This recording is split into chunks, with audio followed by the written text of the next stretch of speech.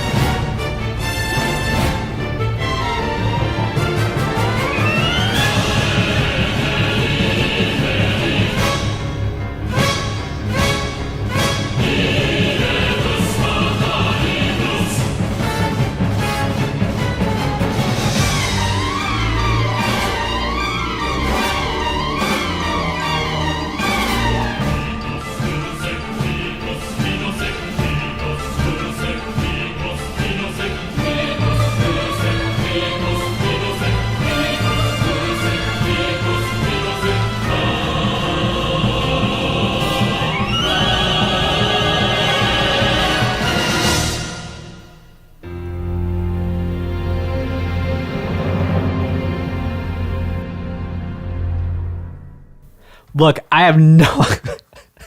I'll have a lot more to say after I can compare that to other things, and then I'll start making some connections. But first of all, wow, what an absolute knock your socks off piece of music. I mean, incredible energy. Look, even like...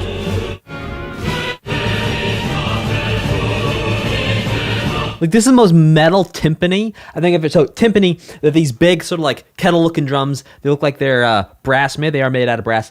Anyway, it's like gong gong gong gong gong gong gong gong gong gong gong. It's like the most shredding metal timpani I think I've ever heard.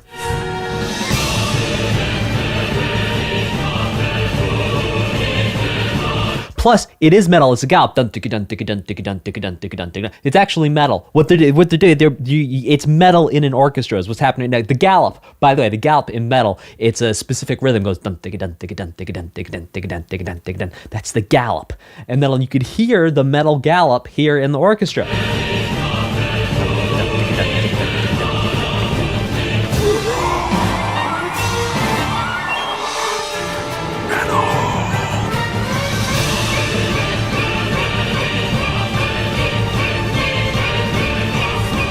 I like this moment right here where it's like, rang, rang, rang, rang, and then you can hear the xylophone over here too in your right ear, just like pa pa pa pa.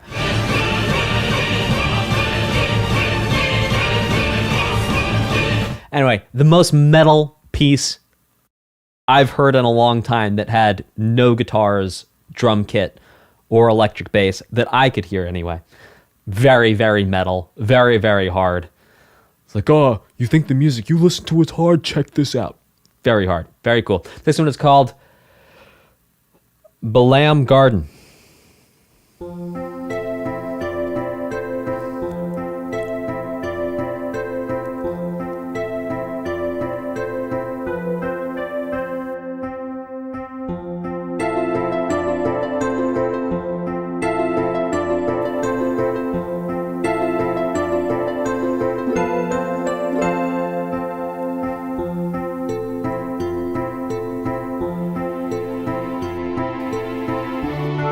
Ooh. Oh!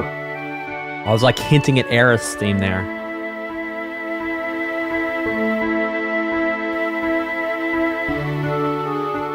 It's like the same chords as Aerith's theme.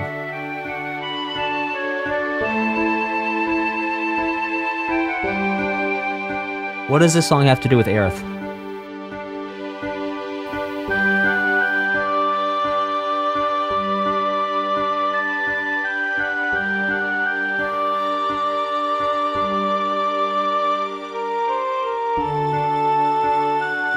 Nothing.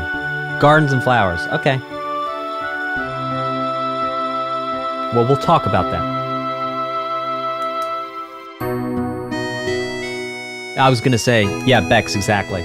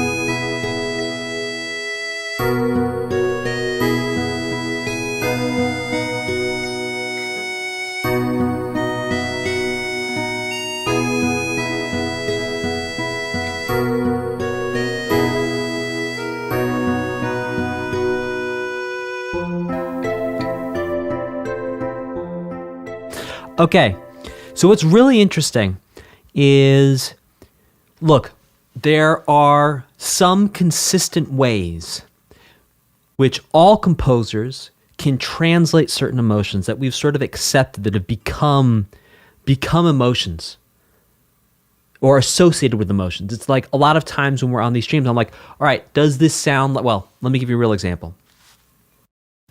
So how about like a minor 4/6 chord to 1? So we're in the key of, let's say G major. And then if I play this chord,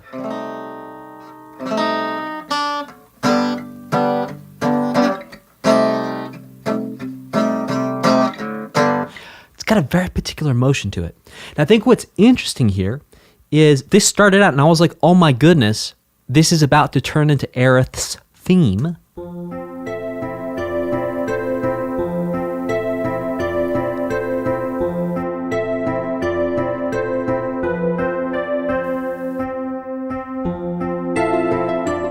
Do ba do ba do skiddy da. Right? Thinking that's going to go into Aerith's theme, and it doesn't. So what that is as Bex put it, it's a Nobuo-ism. It's that Nobuo Uematsu has this way of translating a certain emotion. It's like this caring, gentle, loving space, right? And that's why I was thinking it was Aerith's theme, is because he understands how to create that emotion. He was getting a similar vibe of that emotion from Aerith's theme here, even though it's not Aerith's theme. And that's why if you've listened to a lot of Final Fantasy VII, you might have heard this and gone, ooh, this is about to be Aerith's theme, and it wasn't, because it's a similar emotion, a similar feeling that the composer is giving you. Also want to give a shout out and a thank you to very generous super chat from Megawatt. Megawatt, thank you so much for your support and for your super chat. The next one is called Blue Fields.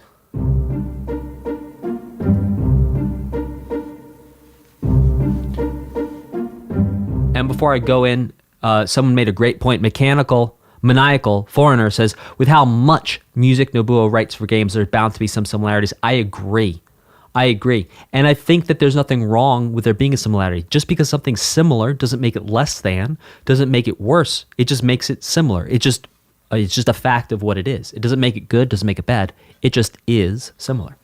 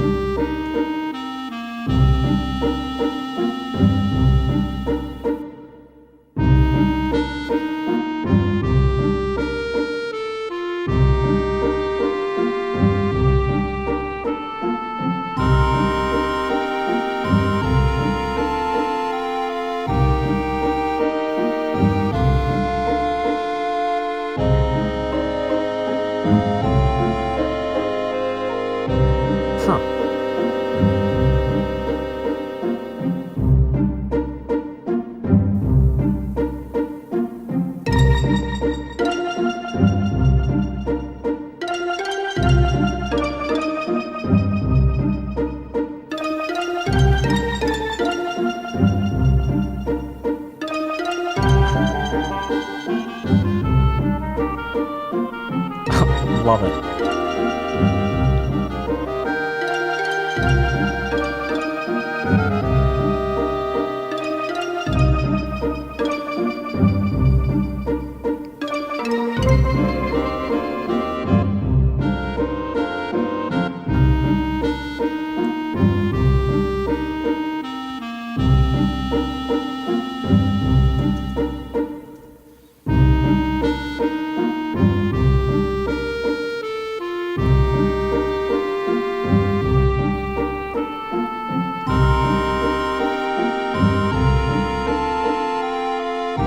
All right, that's a loop. So guys, anytime there's a loop in a song, please feel free to let me know, because I want to talk about things. So look, in my opinion, and this is just like a little music nerd thing, one of the coolest thing about this song is the use of double reeded instruments. Now what a double reed is, it's like imagine two very thin pieces of bamboo that are held together with a piece of string, and that's what the person is blowing through who's creating the sound. And I'm not saying that they're using live instruments here, because it sounds to me like some of these are, it seems to me that there's a mix of live and digital. I'll try and pick up a little bit more because that's not what I've been listening for. But check out this one thing here. It sounds to me like it goes bassoon, English horn, then oboe, if I'm not mistaken. This is just the coolest thing. Just double reed, double reed, double reed.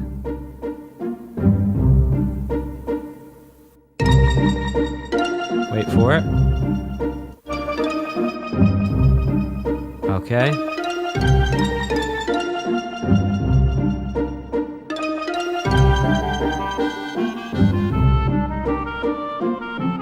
Oh my gosh.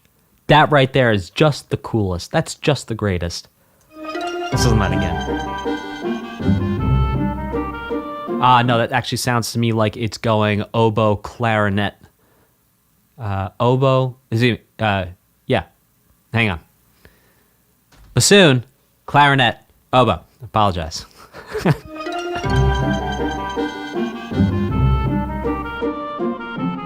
Oh, so cool. And they all come together. All right, which kind of takes away from my whole story about the 3 double woodwinds. But still, three woodwinds, 2 double reeds, 1 single reed. The clarinet doesn't have 2 pieces of thin bamboo stuck together. It has 1 piece of bamboo stuck on either metal or plastic or indeed wood on the other end. So you have 1 vibrating reed as opposed to a double reed. Just a beautiful, beautiful moment here where it gets passed along. Let's listen to it one more time. Here it is.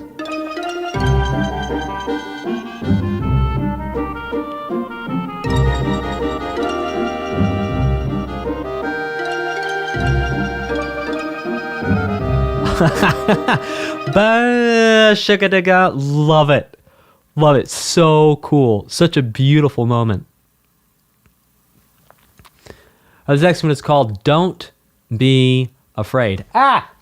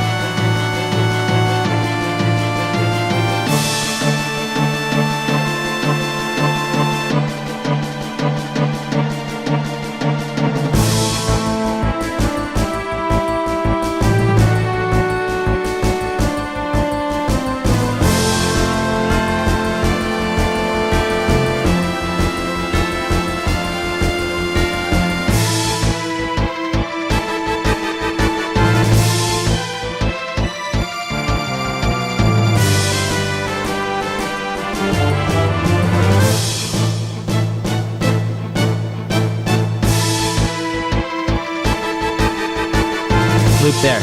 Thanks, Lior.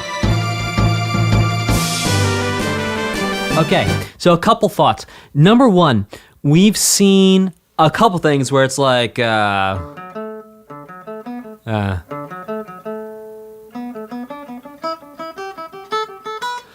kind of a pattern in different things.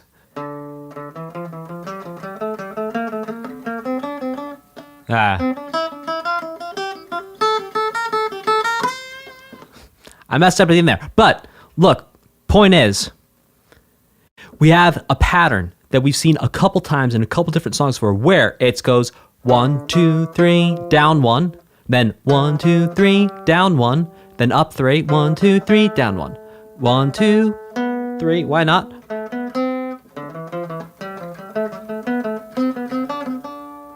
Like that. We've heard that pattern a couple times in a couple different songs. On top of that, we've also heard a lot of syncopation. Now, I'm going to break down for you real quick what syncopation is, and then I'll point it out because I am very confident we're going to hear it again, considering how much you've heard it in the first 4 songs. So what syncopation is, it's any time the expected pattern of the music is broken up on purpose. So the expected pattern is like... If you like, you nod your head up and down where I'm nodding my head, which is probably where you want to nod your head. That's the expected pattern, right? See right there how I'm changing up the pattern? So anytime you change up the pattern, that's going to be called, well, change up the expected pattern, to be clear. And then again, it's a very, very high level definition. We're not talking about specifics about what actually is going on in the music. It's called syncopation. So we're going to look out for syncopation, and we'll look out for groups of 3 and then descending by 1. So 1, 2, 3, 1, 2, 3, 1, 2, 3, 1, 2, 3, 1, 2, 3. We're going to be looking out for those as we move forward with the winner, chicken dinner.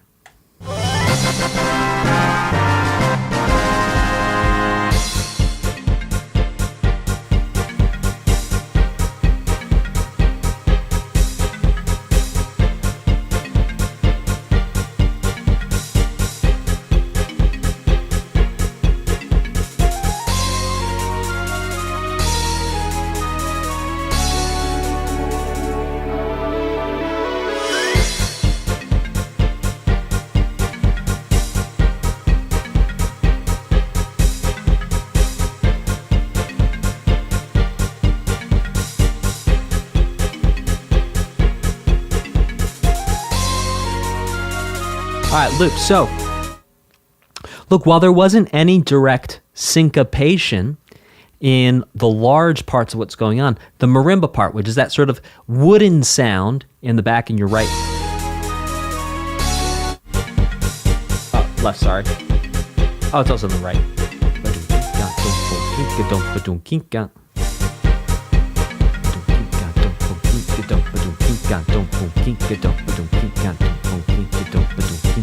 So don't boom think it don't don't think it don't.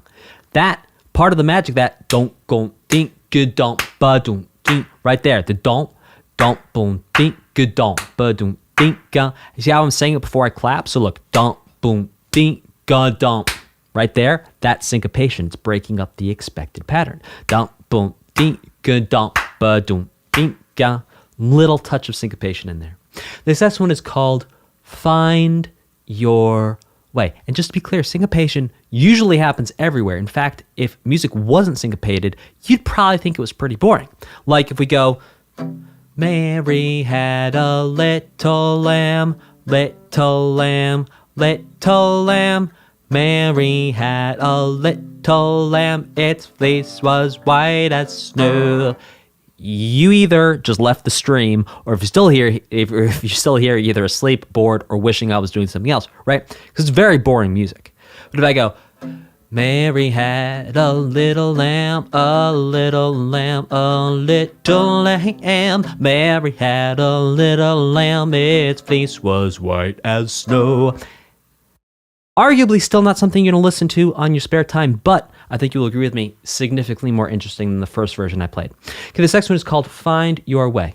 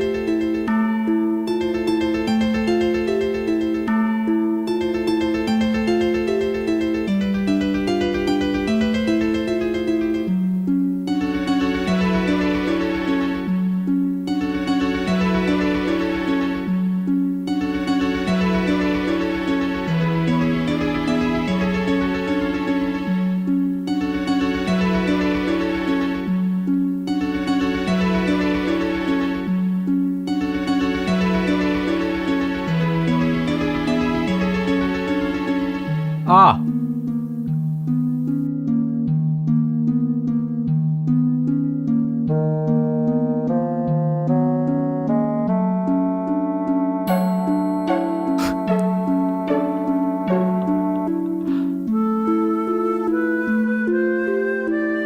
Syncopation all day, baby.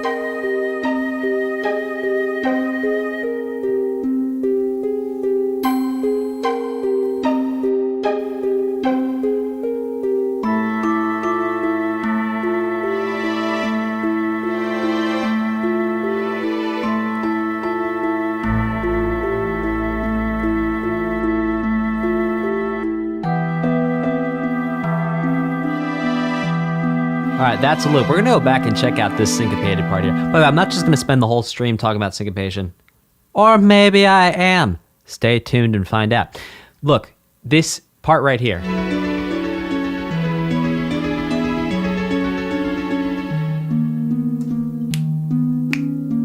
Expected pattern.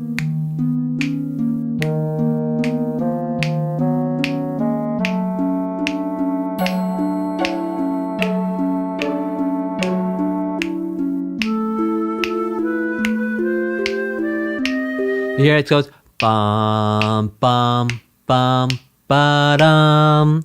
Right there. So every time I'm saying a bum, but I'm not snapping. So look, the first two, bum. Sorry, the first one, bum, bum, bum, ba-dum. It starts and ends with the expected pattern, but in between, it's off the trail. That's part of what makes it interesting and so cool. Hey, let's keep this going with seed.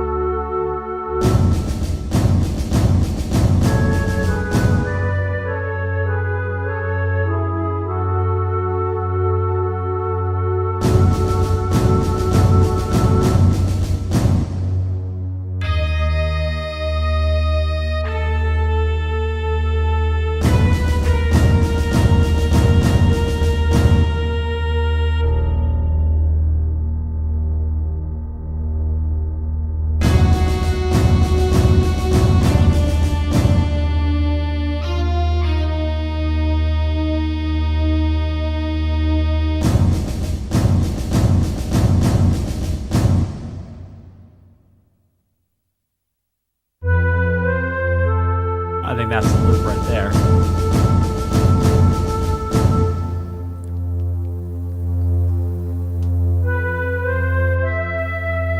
Yeah, loop.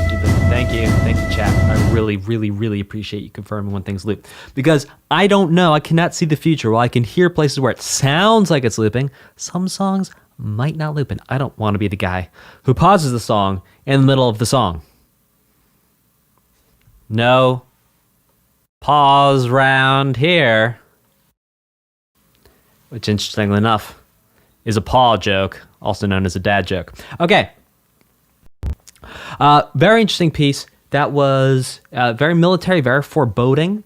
It sounds to me like perhaps that's the intro to perhaps the big baddie, the big bad place, perhaps. Or just something really bad happening. But because of the military thing, that's probably something we're going to have to fight against. So that's what I would guess is happening right there. Let's check out the next one, which is called A Big Mission. Okay. Next one is called The Landing.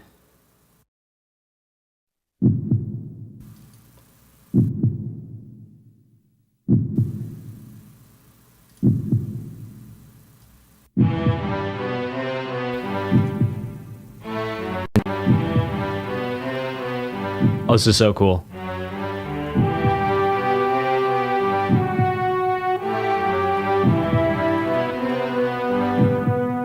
Come on, drop it. Come on, drop it.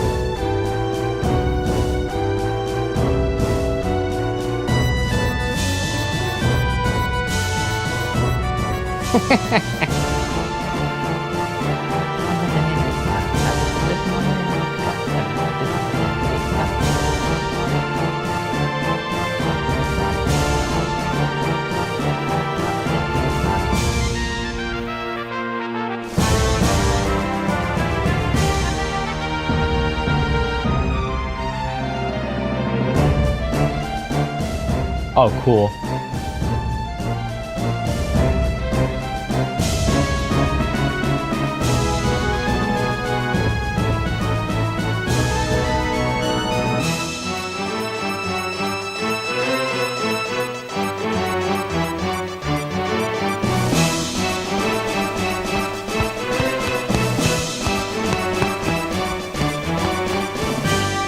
All right. So look, if you're wondering why I'm going, I want to live in America. I want to live in America. Eating lime pickle in America. I know that didn't work out with the syllables. But look, point is, what you have here, essentially, if we're going by those sort of ideas of I want to live in America, is one measure of 6/8, one measure of 3/4. Because we're going 1, 2, 3, 4, 5, 6, 1 and 2 and 3, and 1, 2, 3, 4, 5, 6, 1 and 2 and 3, and 1, 2, 3, 4, 5, 6, 1 and 2 and 3, and 1, 2, 1, 2, 3, 1 and 2 and 3. So look, that rhythm right there is really fascinating on so many levels. Number one, we could call it a hemiola, technically. Now, number two, just to think about it, essentially what you have is you have 6/8 and then 3/4. Now, if you're good with math, you might be going, well, 6/8, 3/4, those are actually the same things. You know, just 6 divided by 2, 8 divided by 2, right? 3/4, 6/8. But here's the thing. It's actually not the same thing. 6/8 has 2 beats in every measure, and each beat is divided into 3, count them, 3 equal parts. Whereas 3/4 has 3 beats in the measure, divided into 2 equal parts. So it's actually inverse of each other. One has 2 beats, each of those 2 beats with 3 divisions. And the other one has 3 beats with 2 divisions. So you have 1, 2, 3, 2, 2, 3, 1, and 2, and 3, and 1, 2, 3, 2, 2, 3, 1, and 2, and 3, and. A really fascinating rhythm, which I think you can find out all over the place. I think we heard some maybe in Final Fantasy VII. We might have heard them in Pirates of the Caribbean. We might have heard some in Undertale. It's everywhere. It's everywhere, man. It's like, you know, you've got the 6'8" guys and the 3'4" guys, and they're just sitting up in their ivory towers, man, and they're just putting 6'8s and 3'4s out into the world, and we just gotta live with them, man. This one's called Starting Up. Under that Start Me Up, by the Rolling Stones. This one's just gonna be Starting Up by the man, the myth, the legend, the genius, Nobuo Uematsu. Ha! Act Esper says 6'8" is the cool 3'4". Them's fighting words, Act Esper. I don't know who told you that was a thing, is the cool 3'4". All the cool kids, all the kids sitting at the cool table, they're playing music in 6'8".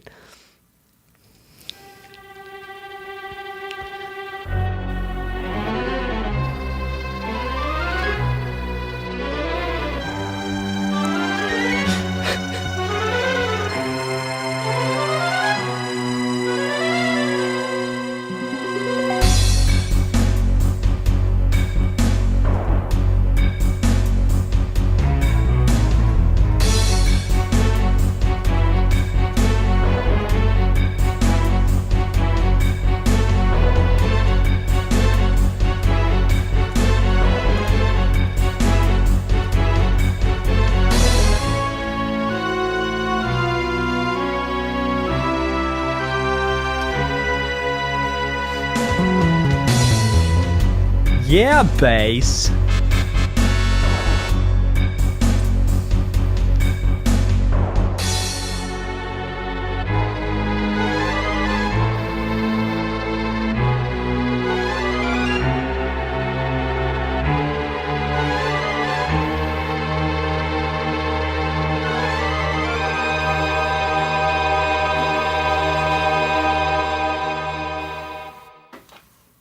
Oh, I was hoping for the beat and dagger bogodom right at the end. So look.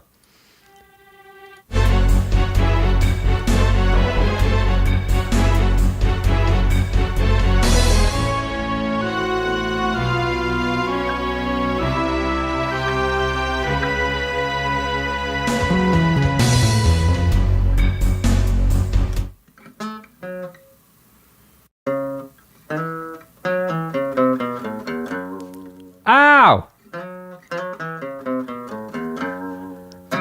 What a sweet little riff in there. Okay.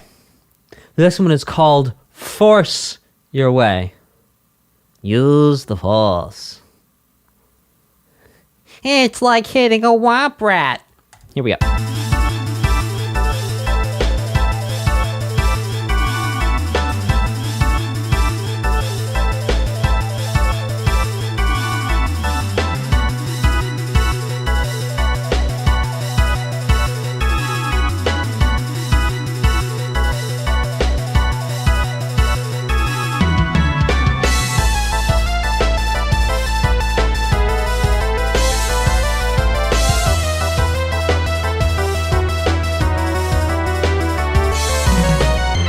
Syncopation.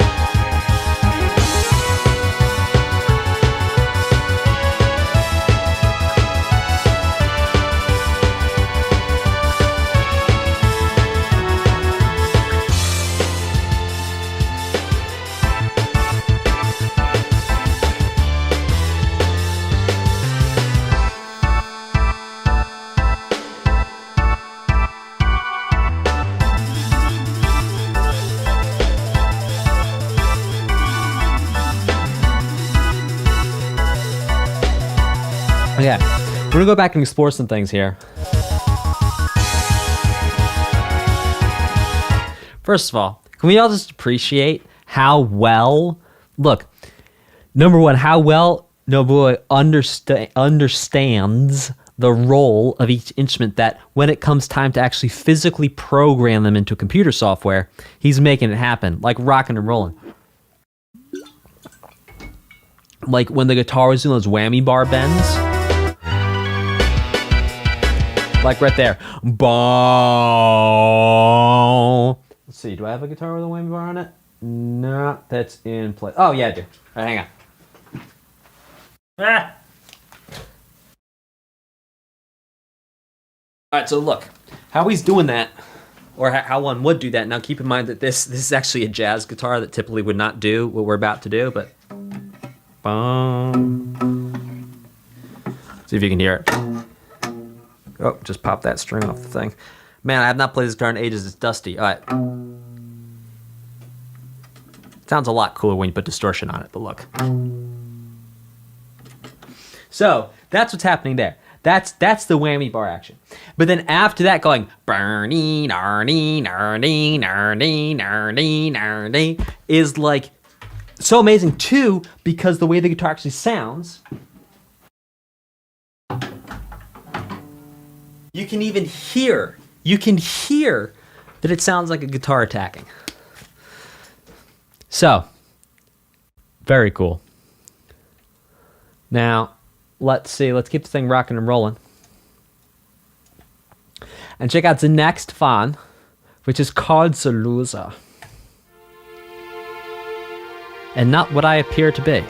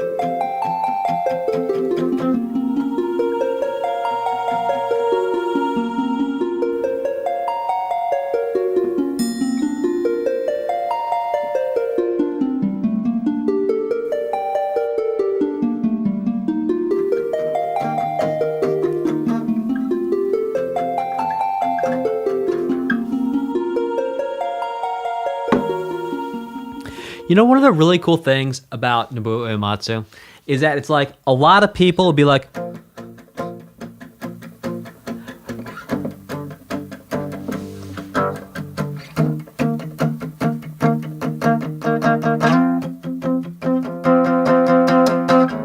then go back home. But not Nobuo Uematsu. He's like, here's what you think it's going to be. Here's what it really is, and just changing things up and never staying too long in a pattern. It's like he'll dip into a pattern and then just rock and roll and move on to the next thing, which is so cool.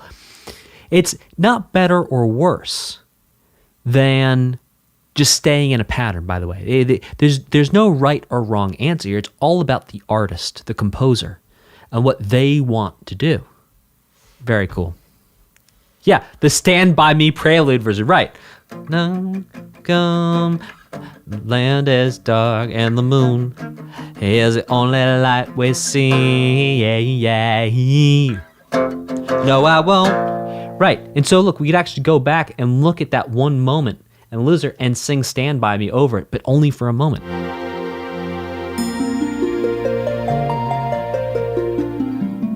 Land is dark and the moon is the only light we see. No, I won't. Right. And then it changes. Okay. The second one is called Never Look Back. Because if you did, something might be behind you. Okay. Never look back. Oh, there's a literal Stand By Me version? Well, there you go. That's why. That's funny.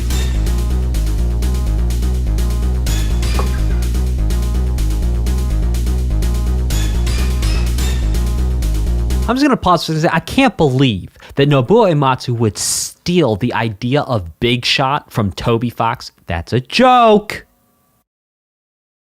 That's a joke. It's orchestra hits. It's the same sound as Toby Fox used, most likely inspired by hearing Nobuo Uematsu use it.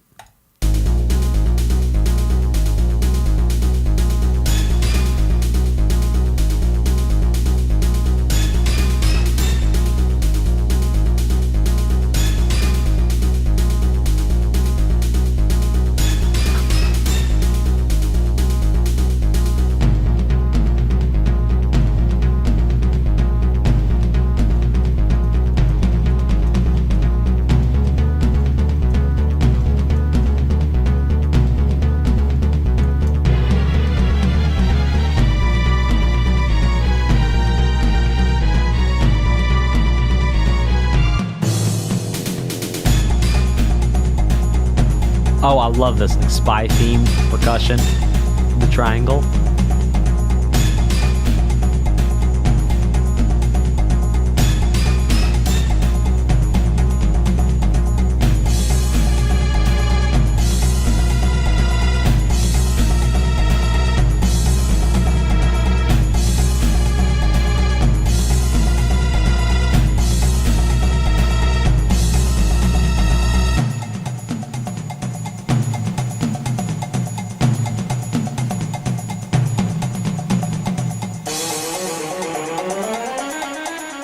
There you go.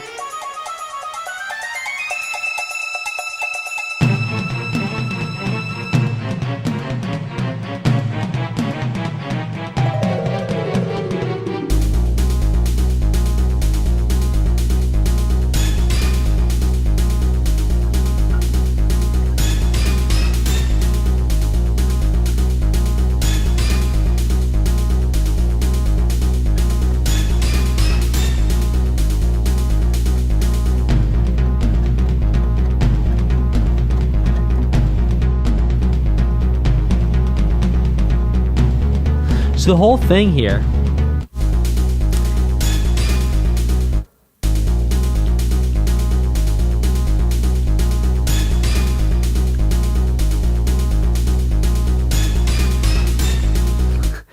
is that those bing, boom, boom, bing, those orchestra hits, those are syncopated. Quite a few of them. Against the pattern, that's what's part of making the music so exciting to listen to. It's like, if you think about it this way, if every day was sunny and 70 degrees, would you really appreciate it when the weather was bad? And if you live in San Diego, don't answer, because I don't want to hear it. You nice weather-living people out in San Diego. Anyway, this one is called Dead End.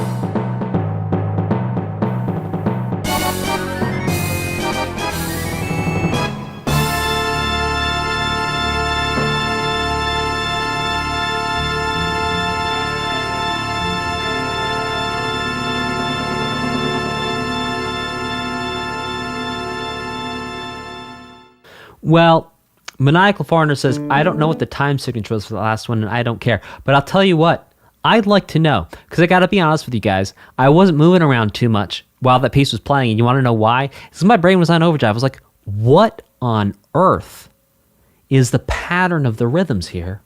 And how can I quantify it to express it through language? Because look, music is music. You could just say, look, it's this thing, and then you repeat the thing. But to actually quantify it into language, ooh, that'd be a cool thing to do. So first of all, that's the start of Crosstown Traffic by Jimi Hendrix. Right there. Da-ba-da-da-ba-da-ba-da-da-da. Right? Or am I kind of misremembering that? Anyway.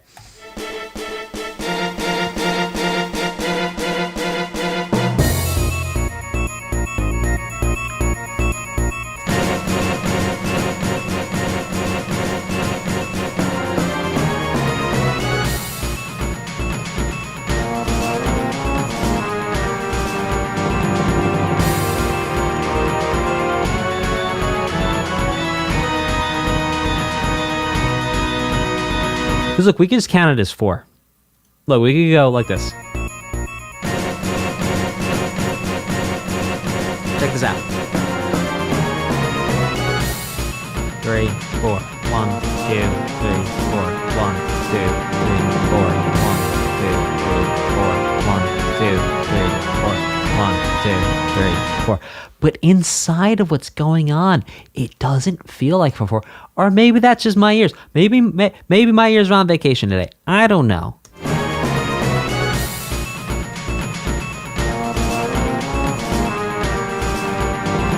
You know what it is? It's syncopation via accents and like the 16th notes.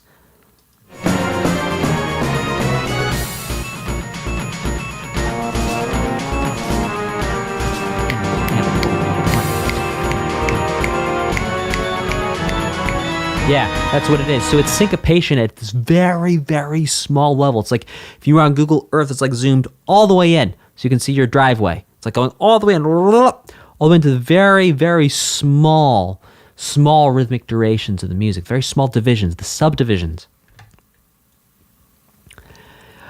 Lyra Vardis is more like 8/8 than 4/4 with those middle tunes. I hear what you're saying. Especially because of that little bit at the end there, which I've only ever seen 8/8 one time, and that was on a live chat. I forget what stream it was in. Someone was like, I'm doing this piece in school, and it's an 8/8. I was like, show me. Because honestly, I'd never seen a piece in 8/8 before. They showed it to me. It's like, oh, okay. And it's like, the only time you'd use 8/8. So here's the thing about 8/8. 8/8 you can divide any way you want. It's carte blanche. Like you do whatever you want with it in terms of like the metric hierarchy, where the strong beats are, where the weak beats are. But there is one way in which 8/8 is done and has been done a couple of times, and it sounds like 1, 2, 3, 4, 5, 6, 7, 8. Right, and it sounds like a measure of 6/8 followed by a measure of 2/4. Is what it sounds like when 8/8 is done sometimes. Right, 1, 2, 3, 1, 2, 3, 1, 2. Yeah, exactly, Lee. Yep. And that's the only way I've ever seen 8/8 divided is 1, 2, 3, 1, 2, 3, 1, 2, 1, 2, 3, 1, 2, 3, 1, 2.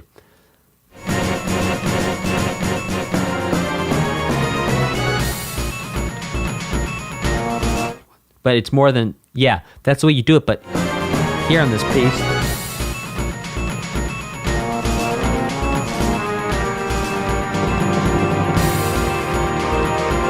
it's like 14/8. Come here on 1, 2, 3, 1, 2, 3, 1, 2, 3, 1, 2, 3, 1, 2, 1 and 2 and 1, 2, 3, 1, 2, 3, 1, 2, 3, 1, 2, 3, 1 and 2 and 1, 2, 3, 1, 2, 3, 1, 2, 3, 1, 2, 3, 1, 2, 3, 1, 2, 3, 1, 2, 3, 1, 2, 3, 1, 2, 3, 1, 2, 3, 1 and 2 and 1, 2, 3, 1, 2, 3, 1, 2, 3, 1, 2, 3, 1 and 2 and. So, if we're gonna put a name to it, we're either just gonna call it 4/4 or we're gonna call it 14/8. It's gonna be a lot more fun to call it 14. By the way, I don't think 14/8 is right. Oh, well, Danvar, if we count it your way instead of going 1 and 2 and, oh, indeed, I apologize. I was miscounting. That's right. It would be 16/8. Right, it would be 16/8 because of the eighth notes. I wasn't counting the eighth notes. I was counting the beats of the 2/4 measure that I was making up in my... See, we're getting down a rabbit hole here. Well, I tell you what, let's just listen to the next one, which is called Breezy.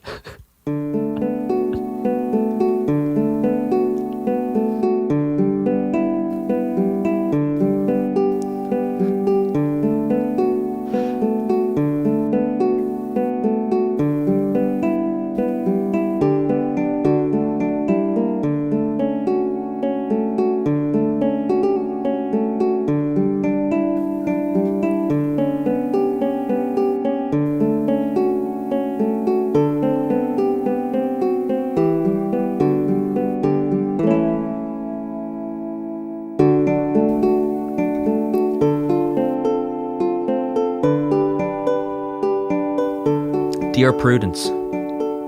Beatles, Dear Prudence.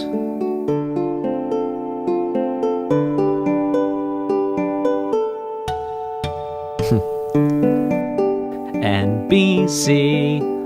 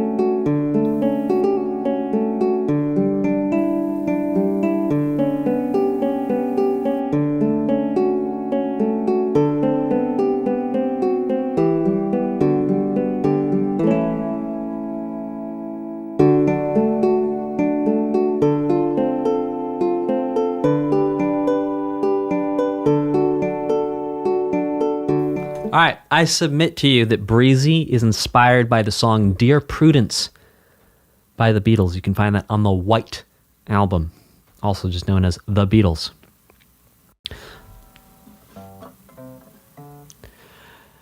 Danvar asks, what scale is this using? Well, let me get in tune. It's using basically D major.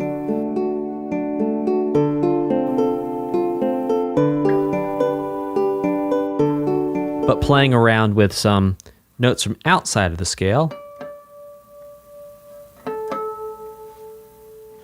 Let's check out this next one, which is, and then I just saw Julia, which is track number 20.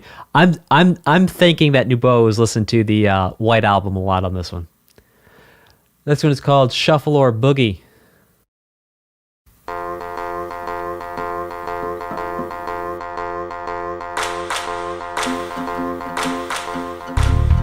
When I die and they lay me to rest, when I do the things that the best.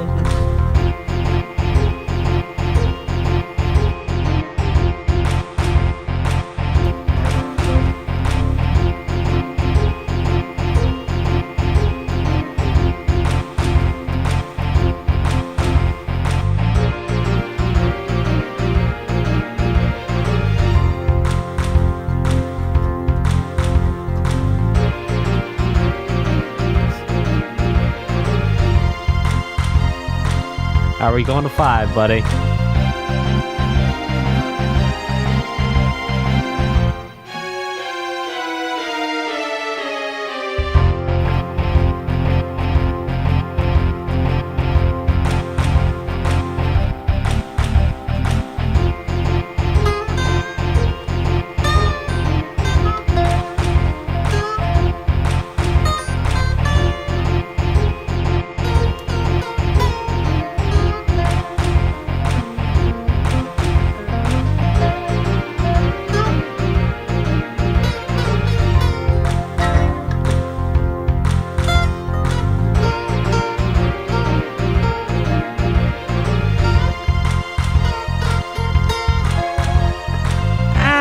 I gotta get the thing set up.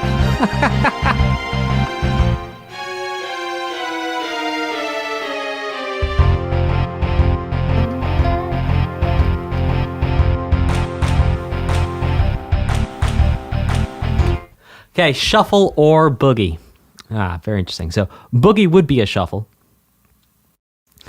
Now, people are asking, what's that twangy, the boingy boing instrument?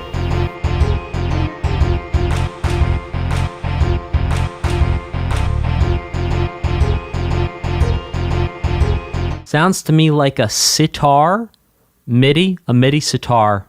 That's then, made a little more extra buzzy. But yeah, sitar, definitely. Oh, that right there? That's probably supposed to be a mouth harp. Yeah, it sounds like a mouth harp to me. Have you ever seen it? Is jaw harp, mouth harp. Yeah.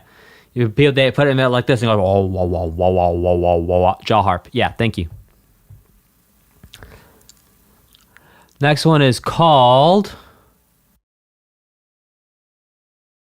Waltz for the Moon. Oh, I didn't even explain to you what a shuffle is. Shuffle, technically speaking. All right. Shuffle's pretty interesting. I'm just writing a whole chapter on this in my new book. Shuffle's really cool because, all right, shuffle's technically in 4/4.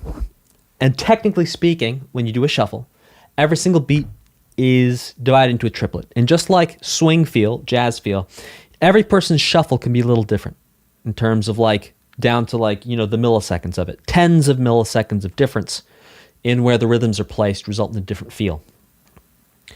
Now, what's really cool is that not everyone knows that a shuffle is technically supposed to... Danbar, we're getting there.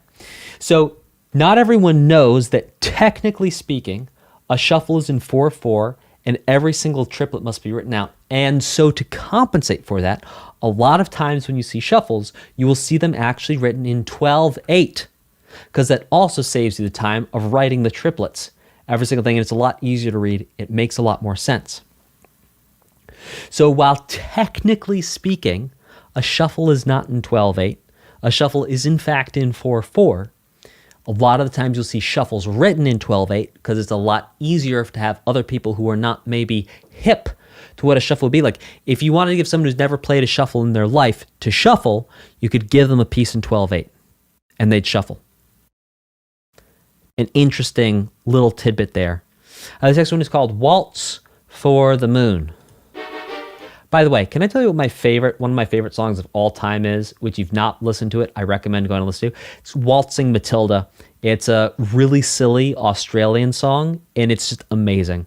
Waltzing Matilda, check it out.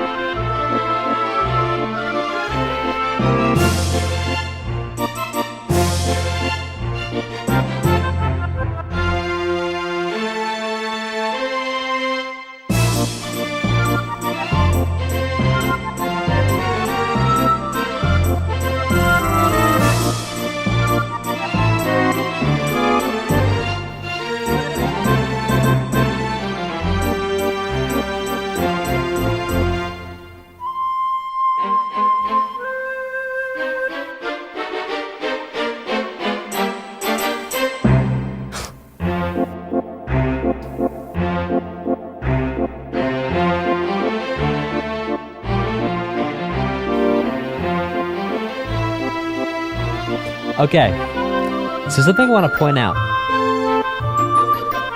Have any of you ever heard The Blue Danube by Strauss?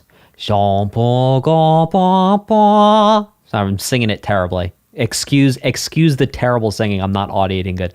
Spong, spong, spong, spong.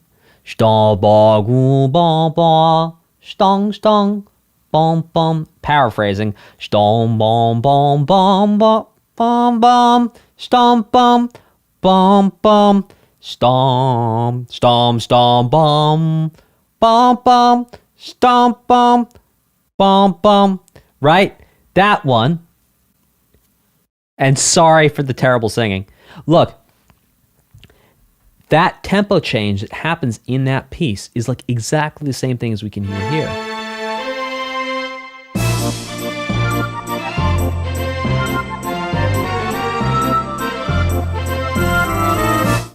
So very cool inspiration, most likely, if I had to guess.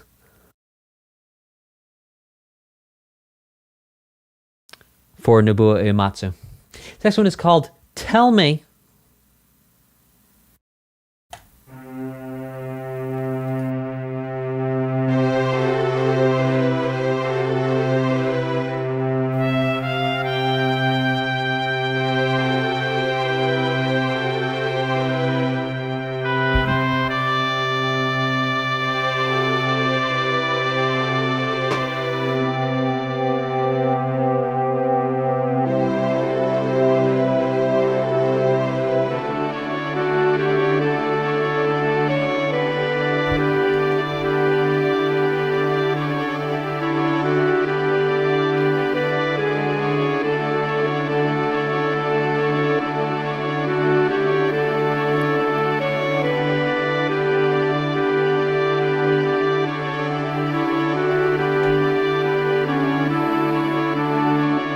Oh, hang on. We've heard this theme before.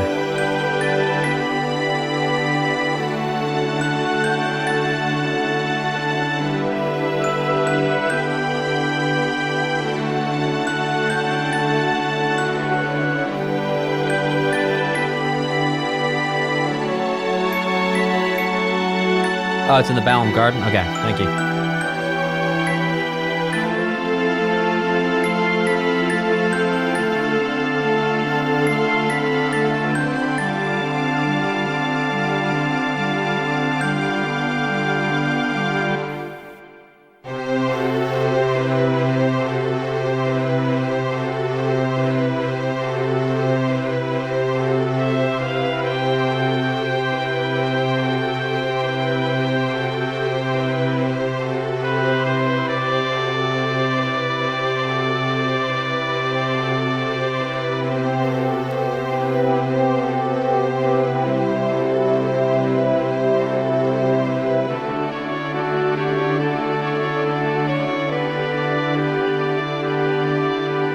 I think we're looping now here.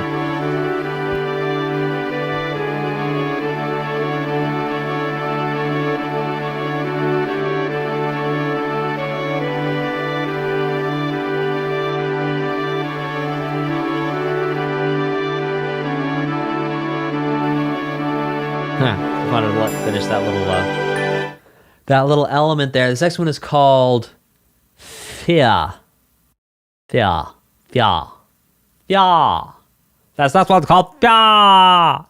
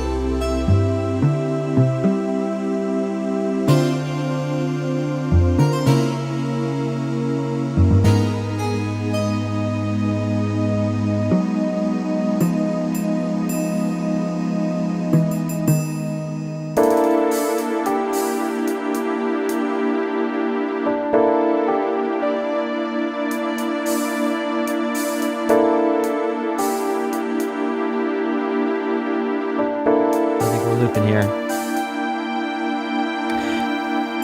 So I'm going to actually talk over this next half of the loop and point some things out. So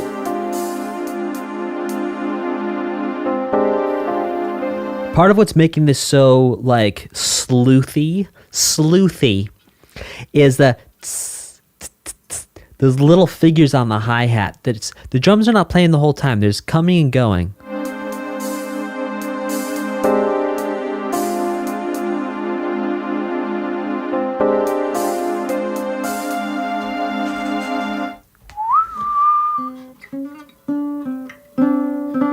And then these chords that are voiced very close together.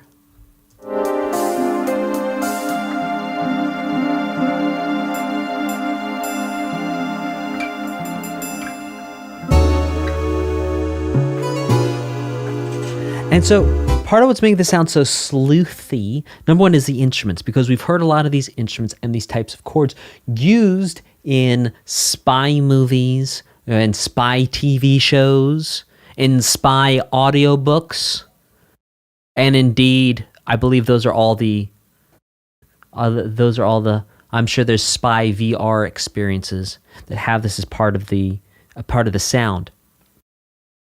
But the point is, it's like we get culturally conditioned, which is fascinating. We have a music cultural conditioning of like, this sound equals sneaky.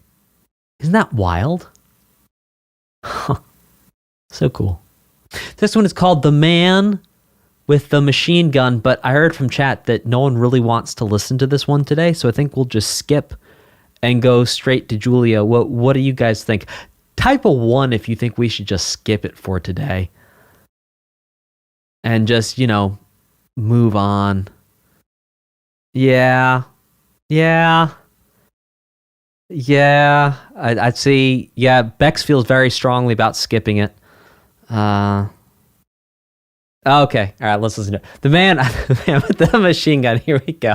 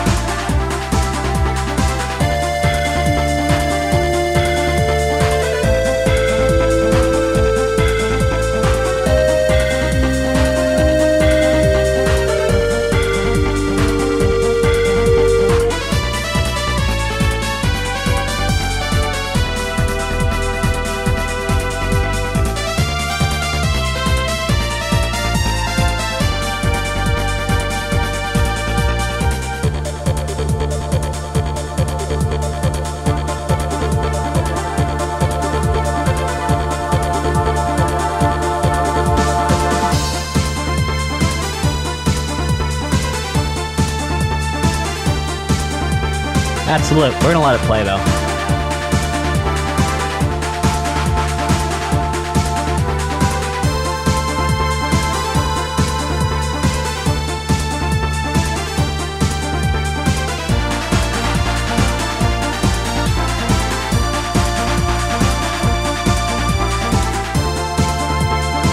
All right, everyone, if you're not in a public place, dance like a Muppet with me.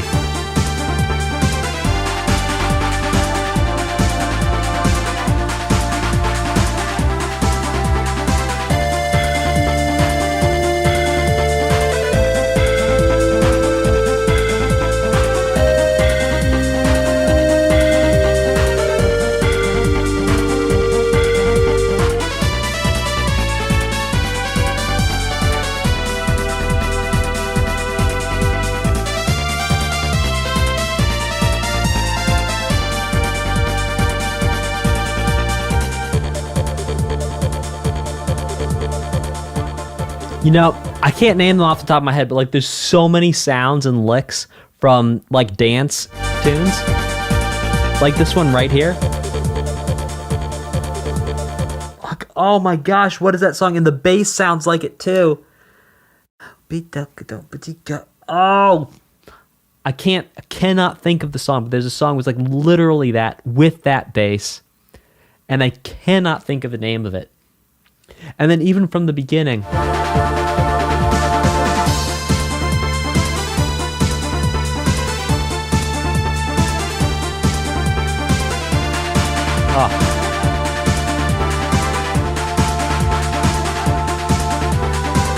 Like, this is a really good dance tune.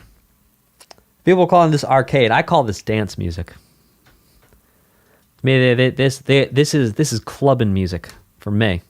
Like, is that for here? Huh. T-Mac has got jokes. T-Mac says, "Are you thinking of the man with the machine gun?" That's pretty funny.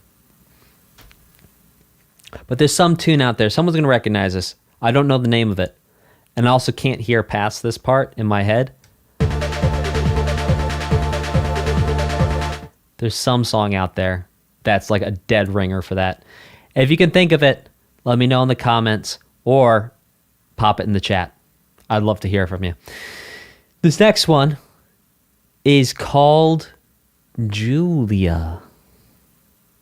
So I sing a song of love for Julia. Let's check it out.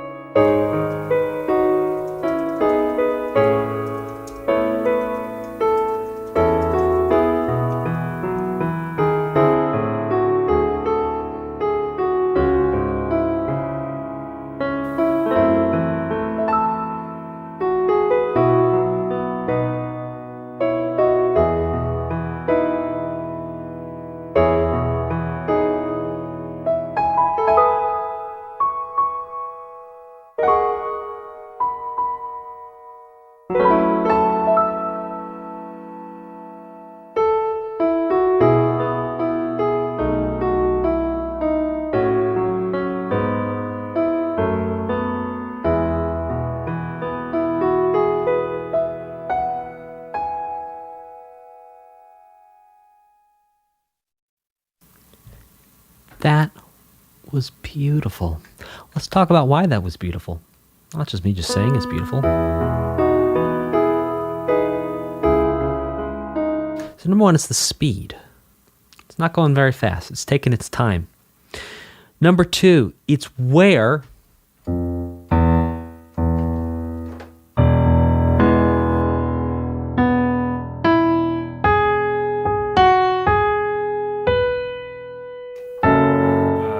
where does it go next?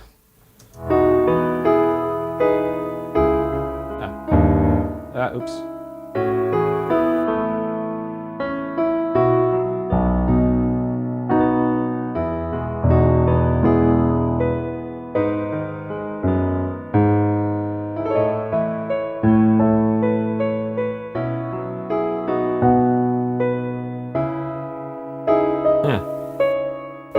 So part of it's also the chords as well. Ba boom ba gi bum. Bogadam barugi dam. Shliang boom ba gi. Ah, sorry. Shaba du da do. Is that the chord progression for and the same key as Journey?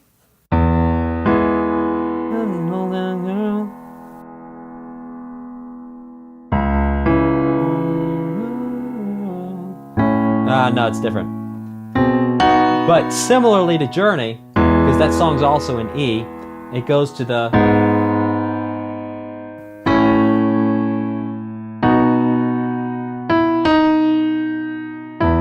Beautiful. Ah, loved it. Okay, this next one is called Roses, Those Days of Roses and Wine. Sorry. Wine and Roses. No, it's Roses and Wine. That's a real jazz tune. Check out Days of Wines and Roses. After the stream, you'll see it's a real song. By the way, whenever I'm singing songs and you're like, what is he doing? I'm referencing real music, by the way. Some of the time. Next one's called Roses and Wine. Let's check it out.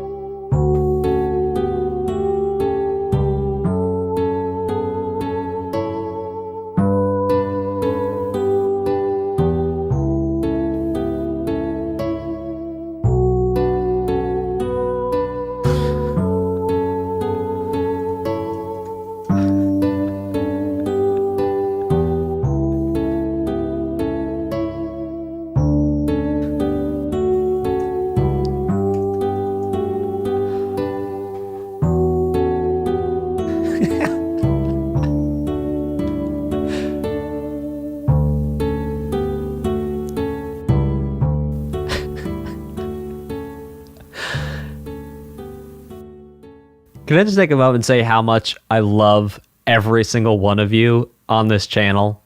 for showing up and just playing along, and that we can all have a sense of humor. It's amazing. I so appreciate it. Loving it. There's some interesting moments in here where I would have thought the melody would have moved, but it didn't. Let's check it out.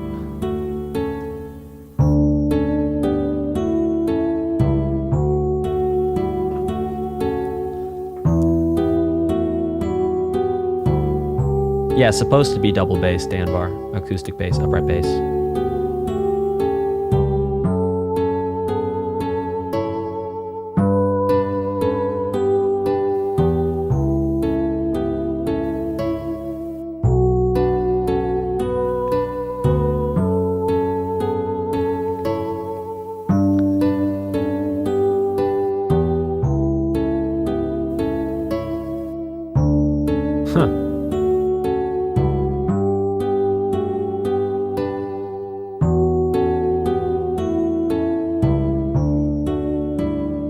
I tell you what, that's a really interesting melody against those chords. It's almost like either the melody was created and then some put chords to it and was sort of like, these are going to be the chords, these are going to be the melody, and we're not really going to worry about, like, convention, maybe? Or the second option is that the melody or chords, or both, or neither, were created using some sort of like algorithm, like compositional algorithm or something. Very interesting. This one is called Junction. That's what it sounds like to me anyway.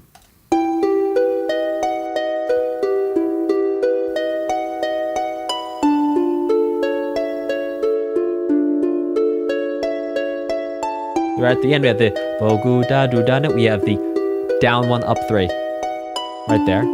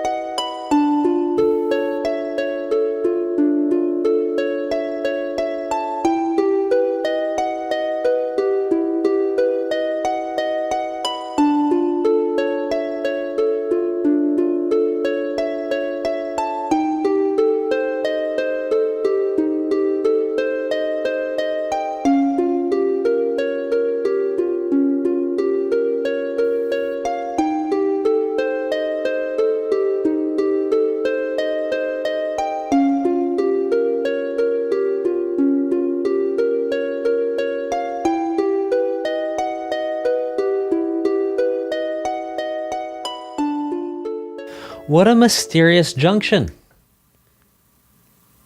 I don't really know what to do with that piece of music, so I'll tell you what. Let's go to the next one, which is called Timber Owls. Now make sure you hang out, because we're going to have a bonus track today we're going to listen to. Pikachu upvoted some bonus tracks from the Black Mages, so hang out.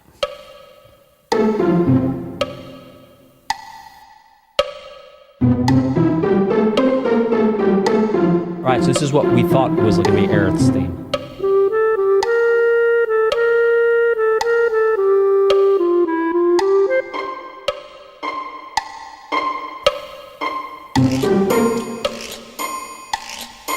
Love it. I'm going to get our bonus track set up.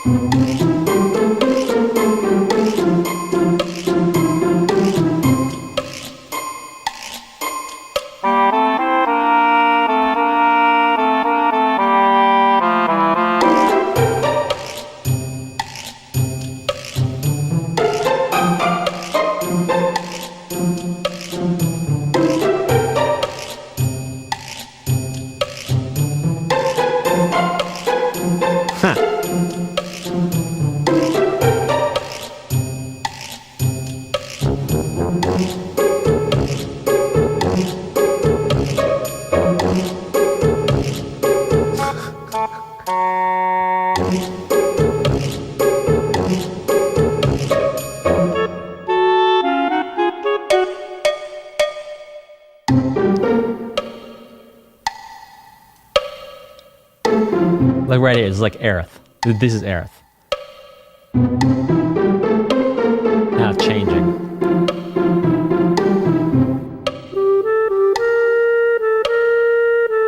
I think that's a loop. Correct, chat?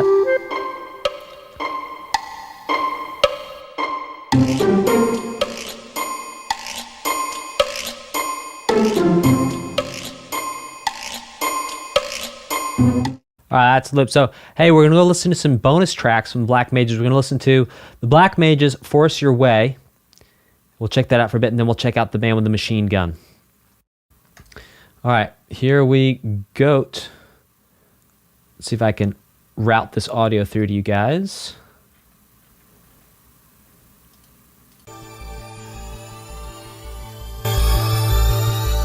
You guys hear that okay? Type a 1 in the chat if you can hear it.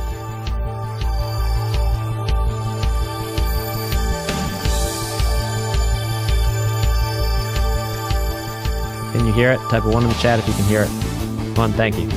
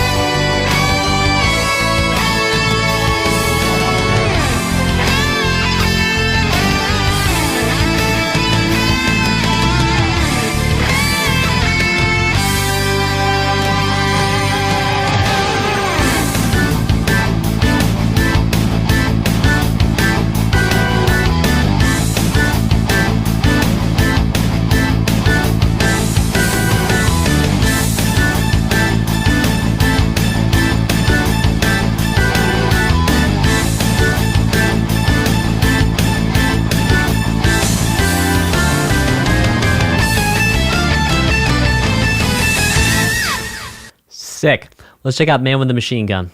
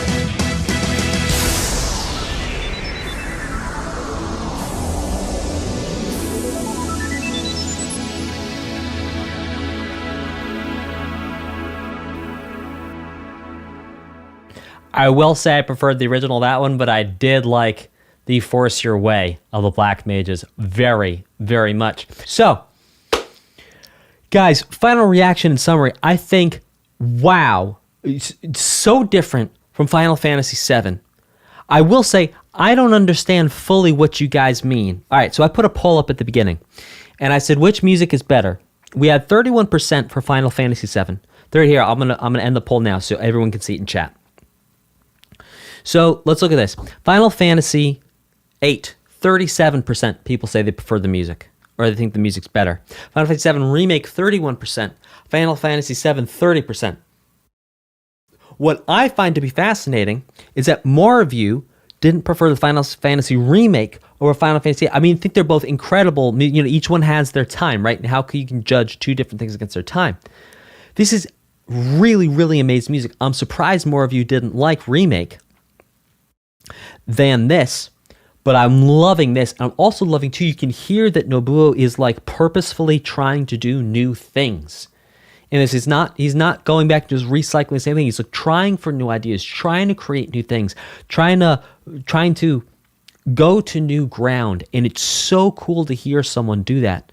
And I'm really, really enjoying it. And I'm also really excited for part 2. So make sure you hit like, subscribe, crush that notification bell so you come back for part 2. If you're finding this video helpful, I have tons of courses in my community for gamers who want to create their own music. If you want our help to create your own music or to build a professional portfolio on Spotify, YouTube Music, and Apple Music, or you want help composing your first original soundtrack, click the link in the video description and apply for our Gamer Music Creator program now. There are tons of compositions and songs we've already helped gamers just like you create and release professionally.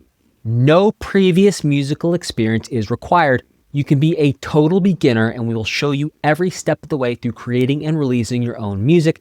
You also do not need to buy extra gear. We give you everything you need from day one if you are accepted into our program.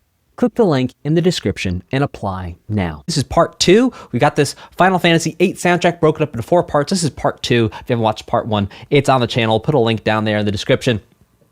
And hey, let's start. Welcome, chat. Thanks everyone for joining me today. Super stoked to see all of you. Type a 1 in the chat if you are extra super duper double chocolate stoked to be here today. Let me see those 1s in the chat, and we're gonna get rocking and rolling, a rocking and a reeling with My Mind.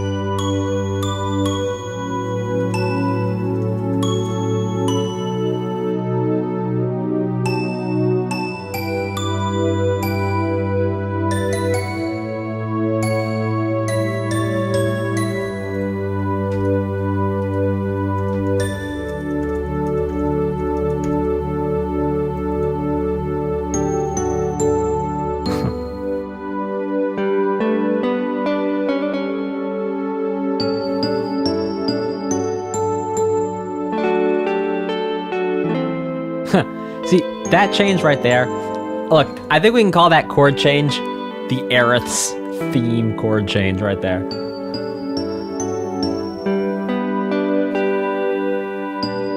I think that's a loop there. Can you confirm that, chat?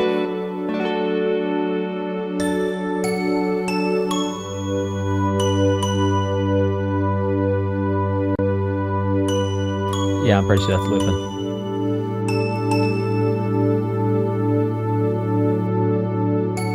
Yes, I do still need loop alerts. Thank you, chat. Because I can hear when it loops around, but sometimes I'm not 100% sure, so I really do appreciate it. Okay, so, hey, look, let's talk about one really cool thing off the top here that I really want to point out to you. That's a lot of fun. So, number one, yeah, I think Bex has a nice idea that we could call it the Nobuo Lady theme chord change. It seems to be whenever there's a lady or a moment of softness or tenderness that this is showing up.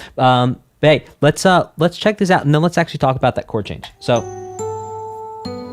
I just want to talk about this first sound here. It's so beautiful. So, there's two things happening at once. Now, I encourage you very much to wear headphones. Now, you're going to hear there's two things. There's what's supposed to be a nylon string acoustic guitar over here, and then there's like kind of a xylophone-y type thing going on here in your right ear, and they're playing the same.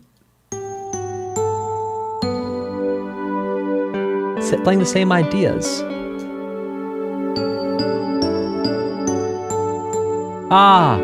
But it's so beautiful to have those two instruments together, and those two instruments together create something that is so much cooler than just the two of them by themselves, which is a lot of times what happens in music. And so you hear a lot of times, both in pop music, metal, every genre, that when you want to make a sound bigger, you want to bring more attention to it, you always double, triple, quadruple. I can tell you personally from my production experience, sometimes making a snare sound with like 3 different snares or the same snare treated in 3 different ways, and you bring them together, really gets you a much more full-bodied sound, which can be a lot of fun to do.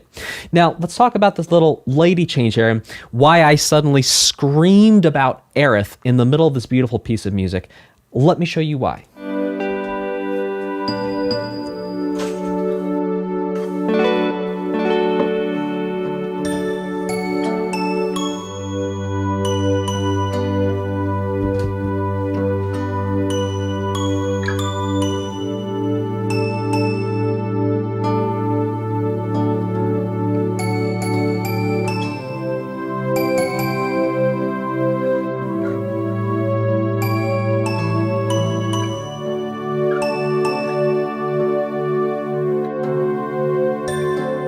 Where was it?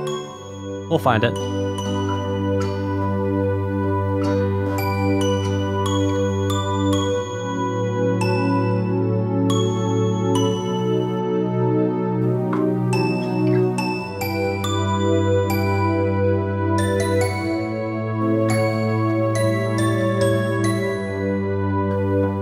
Where was it?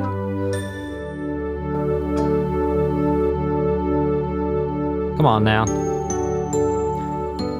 Oh, I'm sorry, guys. We just listened to the whole thing and we missed it. We'll find it again. Hang on a second.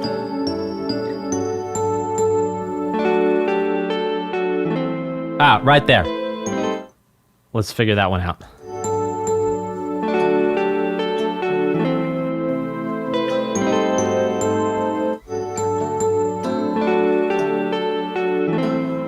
Yeah, so look, what it is basically we've established what we could call a tonal center or a feeling of home. And that feeling of home is the key of D major. D major, D major, D major. Then ja ba ba ba ba ba ba. And the melody ja ba ba ba ba ba ba. Oh no, that's different from Aerith's theme. I made a mistake. I apologize. We're going to keep going. Like I said, it's live. Okay, here we go. The mission. Or is that different from Heresy? Yeah, it is different from Heresy. All right. In all fairness, over 90% correct. Every once in a while, one slips through. All right, here we go.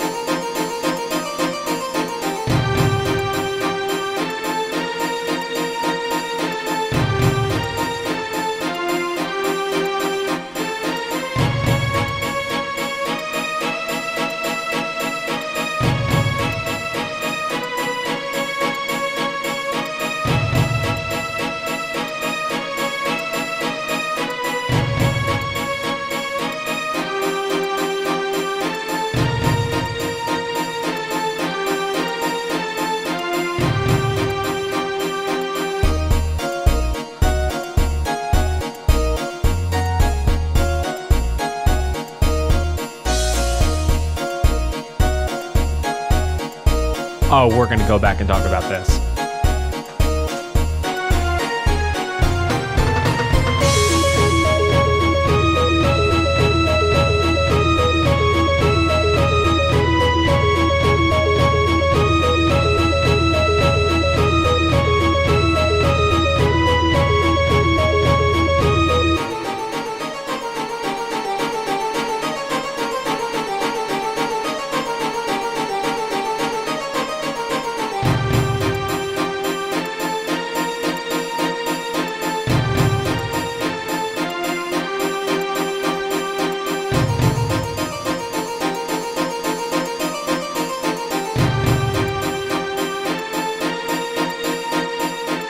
We're gonna let this one play.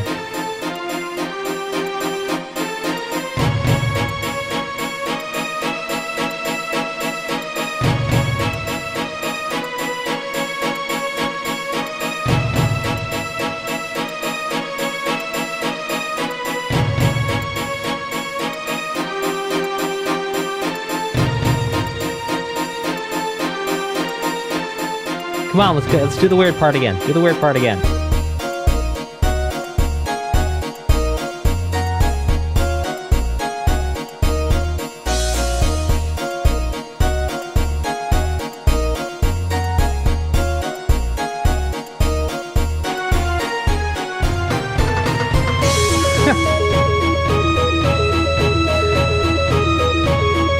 Okay, let's go back and listen to that again, because that was really cool. Now, if you like don't know too much about music, or like you just like listening to music and you're like, well, that sounded kind of like interesting, but I don't know why Dan is freaking out. It's because some really, really, really cool musical things happen right there. I'm gonna do my best to try and break down what happened there, but I'll be honest with you, at first blush, I'm not 100% sure what's going on there, other than for sure some bass rhythm displacement or some just like an extended hemiola thing. Because basically, we had these patterns of 4, 1, 2, 3. Because I don't know if you could see, I was counting 1, 2, 3, 4 the whole time, and sure enough, it lined up with the 4 the whole way through. But there were some extra things going on in there. See if we can suss it out.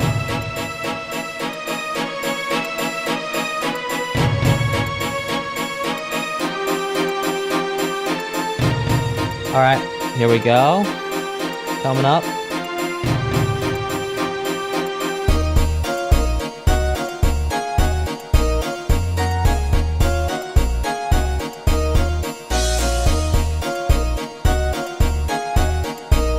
What?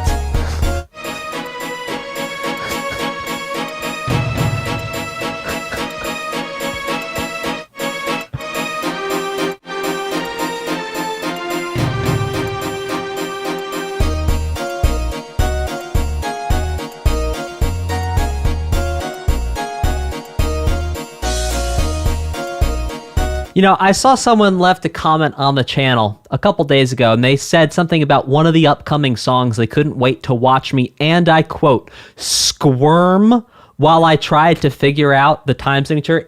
Was this the one? Yeah, I think this is the one.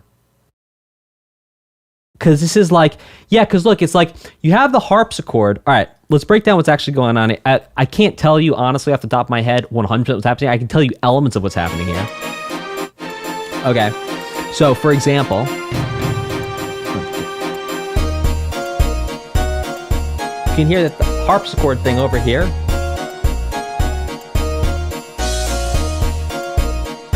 is still doing exactly what's been doing the whole song, which is basically 4.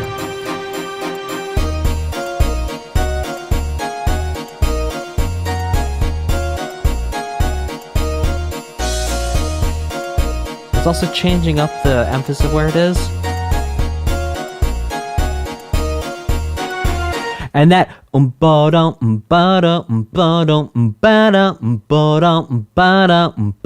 that's basically 3. I don't know, guys. Well, in chat, Danvar says 15-4, later 17-4. Maybe, Danvar. Let's see. Danvar says 10-4. Chris Check makes me think of Discipline by King Crimson, where guitars in 5-4. Yeah, exactly. Yeah, there's some sort of polyrhythmic thing going on there. maybe we should do a deep dive into that, because 1, 2, 3, 1, 2, 3, 1, 2, 3, 1, 2, 3, 1, 2, 3, 1, 2, 3, 1, 2, 3. Yeah. Well, and then after that's 1, 2, 3, 4, 1, 2, 3, 4. Then it goes back into 4. But it could also be really, you could just write this in 4/4. Really, you could just have written this in 4/4, and it's just like a hemiola. It's just it is significantly extend. Well, a hemiola doesn't have to be significantly extended, but like it's an extended period of time, like this real syncopation, this real breaking up of the typical pattern of the strong and weak beats that one might expect here in martial law. Yeah, exactly, Chris. Well, technically that would be a hemiola. When something is syncopated all to hell, it is sometimes a hemiola when you have different time signature or beat pattern applied.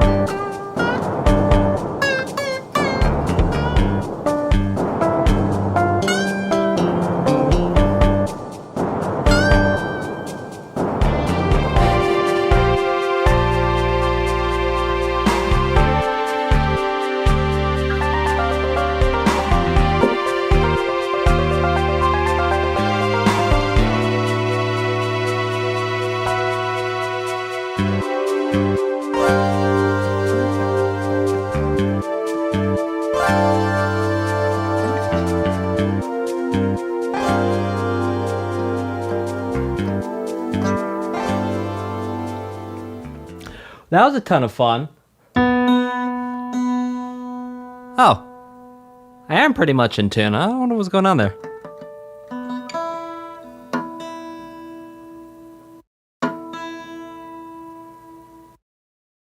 All right. Let's check out this next one, which is called Cactus Jack. Back in Roman times, they call him Cactus Jactus. But, you know, the modern version of it's a joke. All right, let's do this.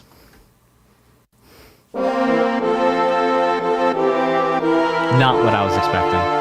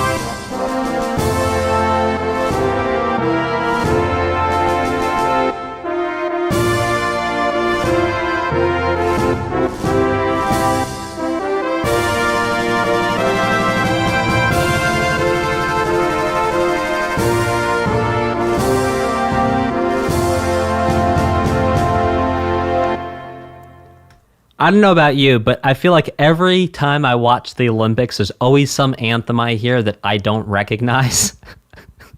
It's like the anthem of Malaysia, or the anthem of Land, or the anthem of North, and I'm like, where? Who? How? That just felt like one of those moments of it's like, they won, now we're hearing this. Great. And everyone has different things too. Some people, it's like, the Americans, hand on the heart. Some people just stand there, hands by their side. Some people, like, they serve in the military, they're saluting. It's like everything. You just go, what is going on? So yes, that sounded very anthemic. Part of what made that sound very anthemic was the instruments that were used. So a lot of it was the chords, the overall harmonic structure. One thing I want to point out to you, though, is the use of the drums. Because boy, does this sound like an anthem. Right there.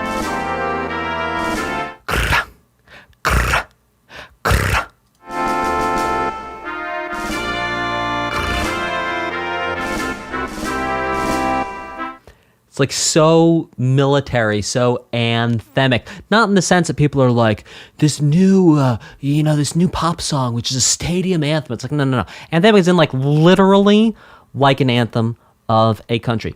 This next one is called Only a Plank Between One and Perdition. My goodness.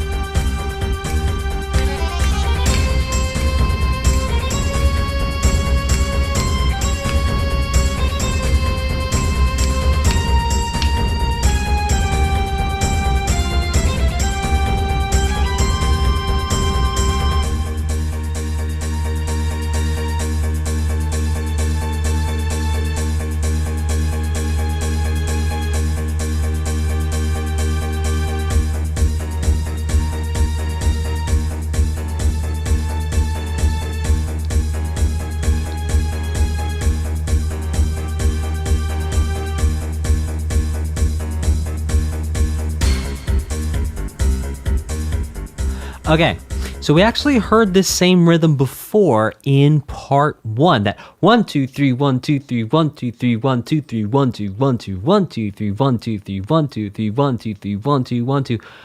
We heard that in part 1, and I can't quite recall the name. But point is, we've actually heard this before in this soundtrack. How cool is that?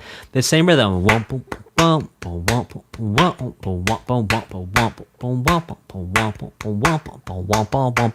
It only works if you say wumpa wumpa. You say dumpa or trunka or la la or doo doo or dada. It's not going to work. You got to say wumpa wumpa. Little inside music trick there. That's a joke. All right, this next one is called Succession of something. Of Witches. Goodness.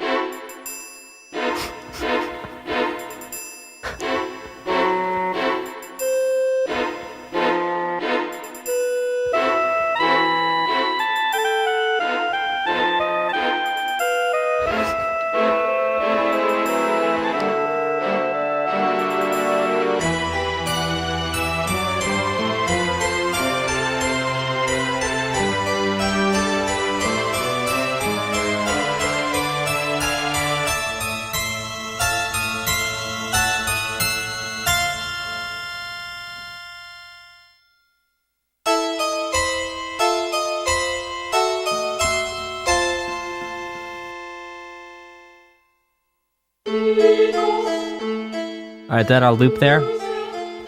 So, you might be wondering why I was wincing every single time there was that ping sound. Type a 2 in the chat if you're wondering why I was doing that every time there was a pinging sound. Type a 2 in the chat. And I'll come back to that. So, one of the interesting things is a big part of what was going on here is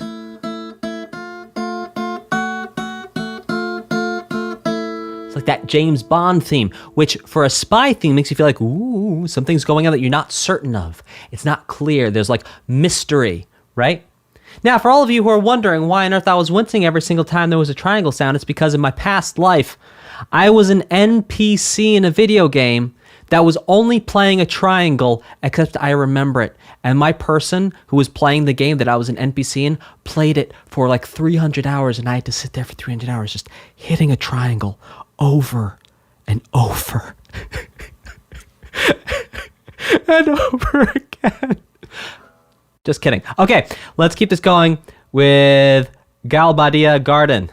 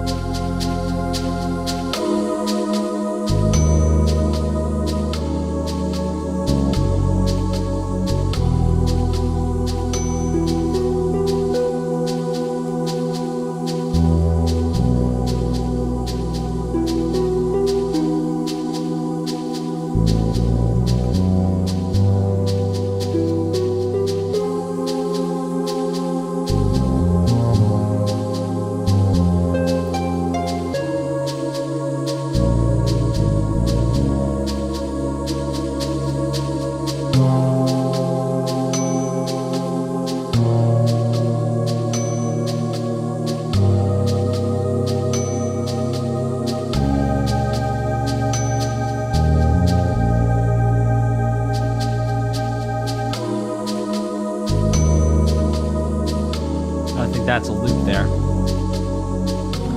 I'm actually going to pause this and talk about the rhythmic feeling here. So you may notice that there's a big difference in the rhythm, not just in the speed, but in the rhythm. So you're going as opposed to it's going.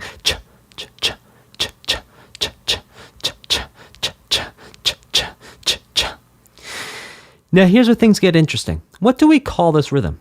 Do we call it swing, or do we call it shuffle? I'm missing a segment? Well, sorry. Let's keep it playing. I apologize.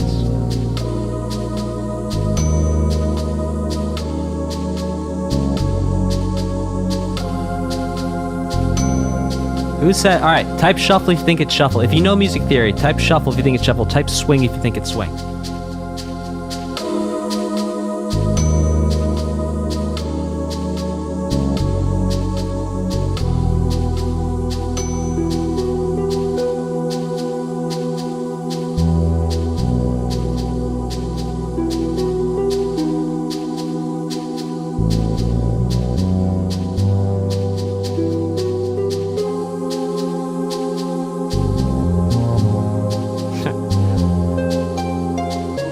Well, good ears to Leo Vardy, who picks up actually it looping here.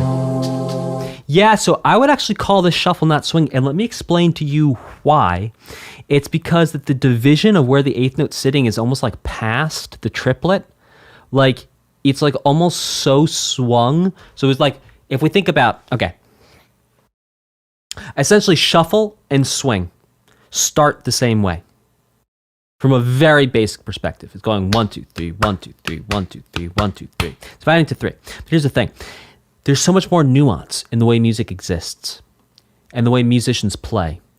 And sometimes two musicians will play together and play swing, and the way that they're both feeling the swing is different by tens of milliseconds. Tens of milliseconds of a difference in time. So I'm going 1, 2, 3, 1, 2, 3, 1. For me, 1, 2, 1, 2.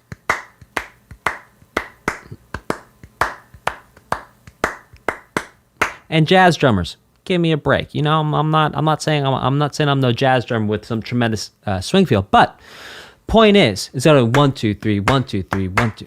Do you see how I'm changing? Instead of 1, 2, 3, 1, 2, 3, 1, 2, 3, 1, 2, 3, 1, 2, 3, 1, 2, so.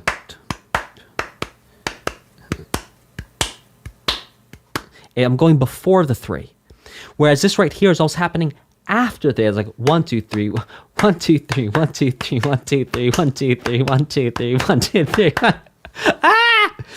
It's happened. It's like it's pushed back, this pulled back shuffle. This one, I would call this a shuffle because here's the thing. Shuffle technically is in 4/4, technically written with triplets. So there you go. However, shuffle is sometimes written in 12/8, just for everyone's sanity. Okay, this next one is called Unrest.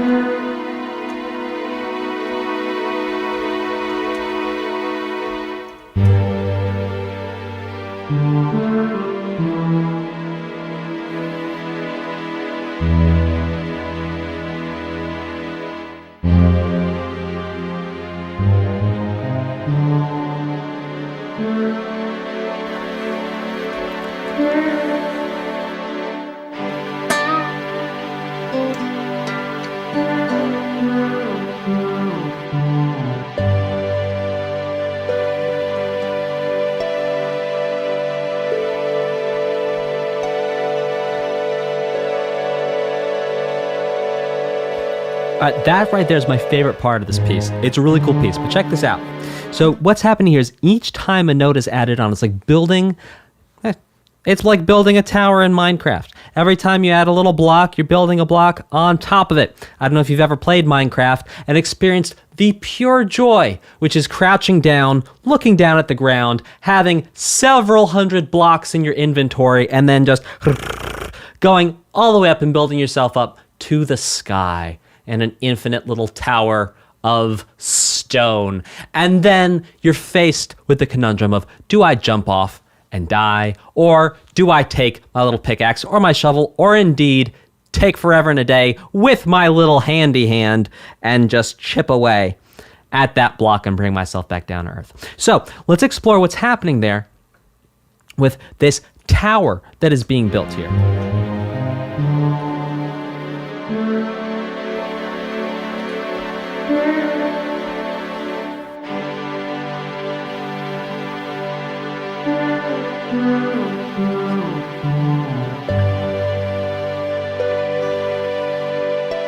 Okay, so it starts off. Oopsie daisy, sorry.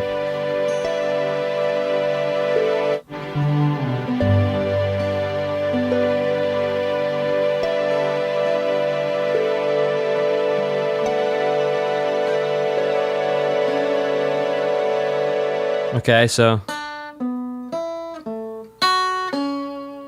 Oh, really interesting notes. And every time it comes around, it stacks on top of each other. So, ba, ba, ba, ba, ba, ba. What a beautiful melody.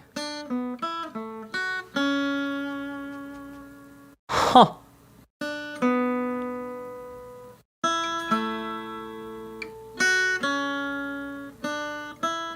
So every time he's going up by a whole step. Descending major third, setting perfect fifth, and then descending perfect fourth. Interesting. Huh. Not quite sure what the pattern is there, but it sounds really cool. There might not be a pattern. It might sound cool, which it does. This next one is called Under Her Control. This Siamese cat of a girl, which is not my words, that's the Rolling Stones. Check out the song Under My Thumb. Unless I totally misheard those lyrics, which would be really funny that I went my whole life and it's like something totally different. What Siamese cat means, I'm not entirely sure. We can go ask Mick Jagger. This one is called Under Her Control. Let's check it out.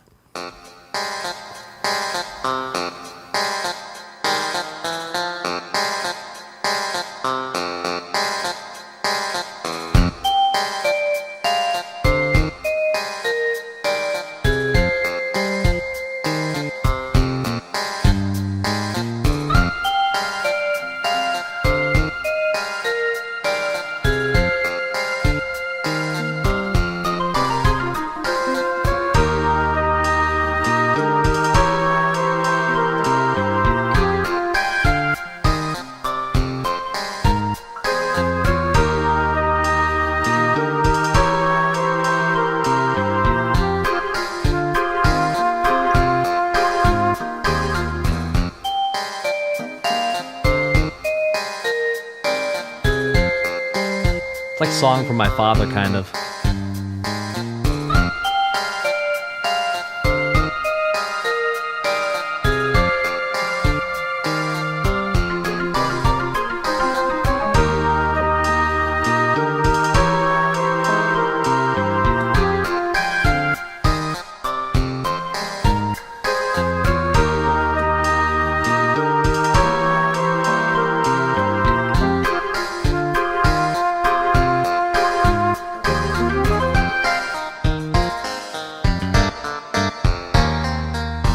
Huh.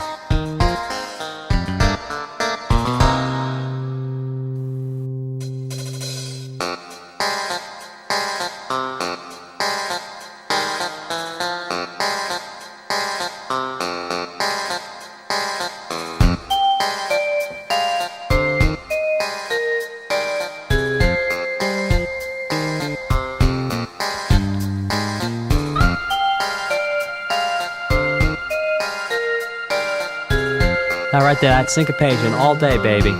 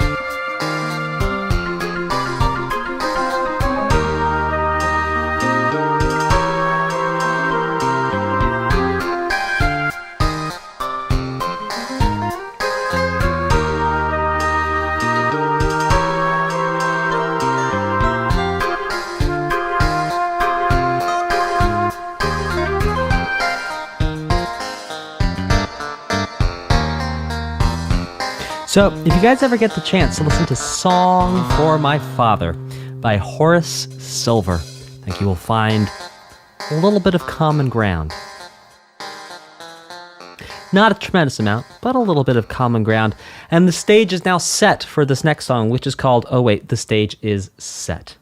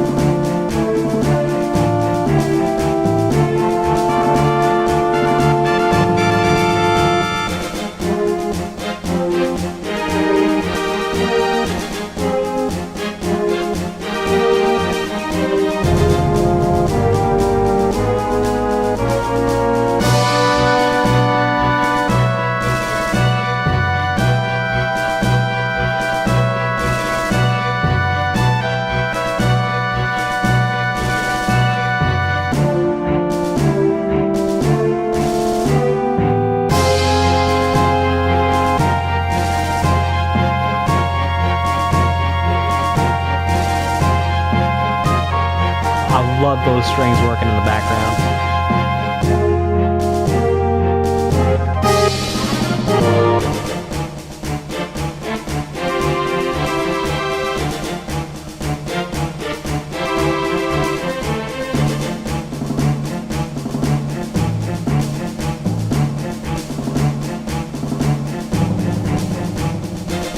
Thank you, Millie.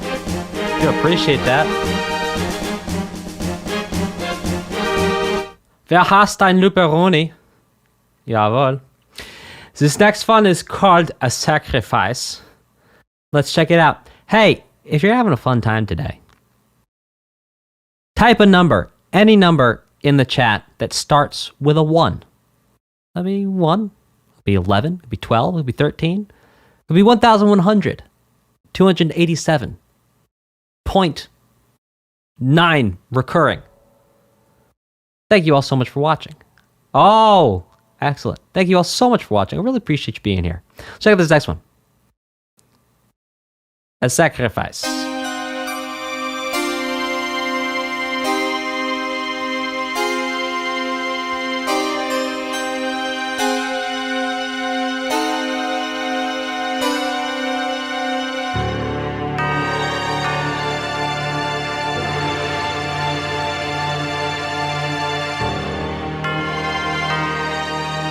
I was gonna say it sounded like that witchy thing again.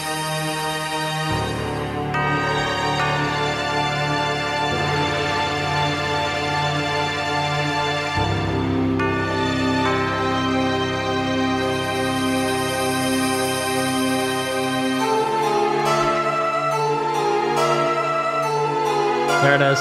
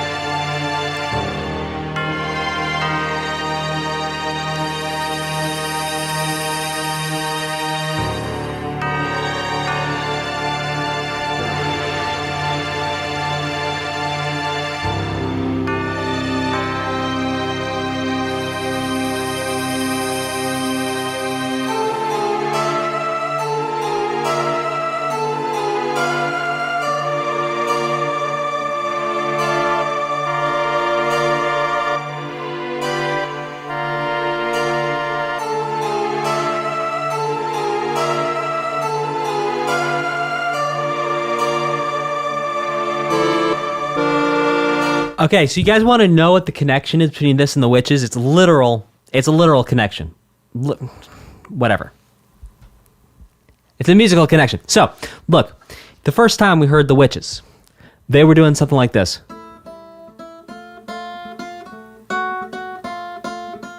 I'm playing a lot faster and a little bit different style, but this is basically it. This time when we hear the witches, they're doing this. So it's the same idea, just a different key. What does that mean? It means we take the same idea and we do it here. Type a 2 in the chat if you can hear the connection. Even if you know nothing about music theory, can you hear the pattern? How it's the same pattern, but the pattern sounds different. So here's the pattern. Here's the pattern. Type a 2 if you can hear that. Again, it's the same pattern, but it sounds just a little bit different. Great. All right, now, if you could not hear the pattern, I want you to type a 3 in the chat. Type a 3 in the chat if you could not hear the pattern. So I want to break this down for if you couldn't hear it. Type a 3 in the chat if you could not hear the pattern. The pattern's Bond. James Bond. Oh, excellent. Looks like everyone could hear it. That's fantastic. Oh, excellent. I'm so happy to hear that that made sense. Okay, this next one is called, it looks like it's in Welsh. FITHOS, LUSEC, WECOS. It's Welsh or Latin or something. Latin. Oh, we heard this. About the dry wine.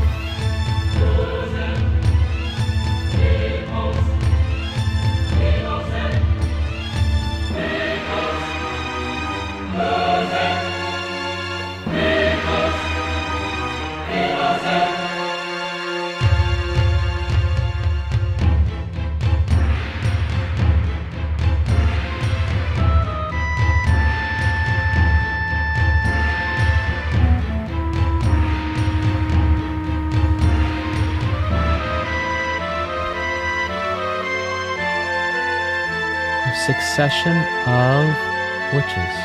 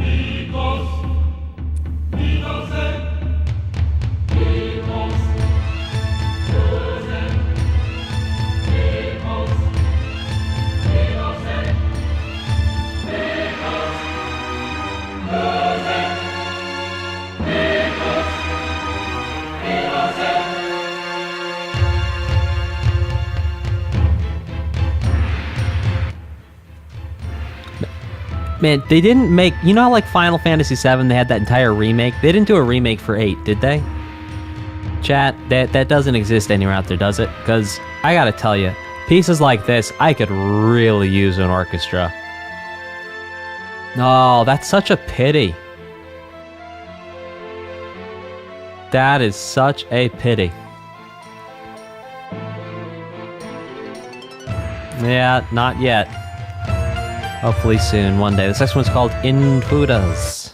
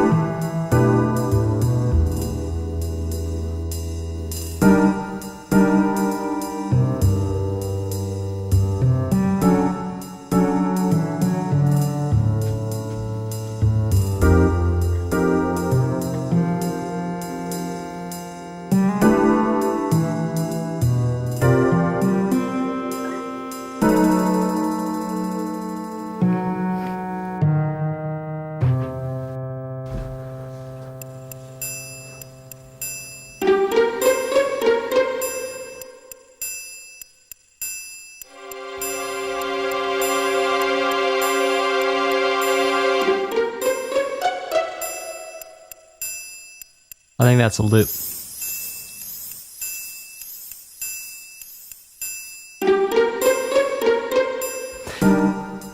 Hey guys, over on my podcast channel, the Best Music Podcast, I did an interview with Chris Opperman. Chris Opperman, he's an amazing musician, and he did some of the arrangements, or he was working on some part of The Distant Worlds. You should check that out. He's really, really, really a tremendous musician. He's done work for like the Beach Boys. Oh, he's done work for Steve Vai. And then his own album, his own music is just insanely awesome. You should go check that out. And that's the Best Music Podcast. Yes. Chris Opperman, he's on there. He's so cool. Okay, let's check this next one out, which is called Premonition. I should have known the name of the song before I saw it. Joke.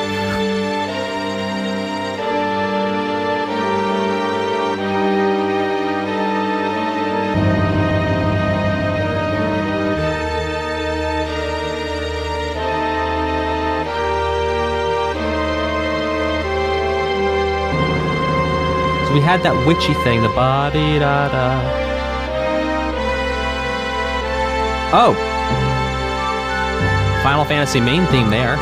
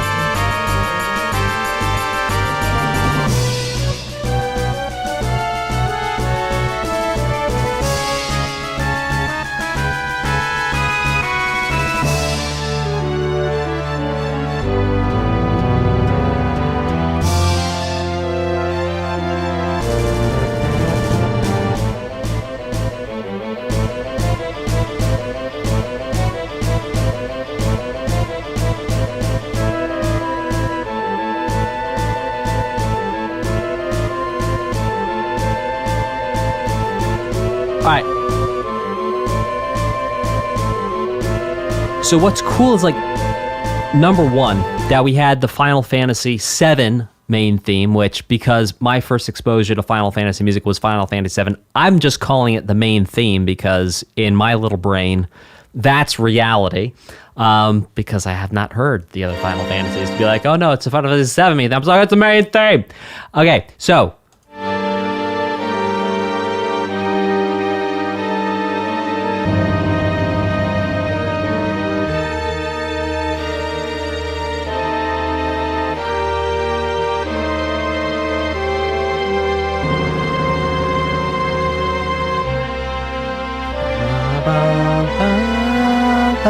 Right there. Huh. And then again.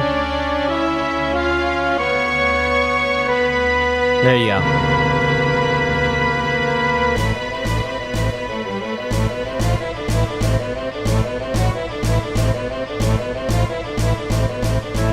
Very cool way of starting things off. And then on top of that, bringing in the...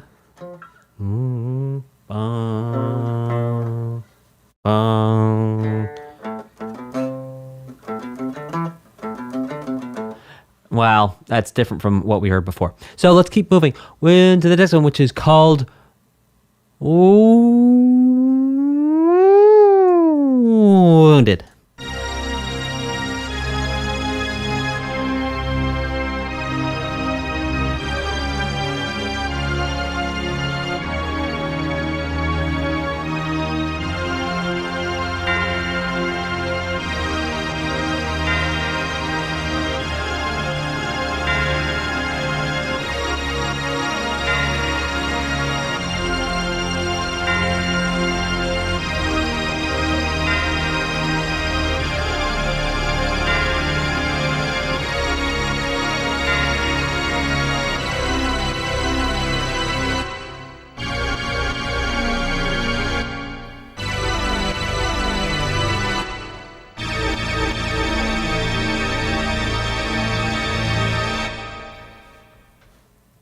I could have used more of that. I really enjoyed that. That was really cool. Let me point out to you what I think was really cool here. And it was a lot of times when we hear organ like this, it's played in one of two ways. You either have it like these long drawn out notes where it's really holding the background for something, or you have it doing things like arpeggios and things like that. Excuse me, but here, also,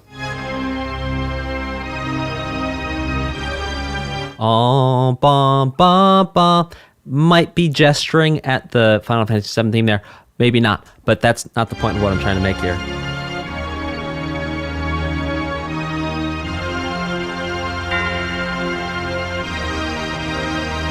Right, like right there. But those little breaks, those little jumps, right there.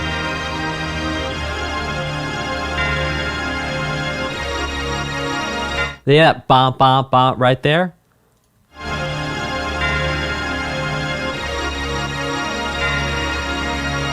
I can't say that I've heard an organ do that before. That's really cool. Really cool. This one is called Fragments of Memories. Okay, hold on. Listen to how Wounded starts.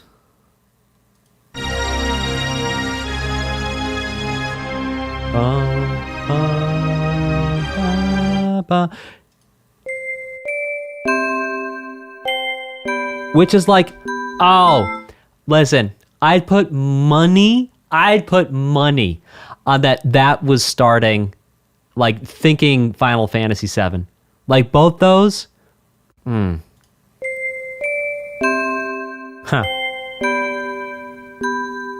I could also have a Final Fantasy VII main theme hammer in my hand, and I'm thinking everything's nails that I'm hitting with now. That is also possible. We might be having some confirmation bias here. But still, let's go. Let's check it out.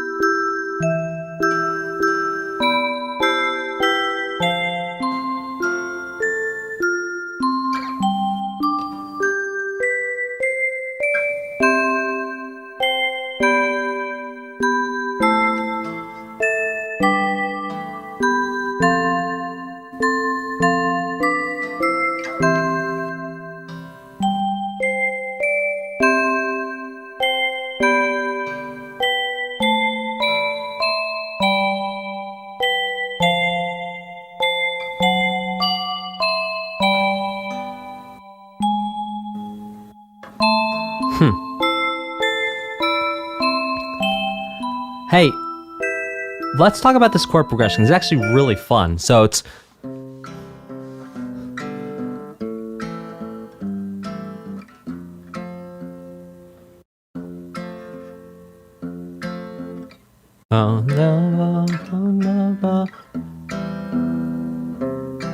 then goes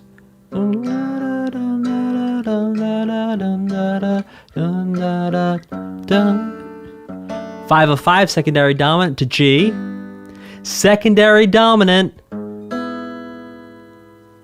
of A minor going to A minor. That right there, that's a really cool.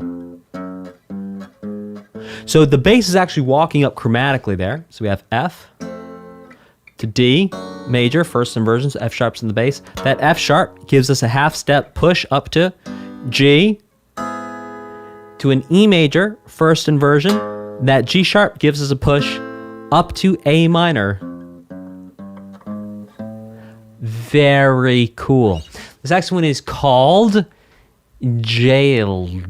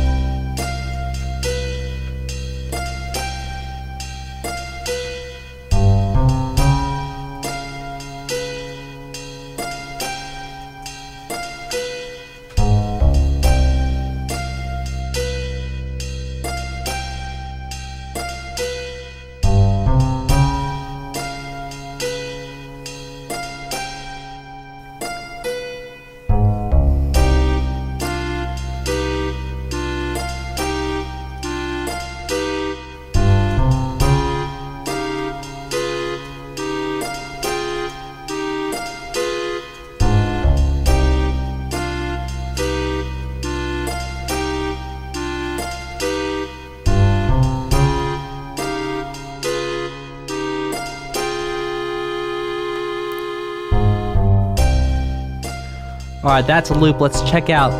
Okay, well, let me break something down. Right there.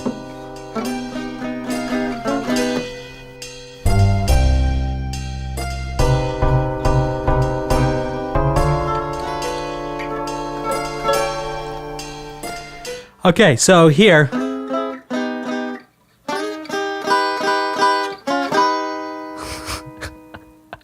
If that makes you feel a little unsettled, there's a good reason why. And it's because this is using something called the whole tone scale to create, to generate, to harmonize these augmented chords here.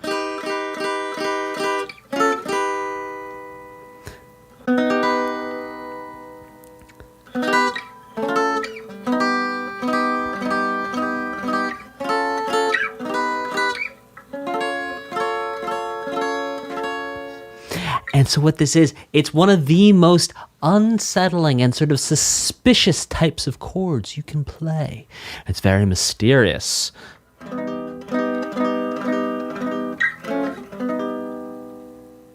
That's all about playing augmented chords. All right, let's check out this next one, which is called Rivals.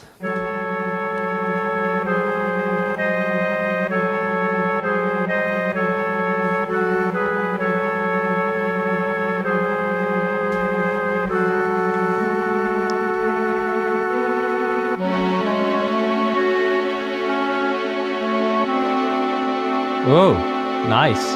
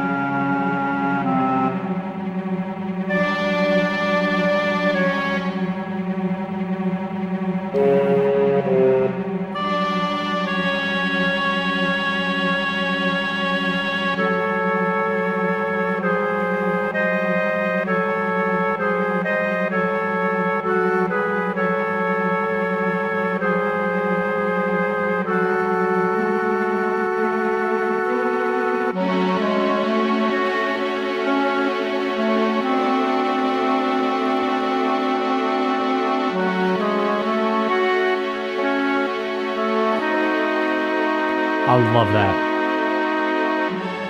Yeah, this is literally one of my favorite things. Sorry. Huh. This is really one of my favorite things.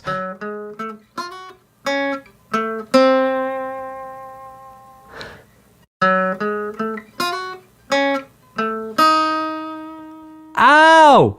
So delicious. Let's get it one more time.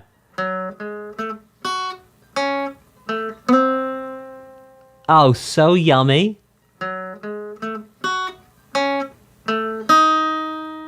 Oh, love it. Such a cool melody. Part of what makes this cool is ending on that note right there. That would be the, and I quote, blues note. It's not really a blues note because the blues note isn't actually a note. It's a spectrum of notes. And then ending there on that major sixth there, basically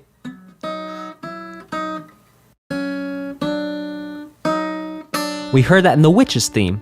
So it's really cool to hear that note referenced. So in the Witch's theme, we had those three notes, right? One note, two note, three note. That third note, that's the same note we're ending on there. Very cool. Okay, this next one is called Ami, or Ami, or Am I?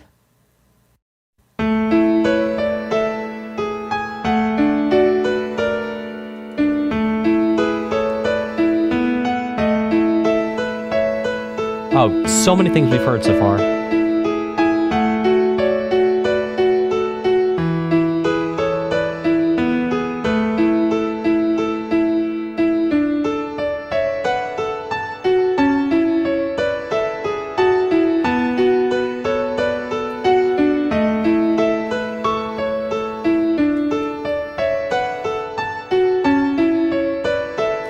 Oui, mais en français, on dit ami avec un E, n'est-ce pas?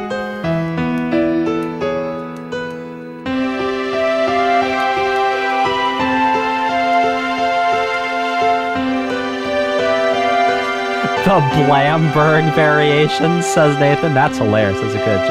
That's a good joke, excuse me.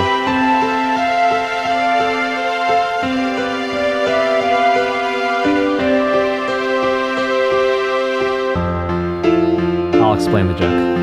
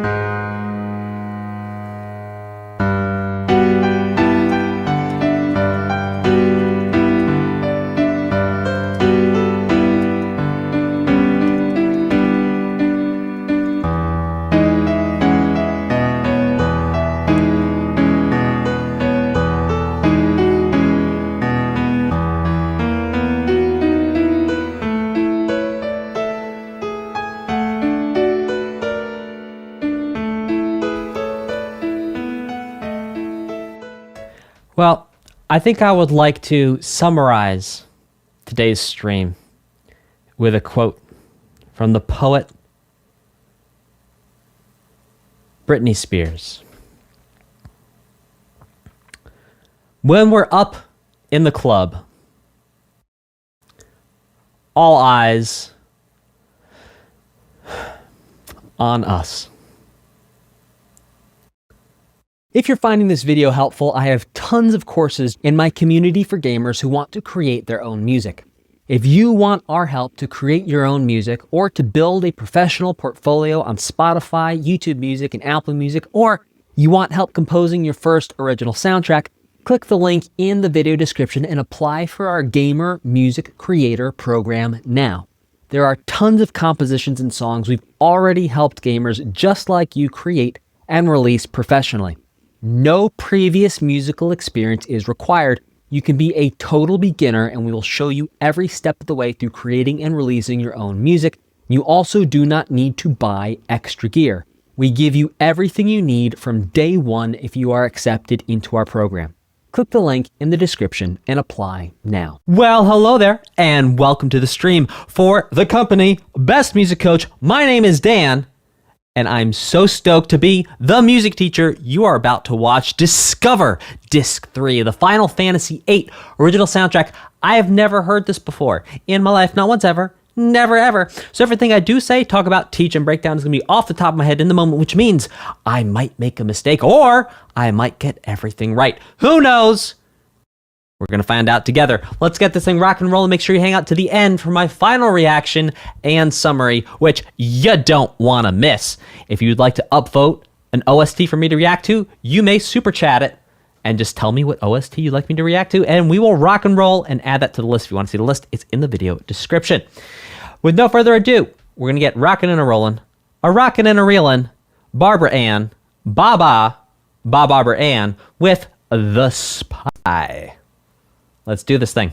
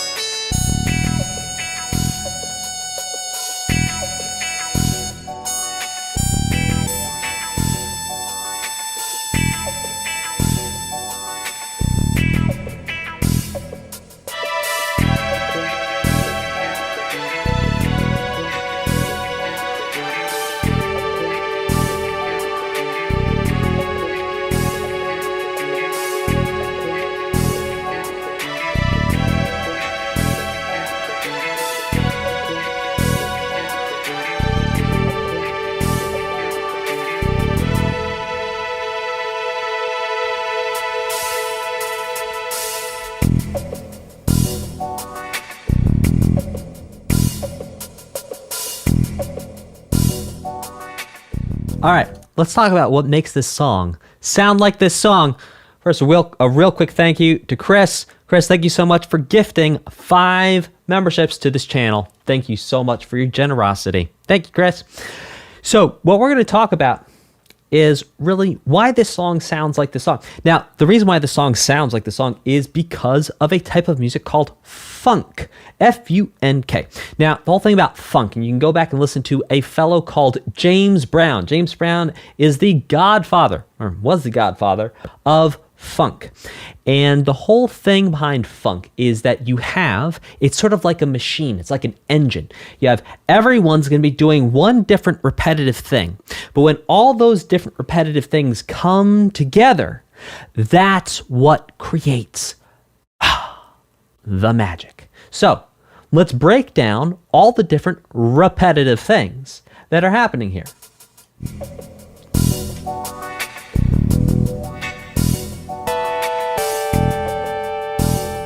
That.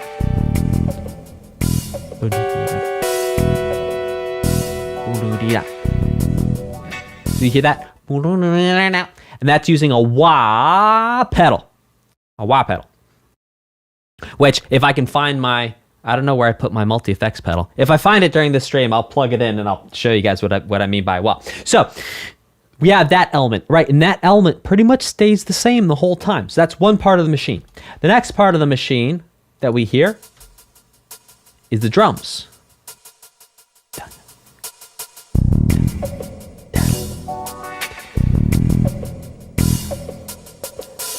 Well, now it's changing it up.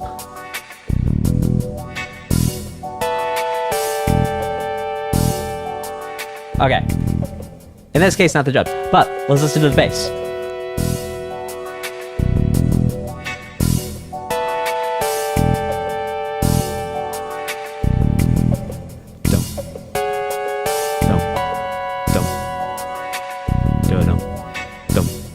Right? So that bass is repeating itself. Now on top of that, we have other guitar parts. Here it is. It's going to be your left ear. Bang out, bang out. Bang out, bang out. Bang out, bang out. Bang out, bang out. And so what happens, and this is basically the hallmark of funk, is that you have all these separate elements that groove and do their own things, and they come together to create something far greater than all their separate together. Together better than separate. we found our way there. Okay, this next one is called Retaliation. Speaking of retaliation, I asked a question in the poll. Which do you prefer? Cinnamon rolls, or it's the same idea, but banana and caramel? I'm very surprised that 35% of you would prefer banana and caramel in the idea of a cinnamon roll, because I'd never heard of that being a thing until this very morning. So thank you all so much for educating me and showing me the error of my ways, making it to the young age of 31, having yet to sample a cinnamon roll with banana and caramel instead of the cinnamon as the main feature.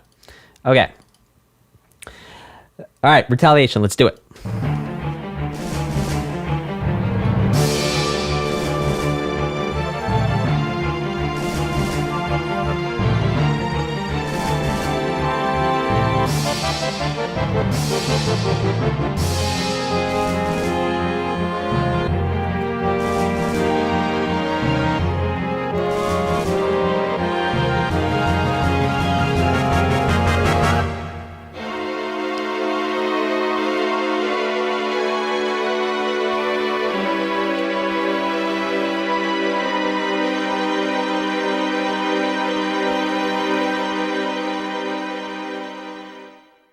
All right, let's see real quick. Type a 1 in the chat if you thought that was a cutscene. Type a 2 in the chat if you're pretty sure that was a full-fledged open area theme.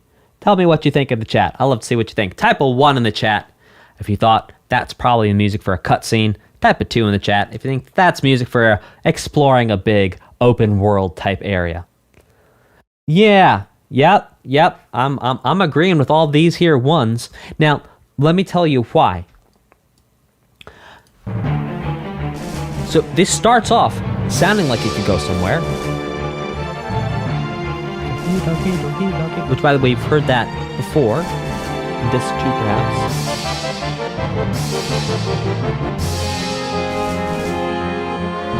right? Still might be going somewhere. But listen to this right here, right now.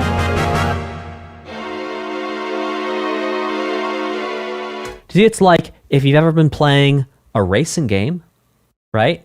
And all of a sudden you take your foot off the gas, what happens? The whole thing kind of slows down. Unless you're playing that version of Mario Kart where like you can put like the bumpers on. You guys know what I'm talking about in Mario Kart 8 where like you put the bumpers on. It's like you can't drive off the track unless you really try to, right? So like unless you're doing that, it's like the foot comes off the gas, the whole thing slows down. And because we've only had like 28 seconds of movement, you can really tell that it's not supposed to be a big theme for somewhere, you know, that you're exploring or going off to spending a lot of time in. Number one, because it's short. But number two, because it really sounds like there's a story happening there. It's like there's some drama happening up front, and then clearly in that moment of silence, something dramatic happens, right? And then afterwards, everything slows down in the aftermath of the drama that clearly just unfolded. Shall we be moving on to the next one?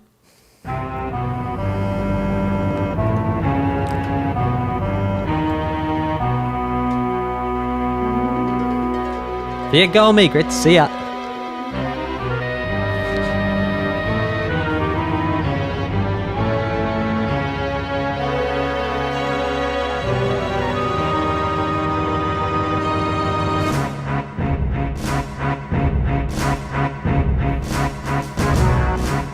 Just like purple haze-ish.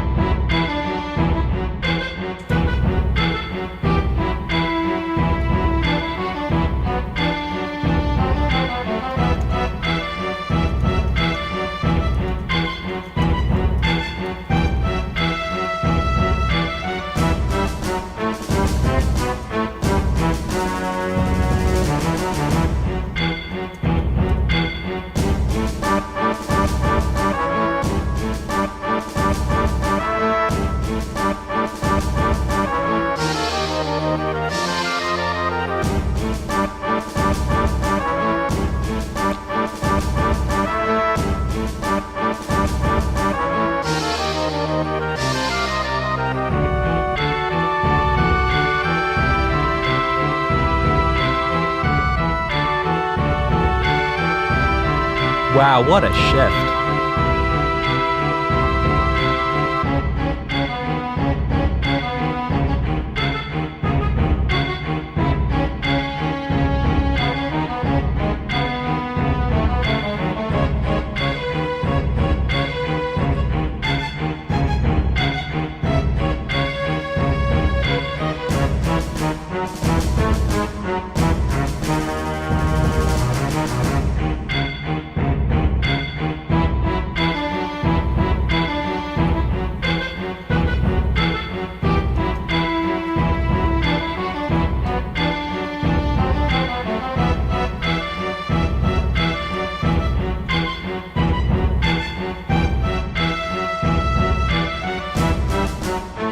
Alright.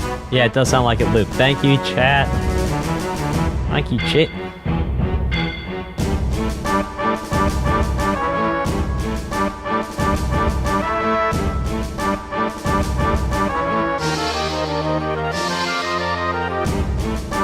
The fastest was in position all along. Okay. This is one of these songs where I really, really, really would love to hear a remake, like full orchestra, just like they did for Final Fantasy VII. Because you just think, like, you can hear the genius of the idea, and it's just like the technology. You know, it's like, man. But there's a time and place for everything too, right? Because it's like, if you think about playing back on like the Game Boy Advance games, Game Boy SP, still Game Boy Advance, but you know, backlit screen, come on. You think about playing those games and it's like, wow, if those guys had had the technology they have today, it's like, and they still put that same amount of effort and time into creating games. Like, think of the games they'd be making. But also, it's like, those things had to happen first too, right? You know, like to get to where we are. Really, the point I want to make is this.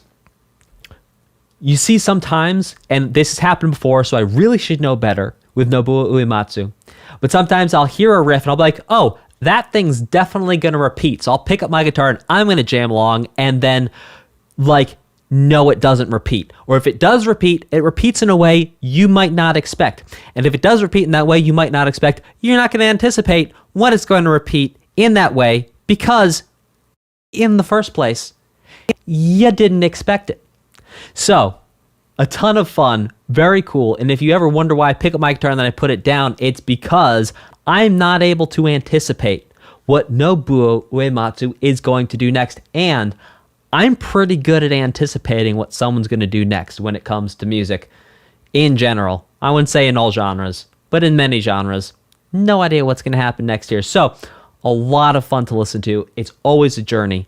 And very cool, and a testament to Nobuo's creativity that he's always faking me out. This next one is called Blue Sky.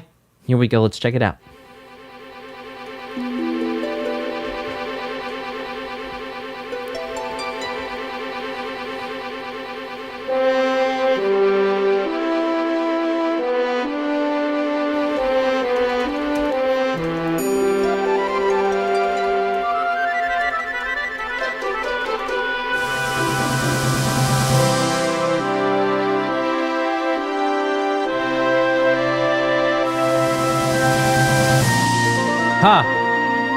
Gesturing at the main theme of 7.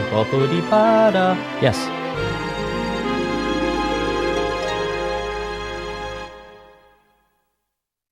Okay, so that was actually gesturing at Final Fantasy VII, which, because, all right, let me clarify.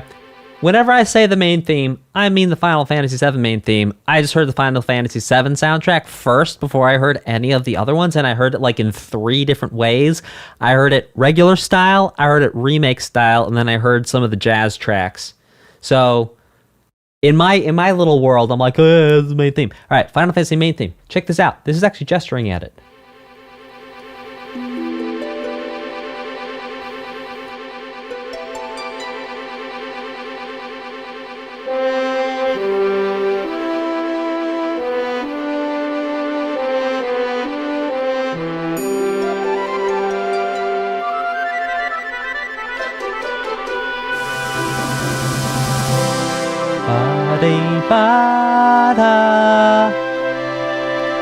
See? Ba-boo-dee-da-da. Right there. Very cool. This next one is called Drifting.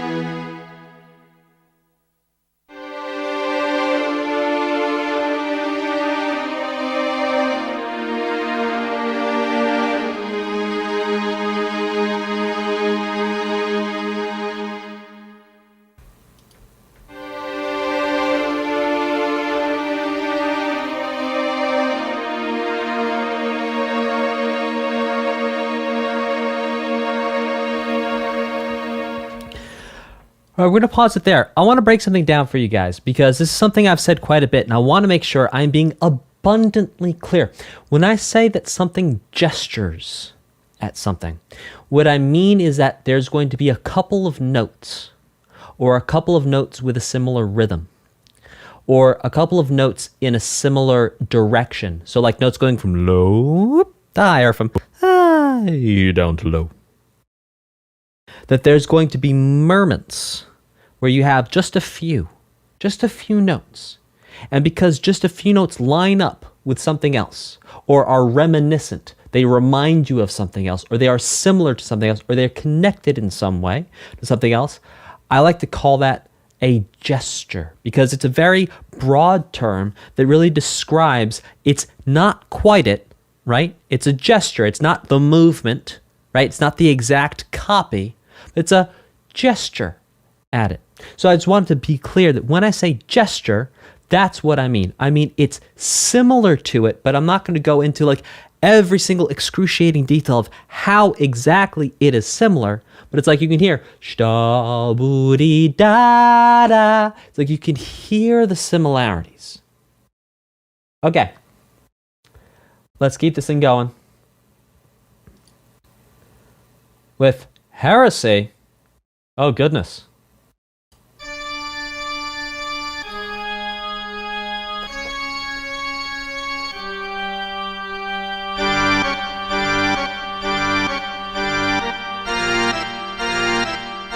Oh, let's get heavy.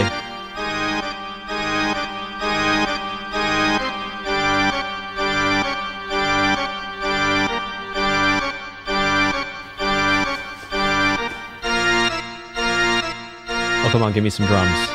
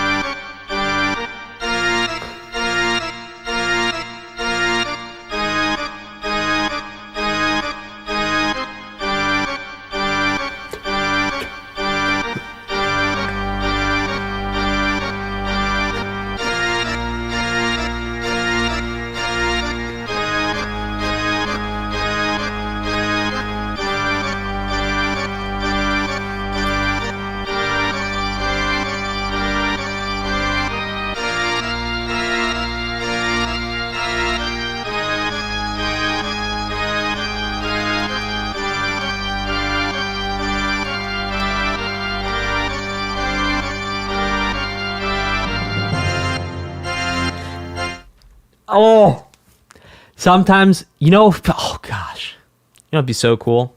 You know what would be literally the coolest?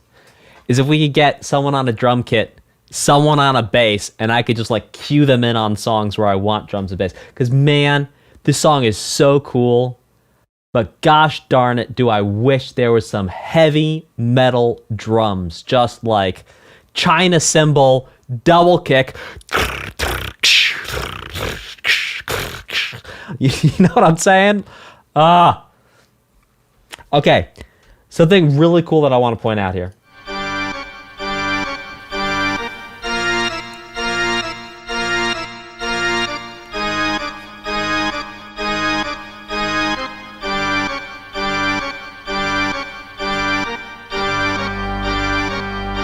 Let's see. Next time around, here it is. Coming up.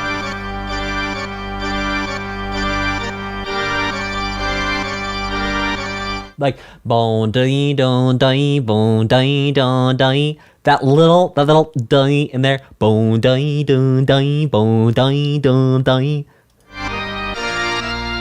Dee bon dee don dee. Oh my gosh. That's such a delicious little... Oh, here's another word for you. That's such a delicious lick. Lick. L-I-C-K.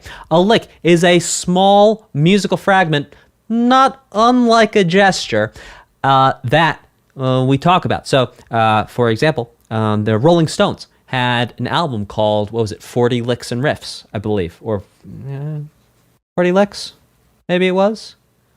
Anywho, in music, a lick would be something like,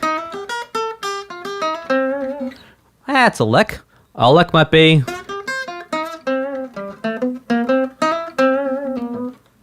sorry, not playing very well today, but look, that's it. That's a lick. And then a riff would be like,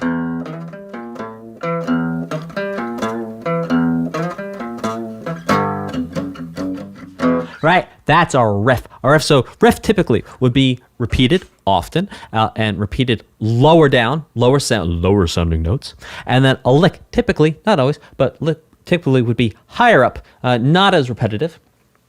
And then interestingly enough, riff also has a second meaning, which is when you sing very quickly. Ooh, oh, oh, oh, oh. Like, you could kind of call that a riff. That was kind of a slow riff, but a riff nonetheless. And so that's a different use of the word riff that vocalists will use. Okay, this next one is called Fisherman's Horizon.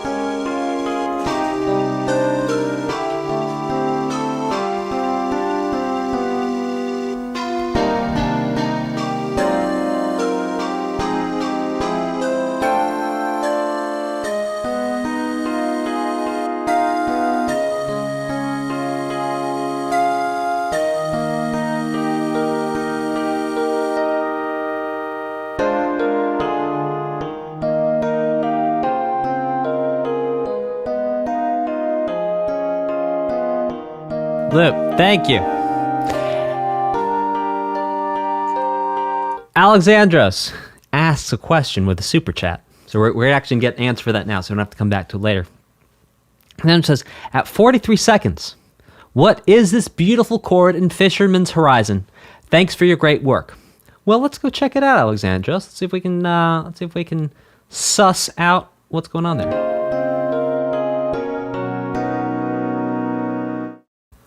Ah.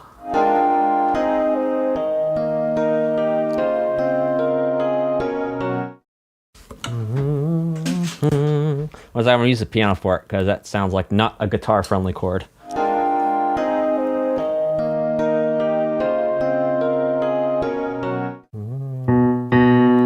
Oh, lucky first one.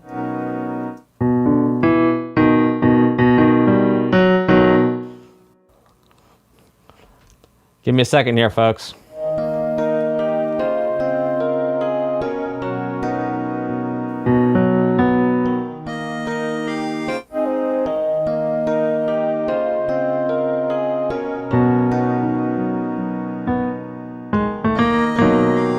That's been like a B major 7.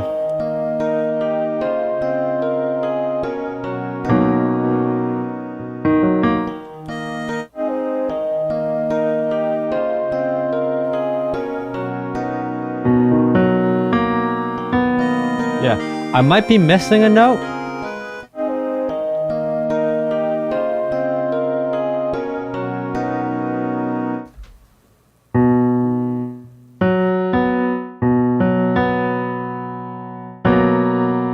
Yeah, B major 7.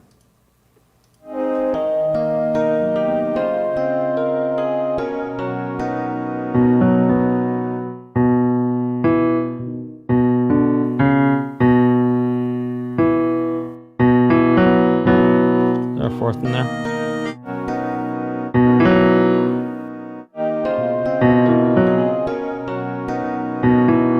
No. Yeah, B major 7. I might be missing one note in there, but pretty much it's a B major 7. Look, and the really cool thing about this song is that where you think it's going to go, it doesn't go. Let me show you what I mean.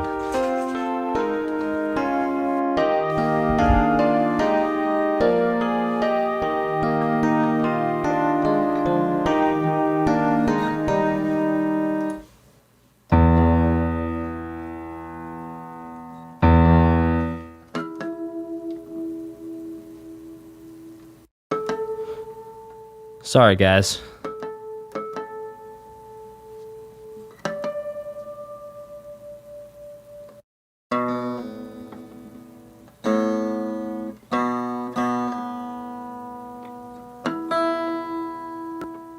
All right, so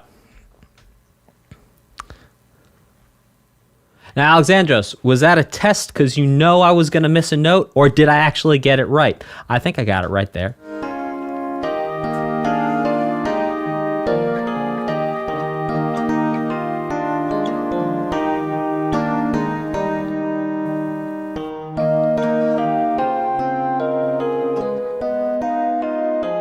So even right there, like, and right after that, you'd think it would go back to 1.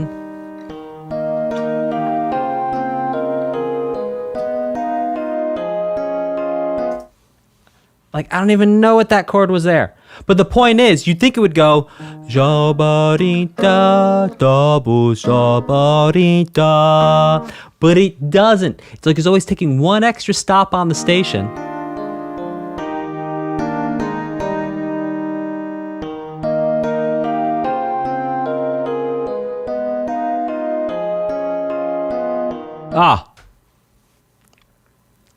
What's so incredible, and I've said this not 2 songs ago, it's like where you think Nobuo's gonna go, Nobuo ain't going to go.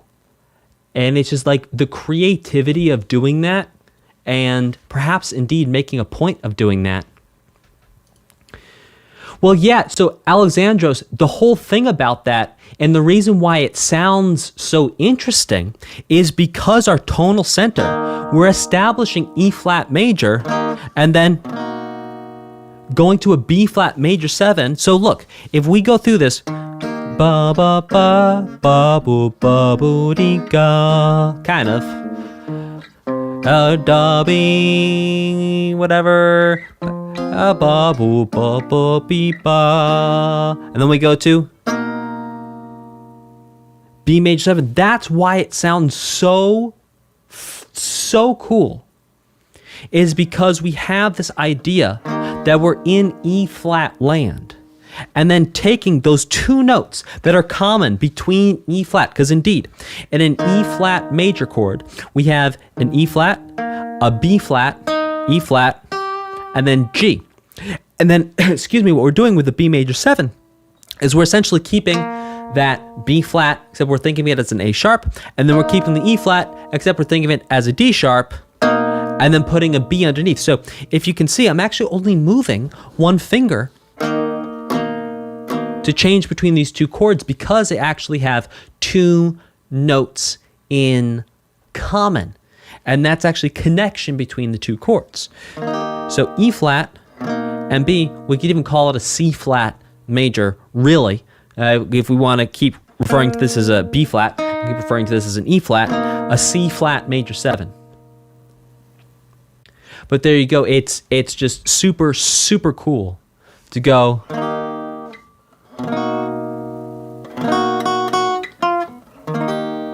Yeah. Very interesting. All right, let's check out this next one, which is called ODEKA K Chocobo.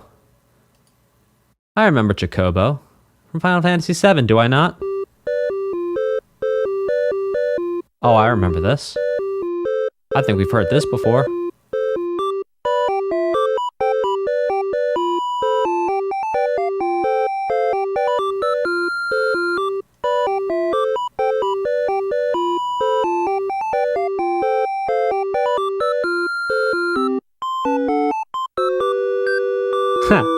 I remember this one.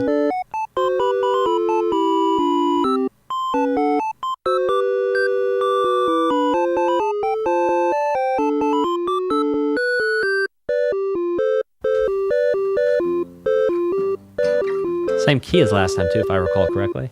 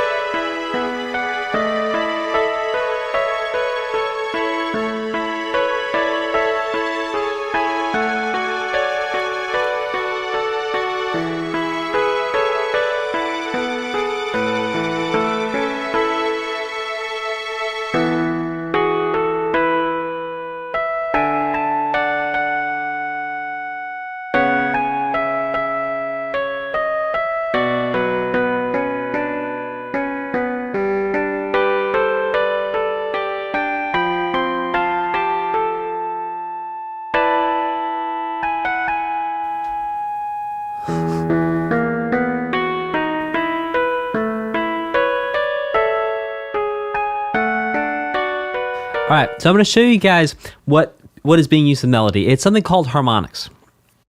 Now, essentially, a harmonic actually has to do with physics. Don't fall asleep on me. I know I just said physics. Don't fall asleep on me, because this is cool. So, look, if we look at the string, and you can see where there's 2 double dots. See the double dots here on my guitar? He's a reason for the double dots on my guitar. Right, so you see the double dots on the guitar. Let's see. Sorry for mic noise. Help. The boom is falling. All right, here. So look. You see these double dots on the guitar? Over here. Over here. And, oh wait, sorry, over here. My screen's backwards. I'm so sorry. Okay, so look. You see these double dots here. And essentially what this is halfway up the string. I know it looks like there's more on this side, but there's actually an equal amount on this side to this side. What happens is, if I touch very gently in the middle, well, first here, I'll play what it sounds like without me touching it. All right, remember that sound. I'm gonna play it one more time. Okay, now I'm gonna touch it very gently. Listen to this. Ooh, that's a very different sound, isn't it? Now, it gets even more pronounced if I do it on a higher string. So, verses. Oh, listen to that. I'm gonna get the mic right in there.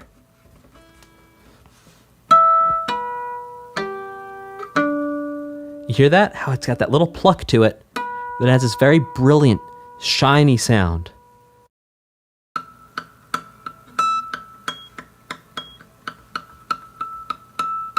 There it is, even higher. And so there's actual multiple places on the string where it's divided. And this is governed really by the laws of physics, where when we divide it in certain places, we get different notes just by pressing very gently. Oh, we had to find it over here. There it is.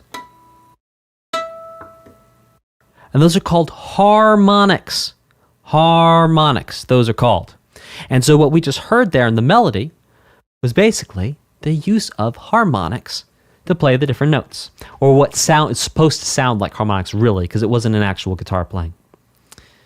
This next one is called the oath. Hey, real quick, if you eat dinner while you make an oath, is it technically called oathmeal?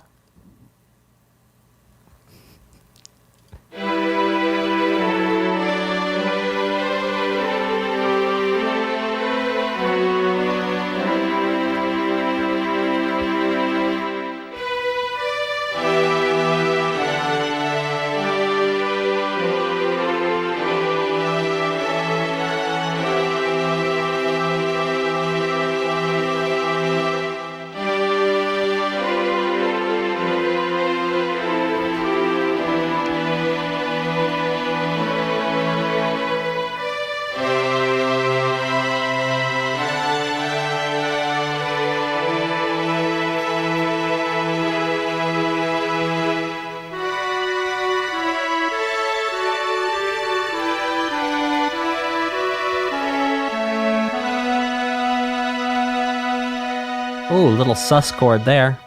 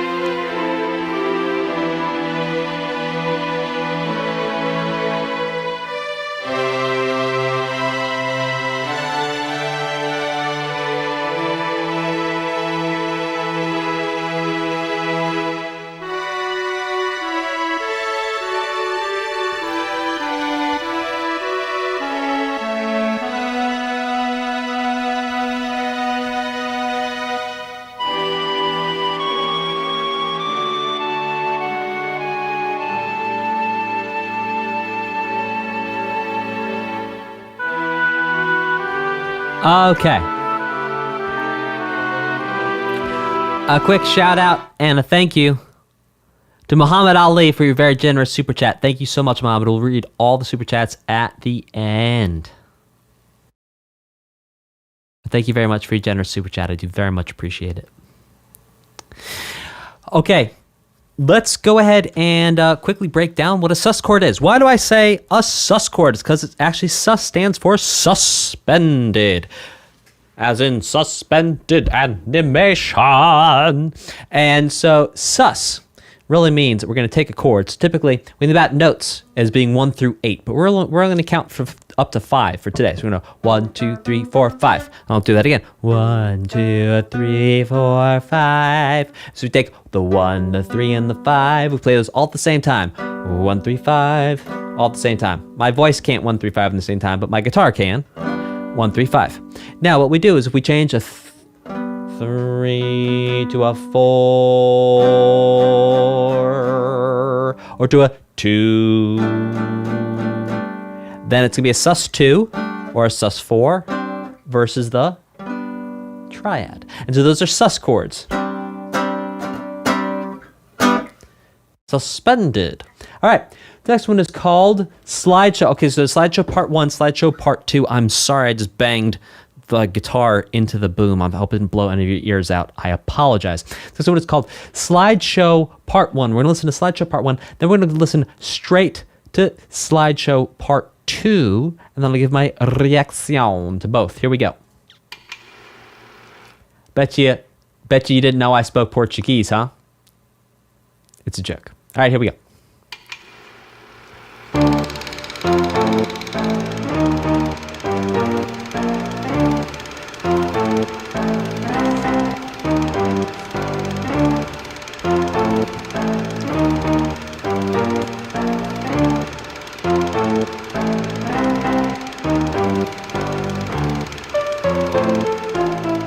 Ha! Very Carmina Burana.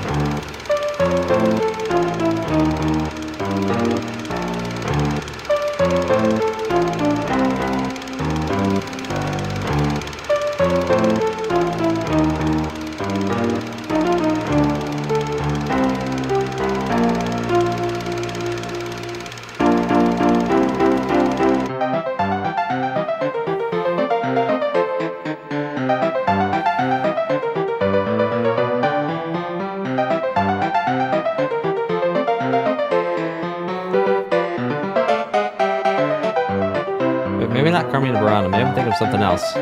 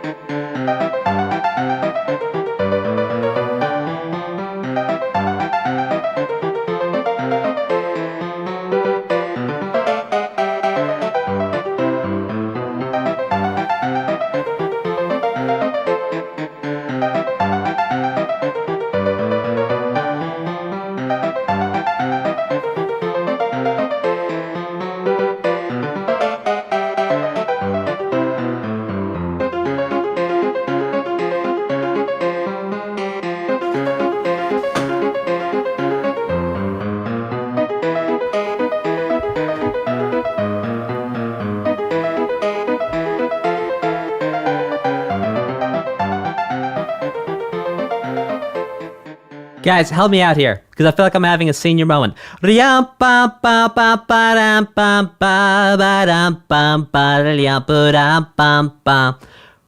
What's that piece of music called? I know I'm the music expert, but my goodness, there's so much music to remember. Sometimes I forget names here and there. Carmen. See, okay, I said Carmina Burana. That's okay. Now, do you understand what happened in my brain? I said Carmina Burana, but it's Carmen. Ah, okay. It's all making sense now. Oh, yeah, or Fortuna. Yeah, I was like, no, hang on a second. That can't be right. All right. Oh. Yeah, thank you, guys. You know that moment where you know thousands of songs and then you start messing up the names?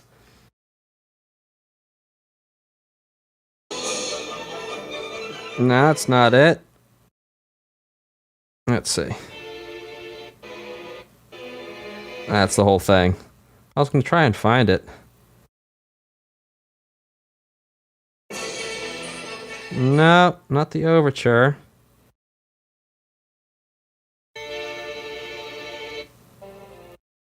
No. Well, anyway. Thank you all very much for your patience with me while I went ahead and had that little fault of memory there. I knew it was like a car. Anyway. I knew it was like a car. I knew it was like kind of a woman's name. Anyway, thank you all for grooving with me. It's in the aria. Thank you. I'm showing you how, okay, comes that aria. There we go. Oh, there we go. All right, guys. All right, here we go. Right, okay. All right, okay. So look, listen to Slideshow Part 1.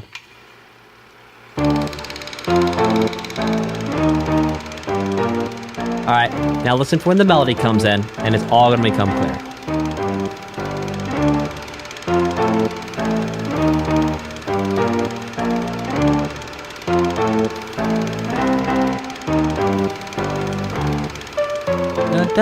Right, all right, so look, now listen. See, same key, same exact notes.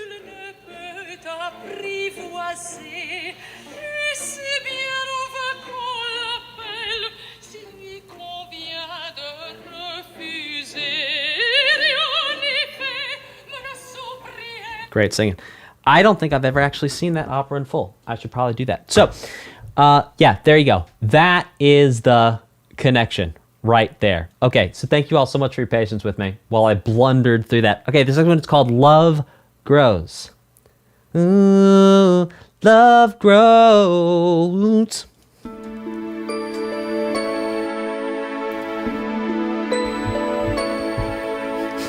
Carmina Burana.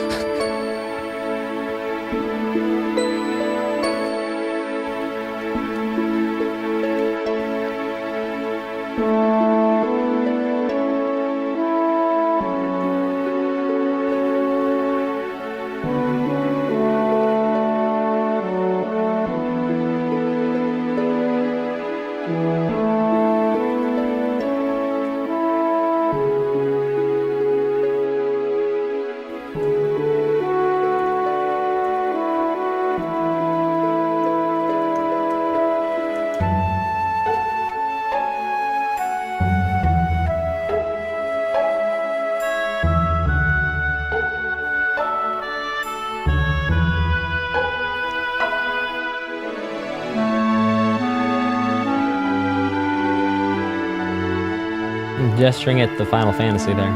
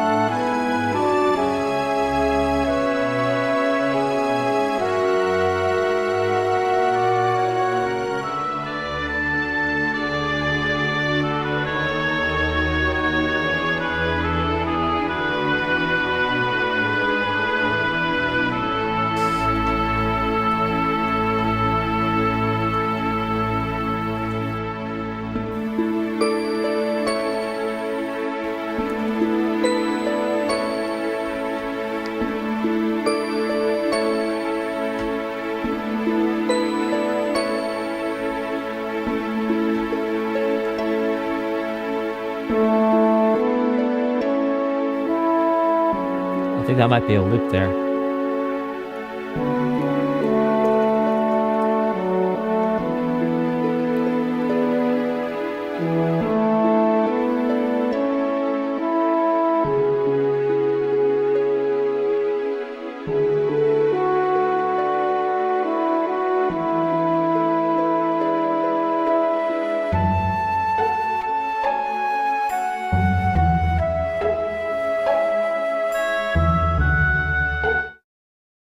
Beautiful.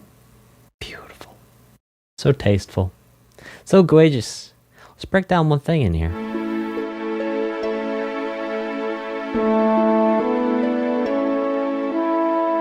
So right there. Ba ba ba ba ba ba ba ba ba ba ba ba ba ba.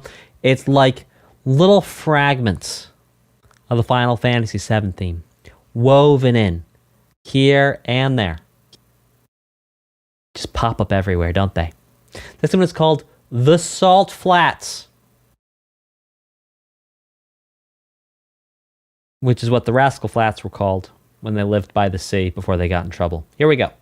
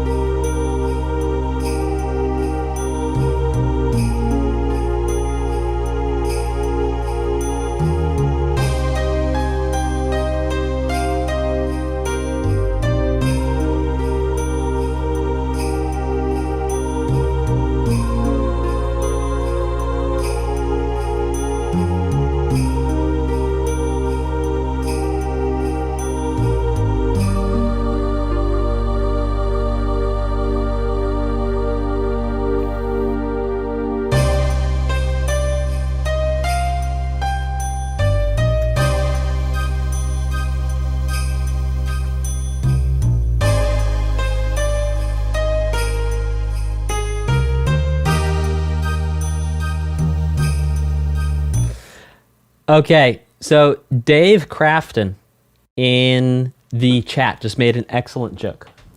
Dave Crafton said the piano part feels a little bit busy.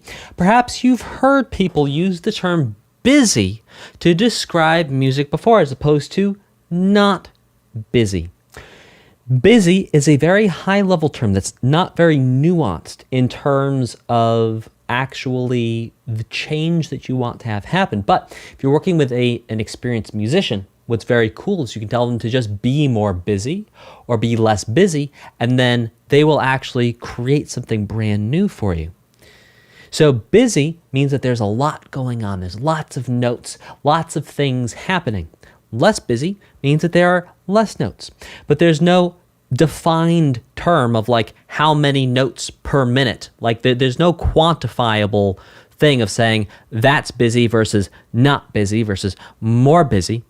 All you're saying is compared to what is currently happening, you would just like a little less, space it out a little more, maybe make it a little bit more simple.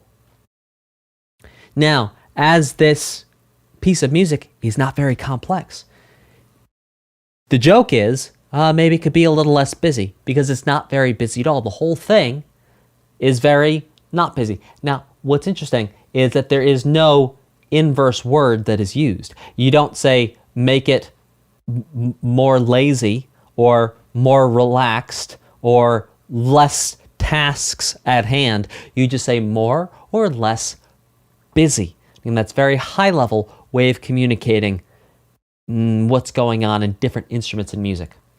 This next one is called Trust Me.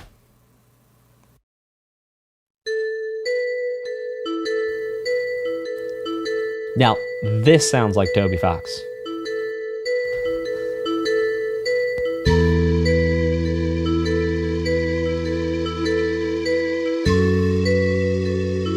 Well, the start did. I like the beginning of Undertale, the song.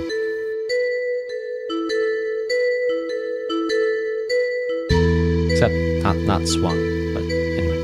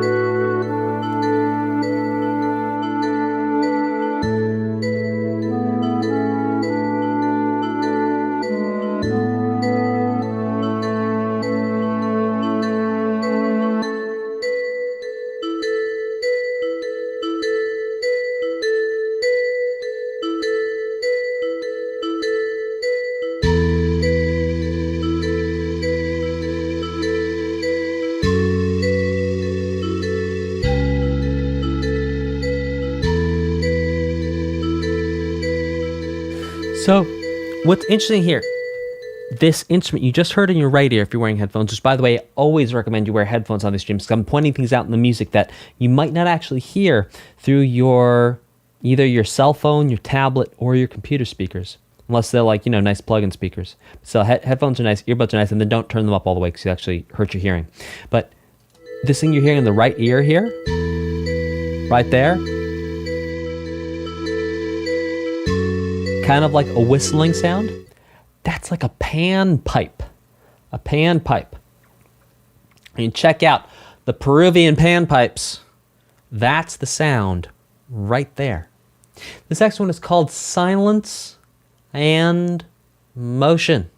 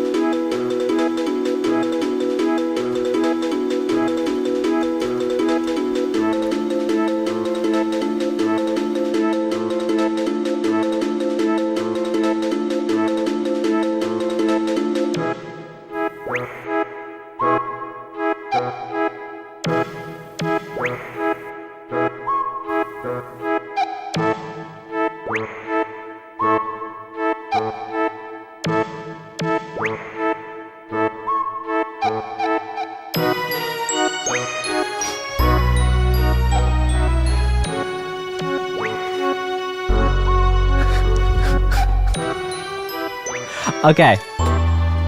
Guys, there's one thing I want to break down for you. And that is the that one. Okay, because it has two ways it shows up.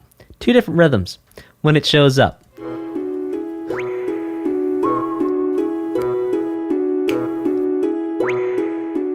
Ah, there we go. Now this time it's a little later. Now. So first time, obvious. Right on the, hitting the nail on the head. This time we wait. Now. First time. Second time. Now. That's part of the magic that makes us feel so kind of kooky, but also so creative and cool and so fun, is that difference that it's not exactly the same every single time, that there's this difference in the sort of loops or in the measures or in the 8-bar or 4-bar loops. This next one is called Dance with the Balamb-fish, which of course I would never do because my girlfriend would get terribly jealous. But let's check out Dance with the Balamb-fish.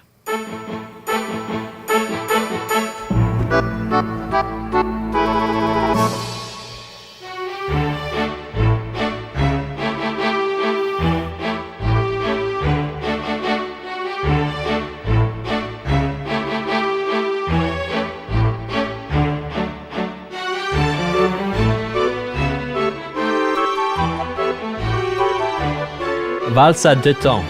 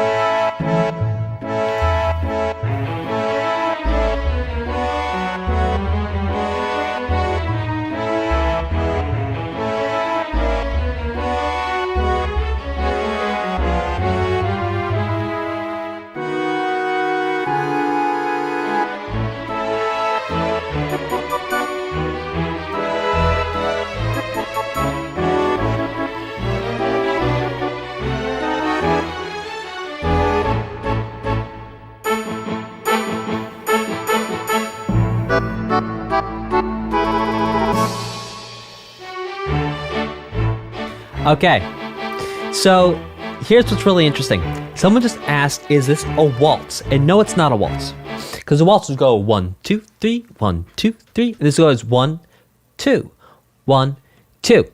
Now, I actually know a little bit about this because I had to do some research, because in my latest book that I'm writing, The Best Music Theory Book for Beginners 3, I was looking into the background of 2/2 and what happened with dances, and this was relevant to the book at the time, but to understand how we went from waltz to 2 steps and to see if the origin of country came from 2 steps. And it turns out, apparently, that country music comes from a valse à deux temps, which means a waltz with 2 times. So instead of going 1, 2, 3, 1, 2, 3, it goes 1, 2, 1, 2.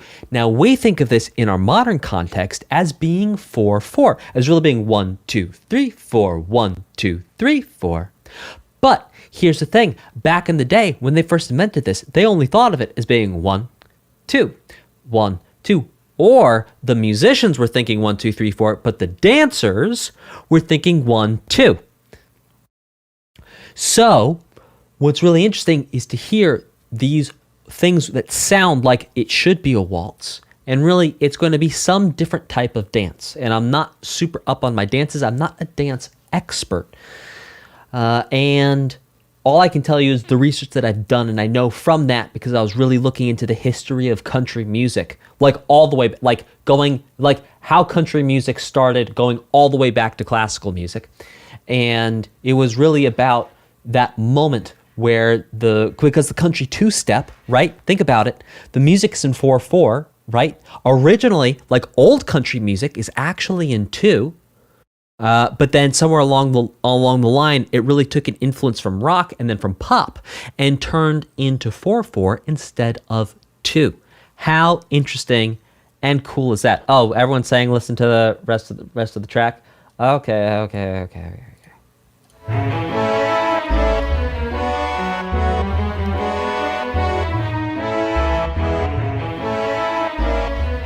That's a trap.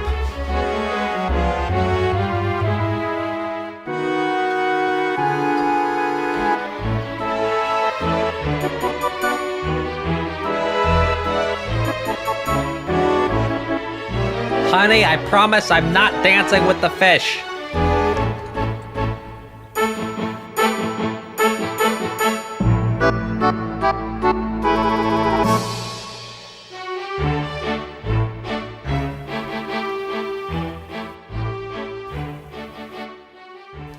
Okay, this next one is called Tears of the Moon.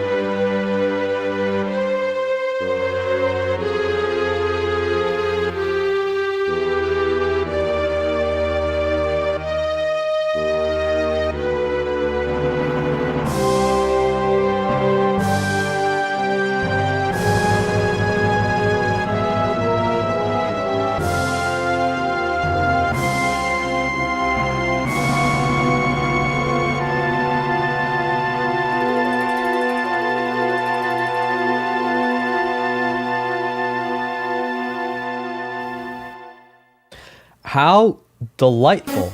Oops. Back we go. So you're right there.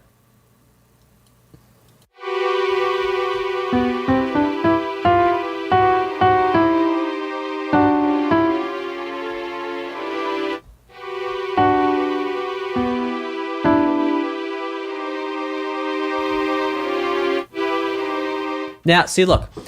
Maybe I've got a Final Fantasy 7 hammer, and I'm just seeing Final Fantasy 7 nails. But knowing composers, I don't think so. Because if you talk to any composer, and I've had, let me tell you, I've had the honor of talking with Chris Christodoulou, who made the Risk of Rain soundtracks. He was very generous with his time. It's over on my podcast, the Best Music Podcast. And I will tell you, composers like him, they're brilliant people, high IQ, very, very smart. And what they love doing is they love showing how smart they are by weaving in little bits of music here and there in ways you wouldn't expect. And I'm telling you, man, I think I'm here in Final Fantasy VII for a reason, man. And it's like part of the joy for someone of that level of intelligence is just like, how many different ways can I take this one idea and transform it and change it and give it to you? And maybe you're not going to notice. And maybe you will notice. Shout out to Chris, who's absolutely awesome and a wonderful human being. Oh yeah, and so Maniacal Farna says, if you had a Final Fantasy V hammer, you'd be banging it all throughout Final Fantasy VII. Right. Yeah, and Maniacal Farna, I completely believe it.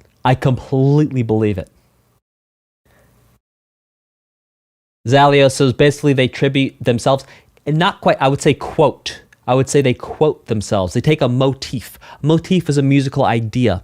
And then they take that motif and fragments of that motif, and then they spread it out in different ways. And it's almost like a way of being creative. It's a way of tying the whole thing together so that even if you don't understand you're hearing the same thing, you understand it's part of the same world, it's part of the same universe, it's part of the same vibe.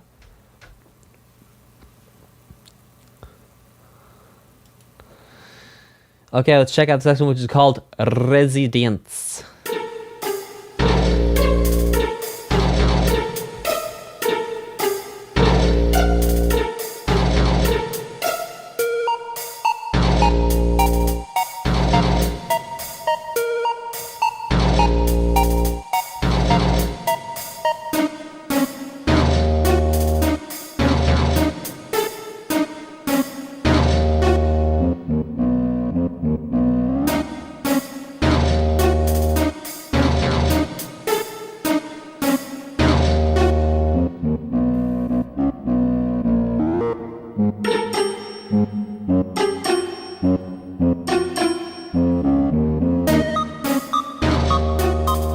Oh yeah, come on, baby.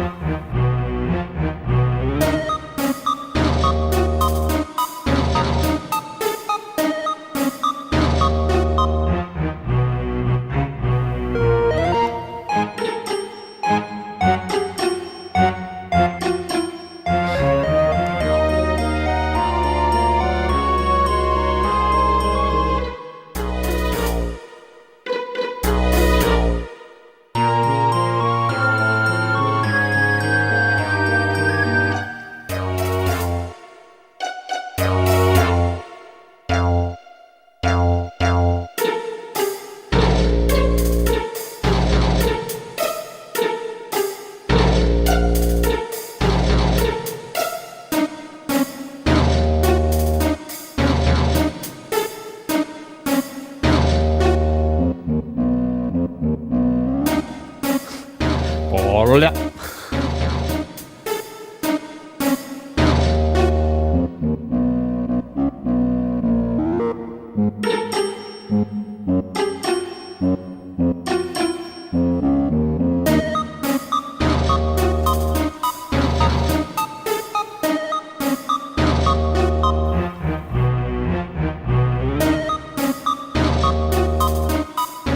All right, chat. This was officially, out of all the tracks we listened to today, this is by far my favorite. Head, shoulders, knees, and toes. Easily.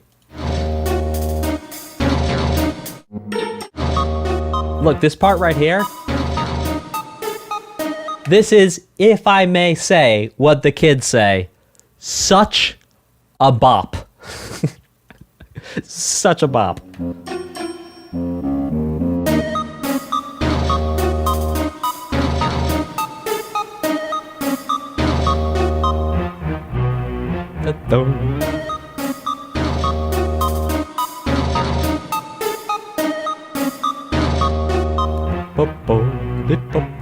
Oh my gosh. I love it. Love it so much. All right, guys, we have one more. Then we're going to do a bonus track. And then make sure you hang out for my final reaction and summary. This next one is called Mods de Chocobo.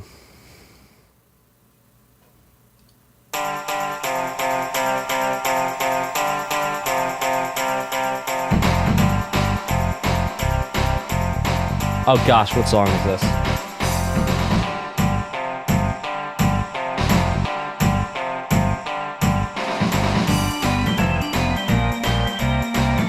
Is it Bad Moon Rising? Also,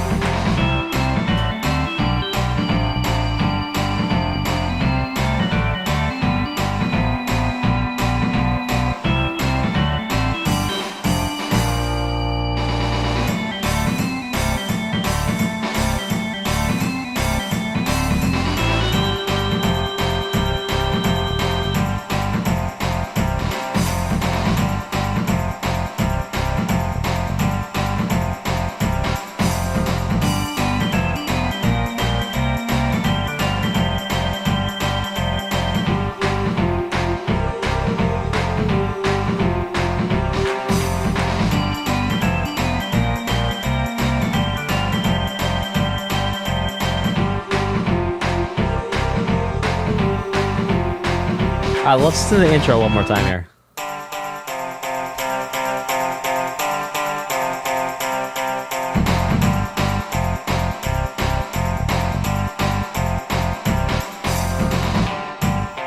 Ah, what song am I thinking of?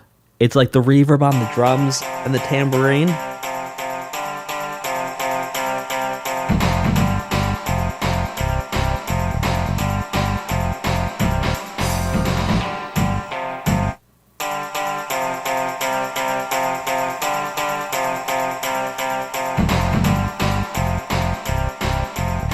I can't think of it.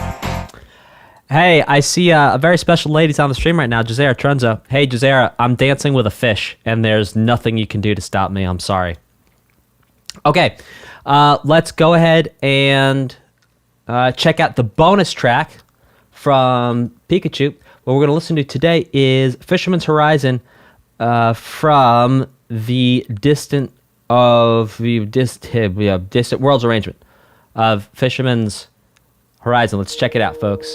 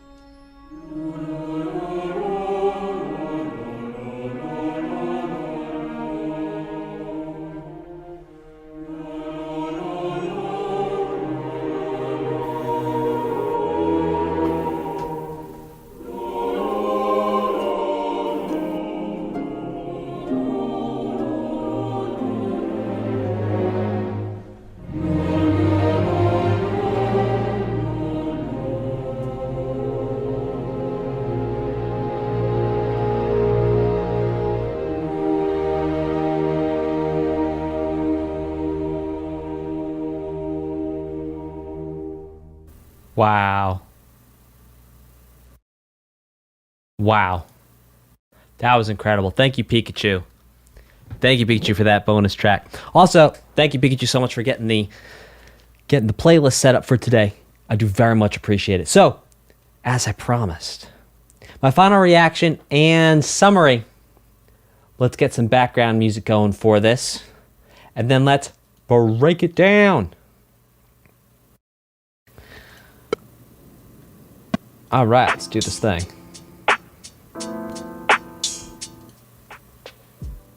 So, I agree with a lot of you. You said that maybe this wasn't the most happening of the 4 discs. Obviously, I've not heard disc 4 yet. I really look forward to it. By the way, hit like, subscribe, crush that notification bell so you can join me for that. I think there's a lot of really, really beautiful content in here. A lot of quirky, fun things too that I really, really, really, really enjoyed. And I'm also very, very grateful that you all could come hang out with me today. Thank you very much. And if you're watching this on demand, thank you as well. Let me know where you're watching from in the comments. I'd love to hear from you. I think also something we talked about, and I seem to bring it up every time we do a Nobuo soundtrack, is like the level of creativity and being able to not, like riding the line between enough repetition that it sounds coherent and it has a progression to it and has a story to it. And then on the other side, also changing it up enough that it's like you can't really anticipate what's going to happen next.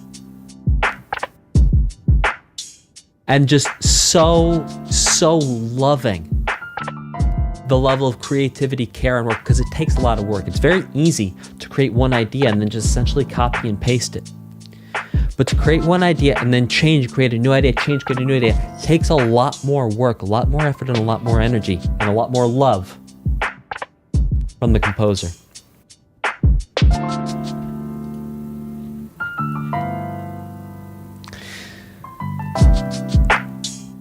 Well, thank you all so very much for joining me today. Please hit like, subscribe, crush that notification bell.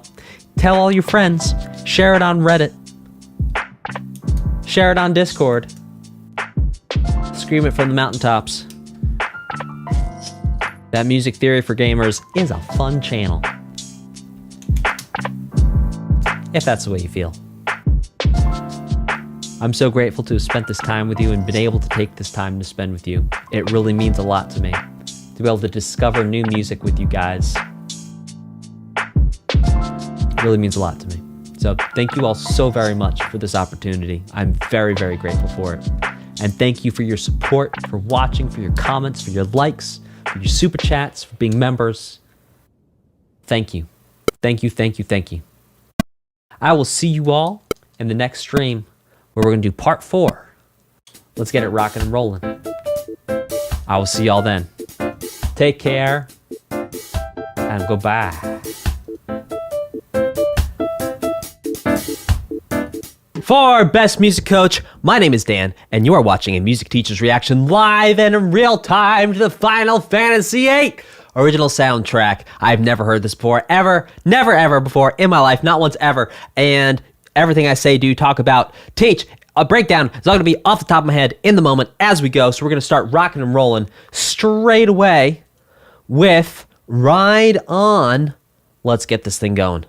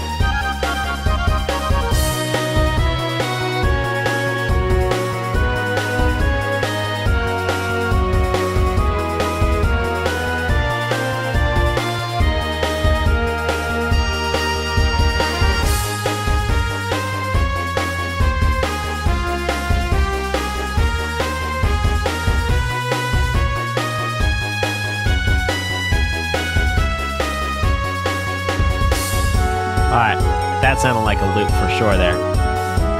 Well, look, what a fun way to start this off. Now, here's what's really interesting. This is something I've been saying this entire series through this Final Fantasy VIII soundtrack. Like, man, I keep on hearing little bits of Final Fantasy VII poking its head up everywhere. And sure enough, someone in the comments was like, well, look, if you listen to 6 and 5 first, you would have been saying the same thing all through 7 too, which is one of the really cool things about having not only a consistent composer, but a consistent voice, a consistent musical voice over different games and a series.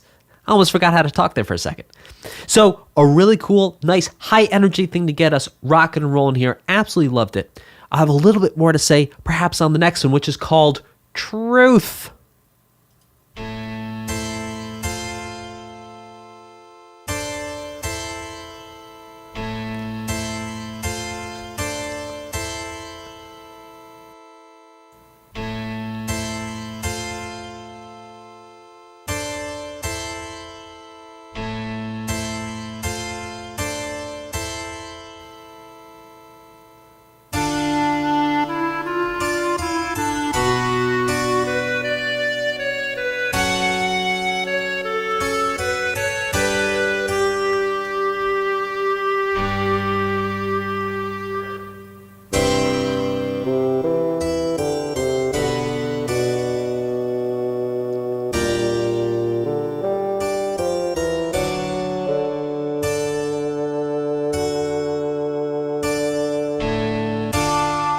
Huh.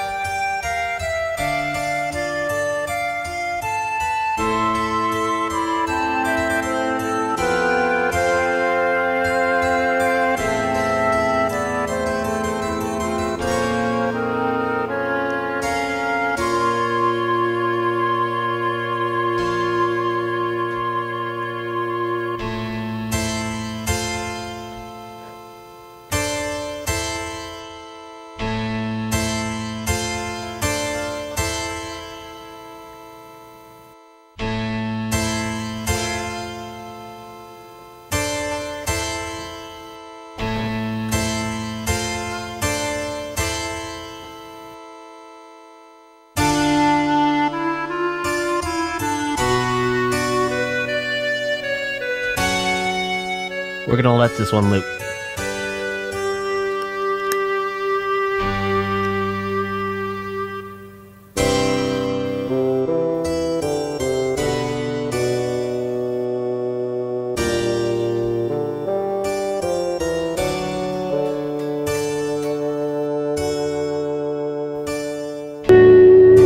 There we go. There's the guitar. We got an electric guitar together, guys.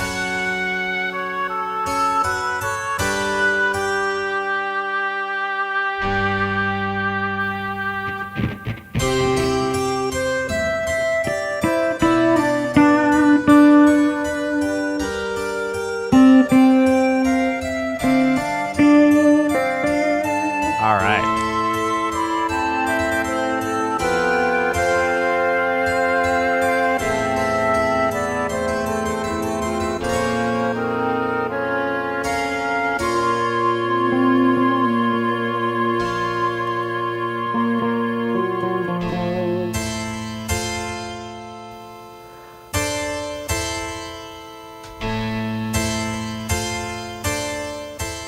So I think what's interesting about this Truth is like there's hints of the witches we heard before hanging around in here. Perhaps I'm mistaken. I don't think I am because I have not heard the witches theme since last week.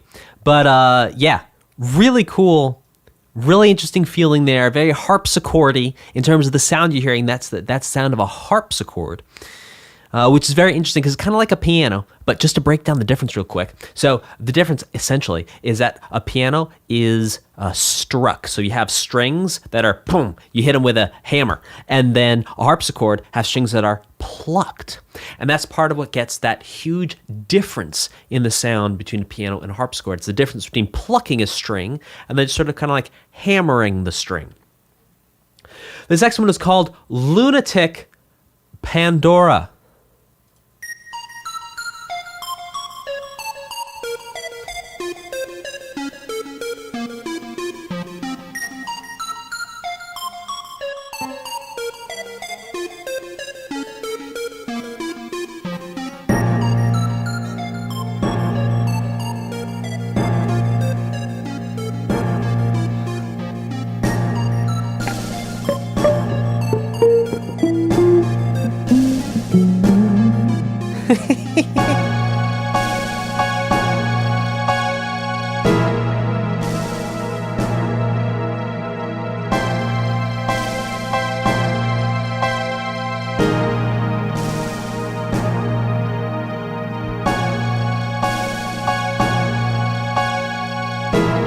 Whoa.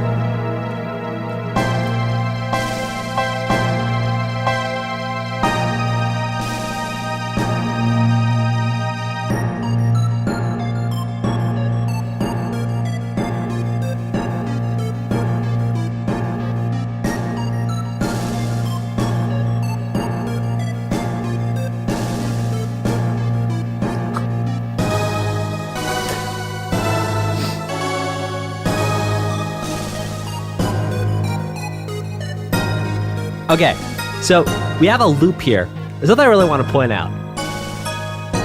Number one, this whole piece sounds so foreboding.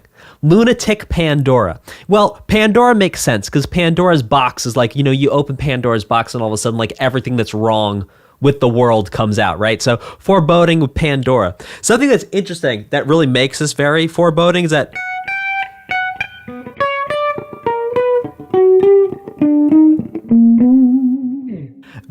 that idea right there, because every single time, not only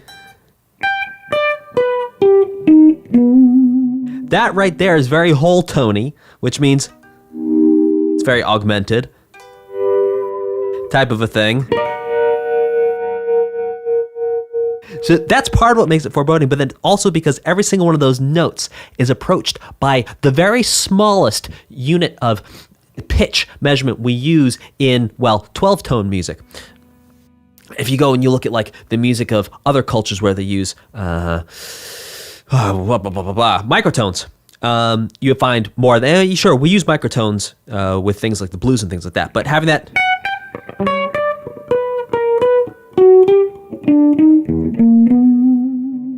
what's so sort of ominous about that is the fact that it's and it's that very close thing, because look, if I play this differently,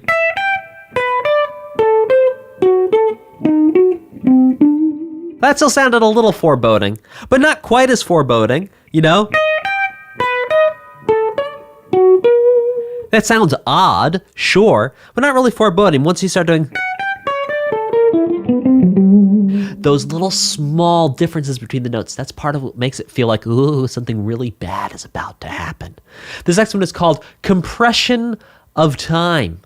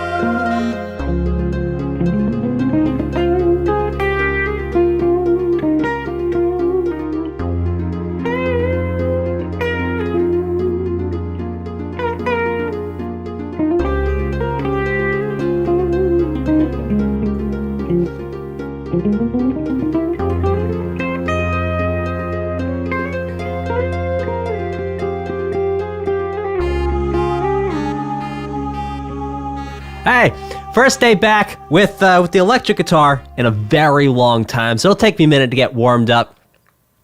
But thank you all for grooving with me while I indulge myself playing along with some of this beautiful music on the loops. So I think something that was really interesting about Compression of Time is that it was very minimalist. While there were some very interesting things, like we can look at sort of high-level ideas like mode mixture that were present there. For example, and again, this is high-level stuff, but I'll break down some low-level stuff too. Like, we basically had this, you know, call it an F minor down to a D flat major, basically for the entire song. You know, it's a, but really, essentially, it was 2 chords. Now, I think what's really interesting is that if we look at this D flat major, and then we think about what we heard as well, is we also heard hints at a D natural, at essentially what is a B flat major. We heard that implied at very small moments. So what's interesting here is that you would have the D flat and the D note together in the same song. And the reason why that is important or of note, and why I'm talking to you about that, is because it basically changes the feeling of the music. So, for example, if I'm going to play you a couple of notes and I'm going to involve just the D flat, and if you don't know anything about music, you can just think of this as option A. We're going to compare option A to option B, and you will hear how changing one note will fundamentally shift option A to option B. So here's option A.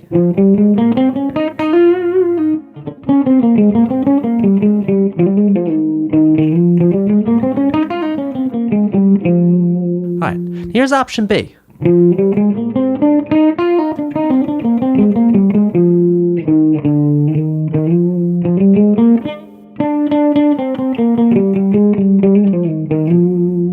See how different those feel? One kind of feels like you're at a Renaissance fair. The other one feels like you're in trouble, right? Option A sounds like dark and deep and round and warm. And option B has this lighter, more playful element to it. And so what's so cool about this piece of music is you had, at points in time, both option A and option B going back and forth. And that's a really cool thing, to take those 2 colors that are 2 different colors and to paint music with both of them. It's something that Nobuo Uematsu does masterfully. I really wish I had my guitar strap. I wonder where it is. I've not played this guitar in like 6 months. I know it's around here somewhere. Anyway, let's get to the next one, which is called The Castle.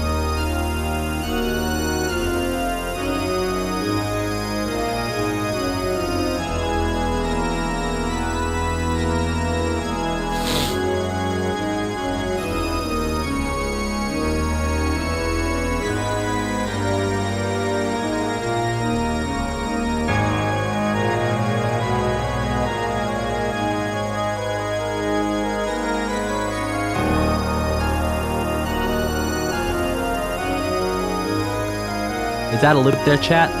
Yeah, loop. Okay. Look, what a cool piece of music. And there's so many advanced things, just like the way Nobuo was like pivoting from chord to chord there was like so cool off last night. Also, I'm sorry, I'm going to be sneezing and coughing. I've got a little bit of a flu cold type of a thing. It can't be helped. I'm really sorry. The show must go on. Yeah, I feel good enough to not cancel the streams. I figure we do the stream and then you put up with me blowing my nose in the background. And I'm sorry if that's gross for some of you. It's gross for me. It's part of the human experience. Unfortunately, at this point in history, we still get sick. Okay. So, some really cool things I want to point out. And this actually was from a question in chat. Someone said, hey, is this using harmonic minor? Now, I think what's interesting here, and I'll break this down for you guys too. So, look, this is going to be another color. So, like we had option A, we had option B. Here's option C. Option C again.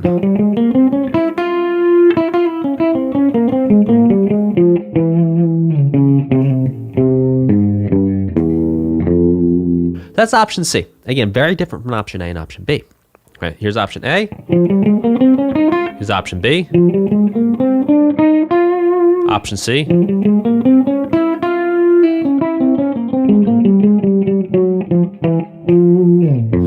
And so someone was asking, hey, look, are we using option C here? And the very interesting answer is not really no.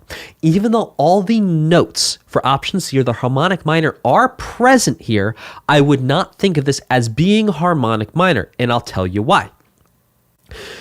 Typically, in minor keys, you will actually borrow the 5 chord, which is going to be major instead of minor, from the major key. You could also think of it technically as being borrowed from the harmonic minor, because when you harmonize, and sorry guys, it's going to be jargon for a second here, but groove with me. Technically, when you harmonize a harmonic minor scale to the 5th, you do come up with a 5 chord that is major, and if you harmonize it to the 7th, you get a 5-7 chord, a dominant chord.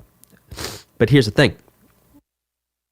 When people first created this type of music, they really weren't thinking in terms of harmonic minor. They were really thinking in terms of, let me take the 5 from the major, because let me show you guys. So look, if we take the first 5 notes of option A, B, and C, 1, 2, 3, 4, 5. And if we take 5 and we turn it into a chord, there we go. That's 5 as a chord. 5 is a major chord. This is 5 as a minor chord. If we take 5 and we play it as a minor chord going between 5 and 1, it's like, it's okay. All right, type a 1 in the chat if you think that sounds like kind of nice. Type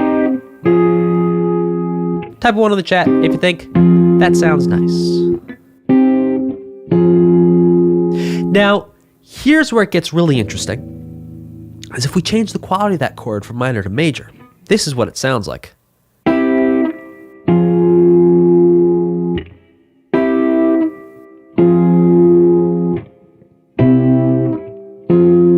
Now, type a 2 in the chat if you feel that second option I just played, like this.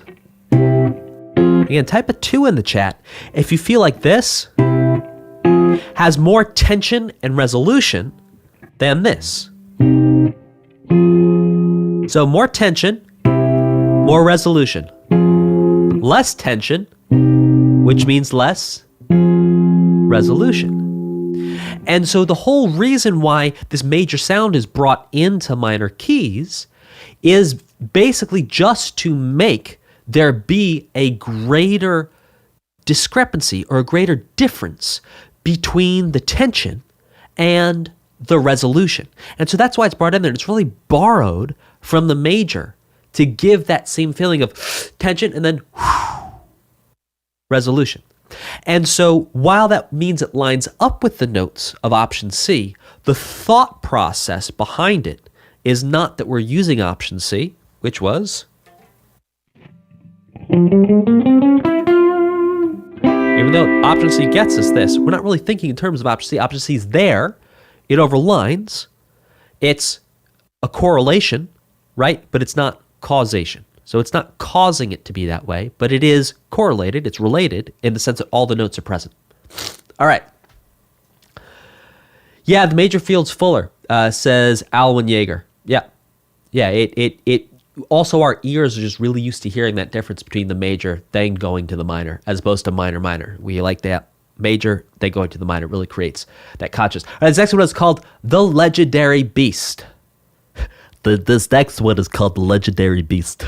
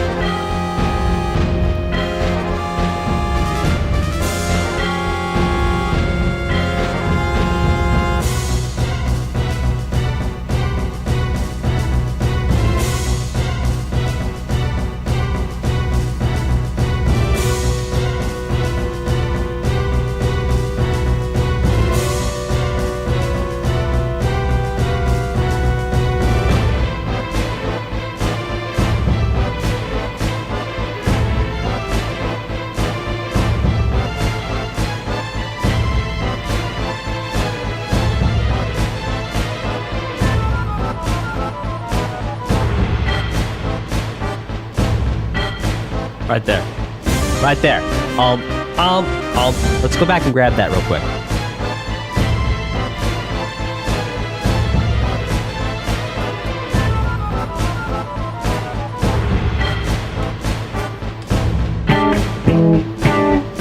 All right, so right there, guys. That really goes back to that one wing angel thing that really feels like, let's see, distortion, there you go.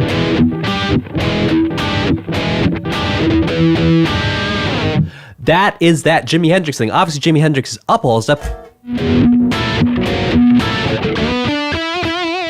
However it goes.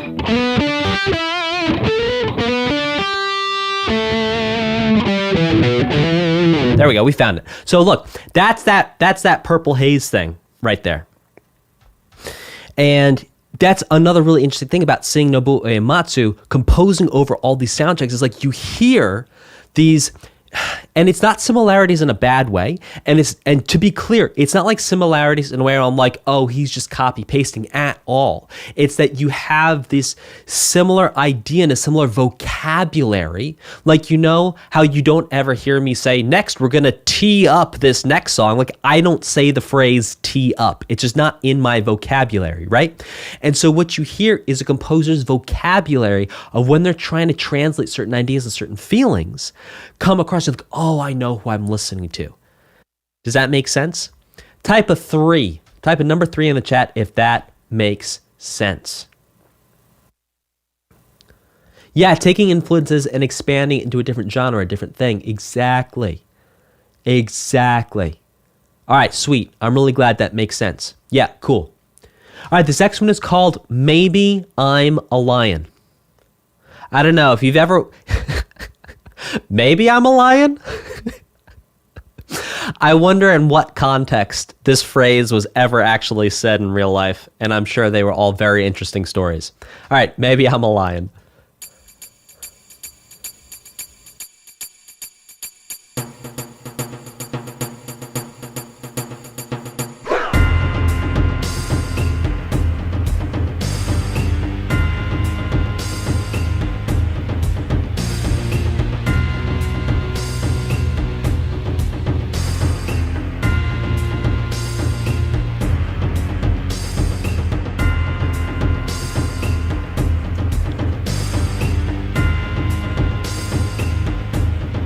Oh, maybe. Okay. Thank you, Maniacal Foreigner.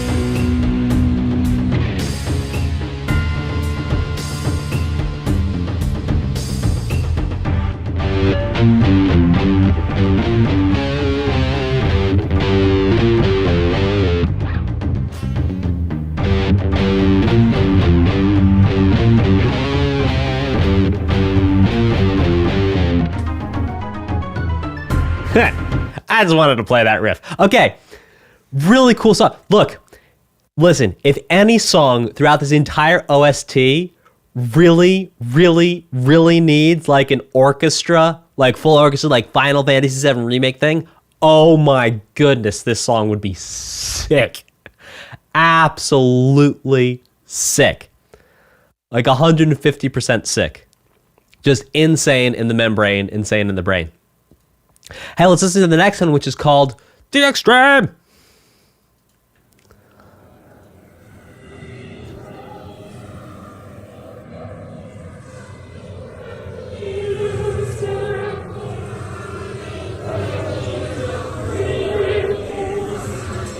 Oh. Time for some dry white wine.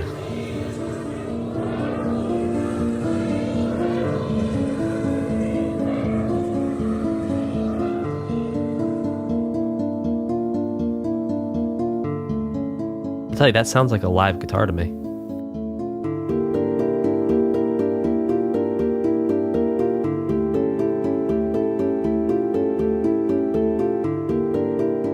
At least that first note sounds real. Maybe sampled.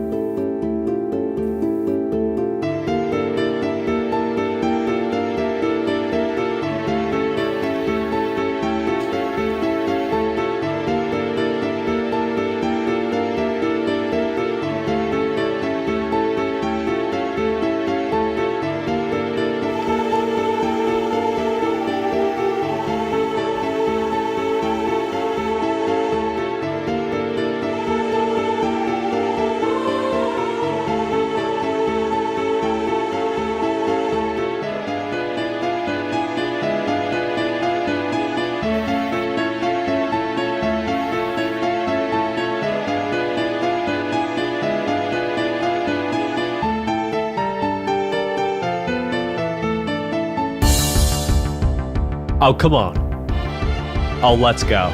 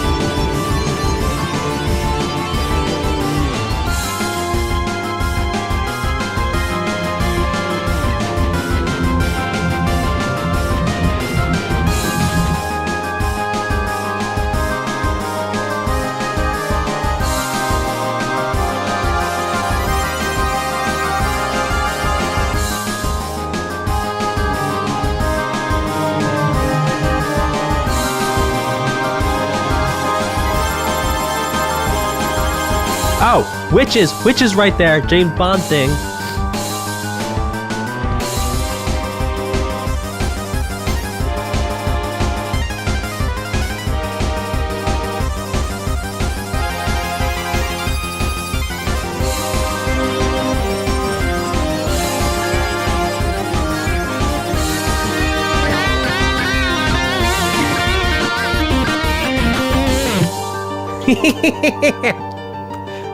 Look, here's the thing though. Look, I said it before, I'll say it again. It's like, I'd love to sit here and just jam with Nobuo Uematsu, but the thing is, like, he changes so quickly that I really have to listen to it one time, then try my best to remember every single change he made along the way before I go through and play again. And let me tell you, that is a fun musical exercise and is definitely a challenge. Something I could definitely get better. Listen, we're all growing. We're all getting better on this continuum that is music. And this is a lovely challenge for me and definitely giving me some fun things to do. Because look, I'd love it if I could just sit here and just play one note that was like one key the whole time. That'd be so easy. But Nobuo is like, nah, no. He's way more complicated than that. And it's like, that's part of the magic of Nobuo Uematsu. It's like, you think you have a riff and he's like, look, here's this gorgeous riff that so many people would just take and that would be their song. And he's like, but no, there's more. And here's 20 other cool things, 20 other cool ideas. It is just, it's amazing. It really is amazing. This one is called The Successor.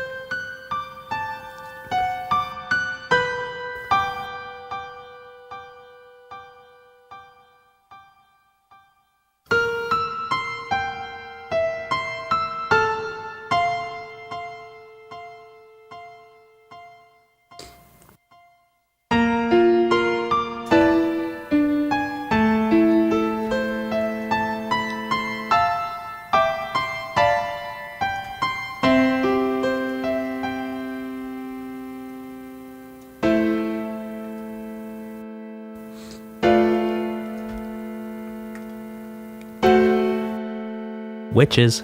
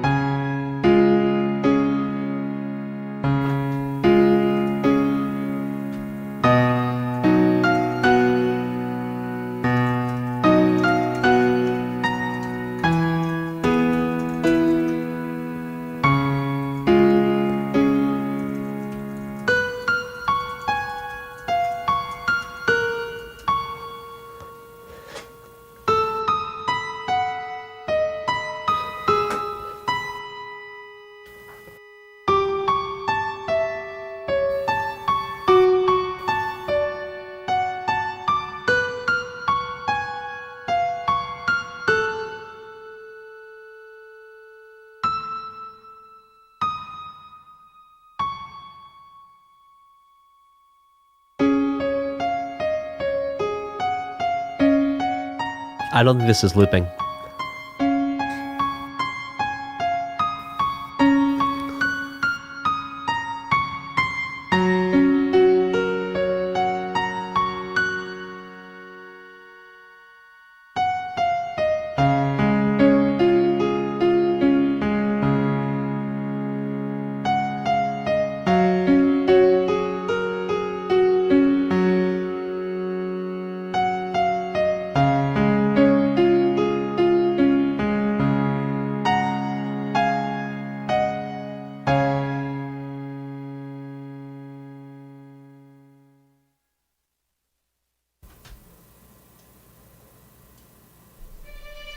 That was beautiful. And I'll tell you, that piece was really telling an incredible amount of story because, like, we heard gestures at that witch's motif, if you will, that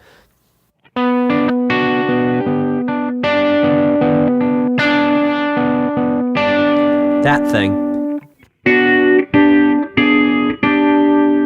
And then we also heard, let's see,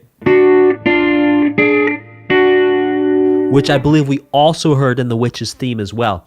So, very interesting that Successor perhaps is the end of the witches and perhaps the next era of something else. I'm not entirely sure, but I can tell you it was beautiful and sounded incredible.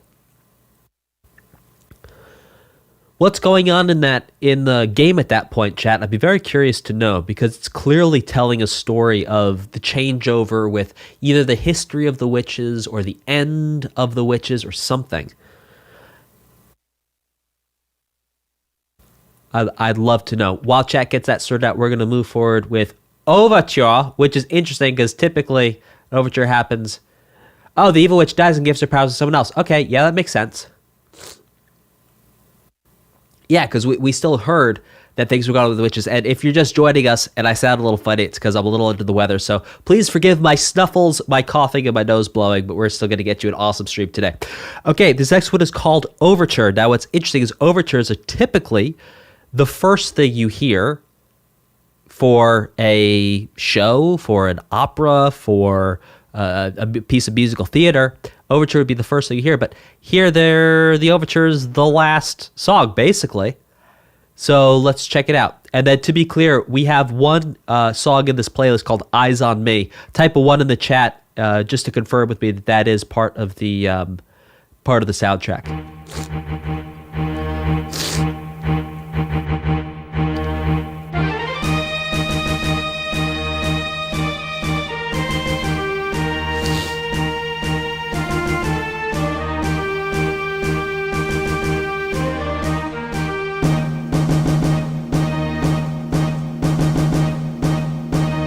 I skipped a song. Oh, ending theme. I'm sorry, guys. Ending theme. Then we'll get... Sorry. This is live. Ending theme.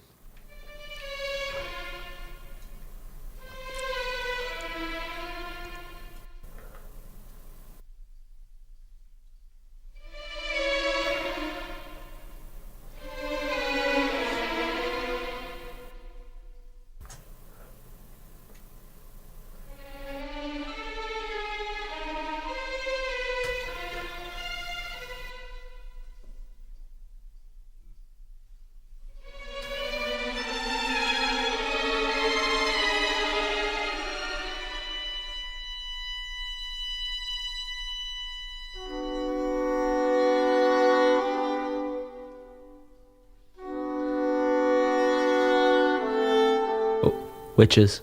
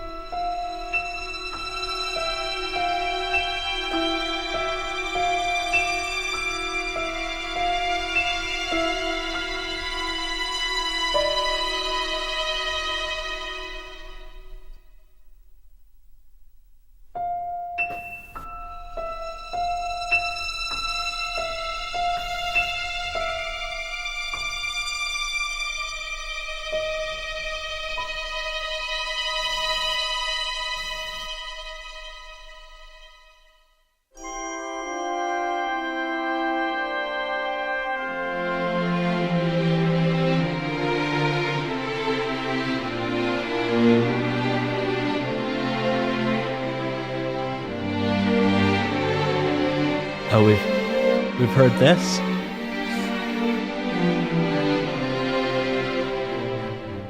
Main theme, yes.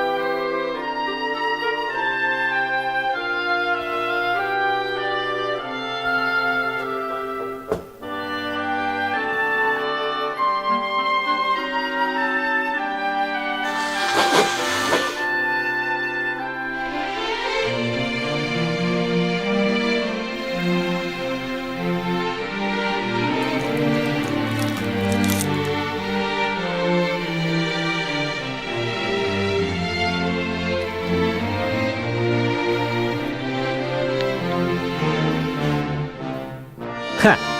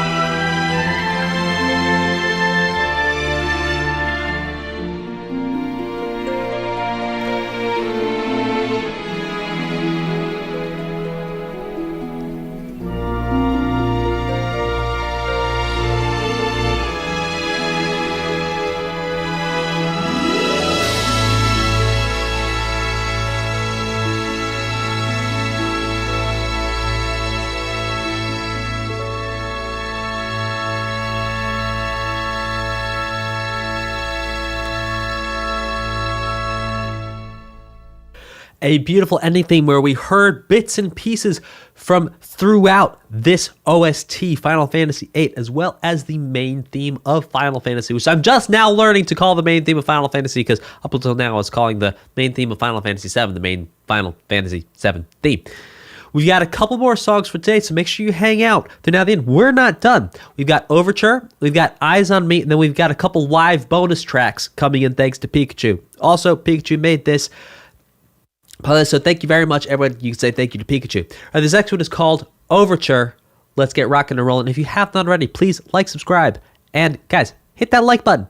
Crush that notification bell as well. And let's get this going with Overture.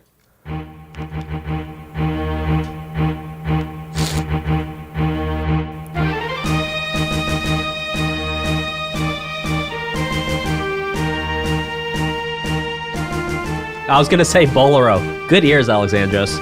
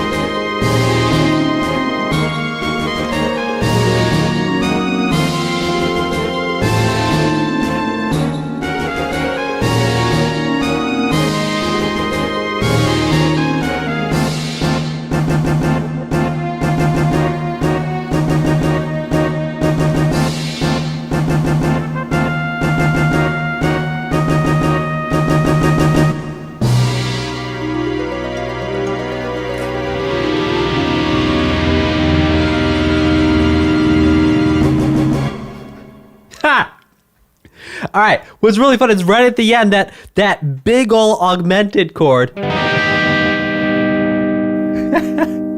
just hanging out there before it ended. A wild, wild way to end that overture, which was actually very interesting, very much like Bolero, because of the way it repeats over and over again. So I think that was actually very much a nod to Bolero. This one is called Eyes on Me, not to be confused with Britney Spears, who said, "When we up in the club, all eyes on us." Let's check this out. Eyes on Me.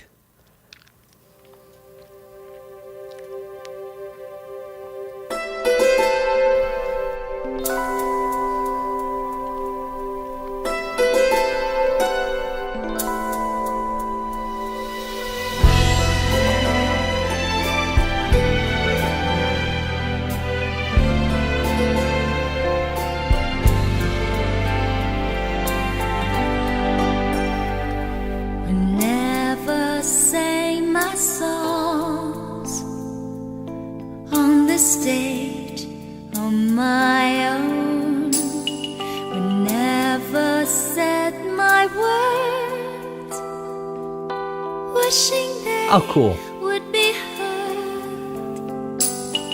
I saw you smiling at me. Was it real or just my fantasy? You'd always be there in the corner of this tiny little bar. My last night here for you. Same old songs, just once more. My last night here with you. Maybe yes, maybe no. I kind of liked it your way, how you shyly placed your eyes on me. Did you ever know that I had mine on you? I was about to say if I had money.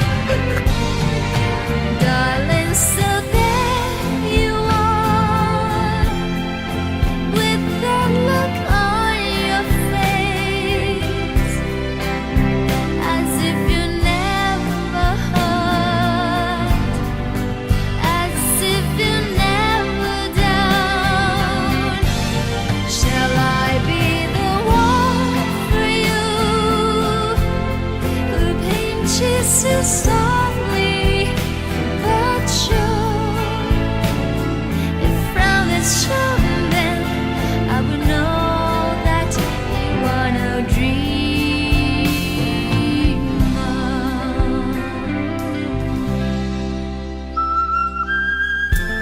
Ha.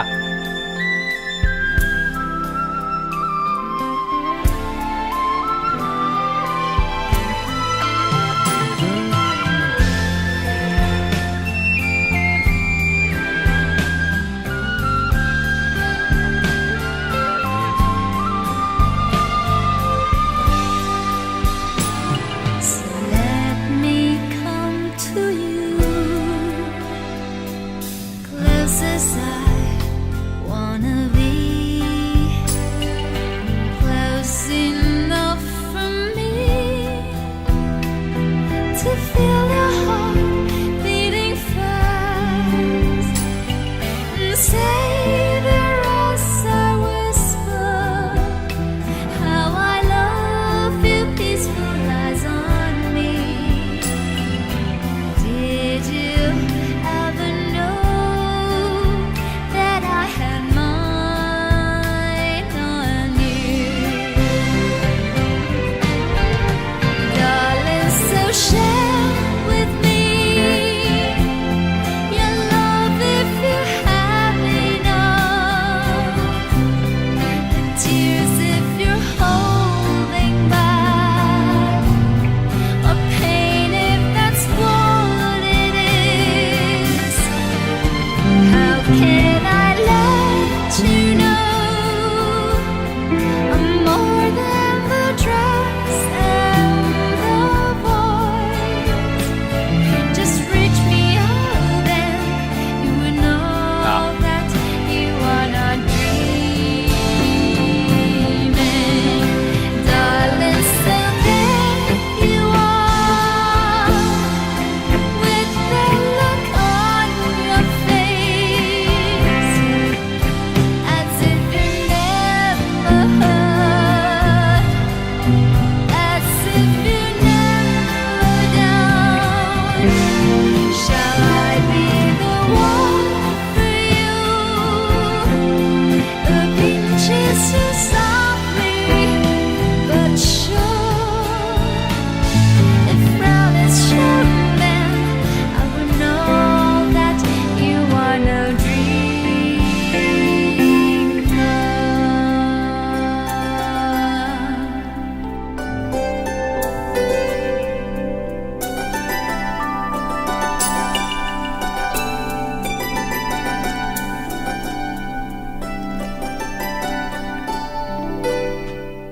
Oh, how beautiful. How beautiful. What a beautiful song.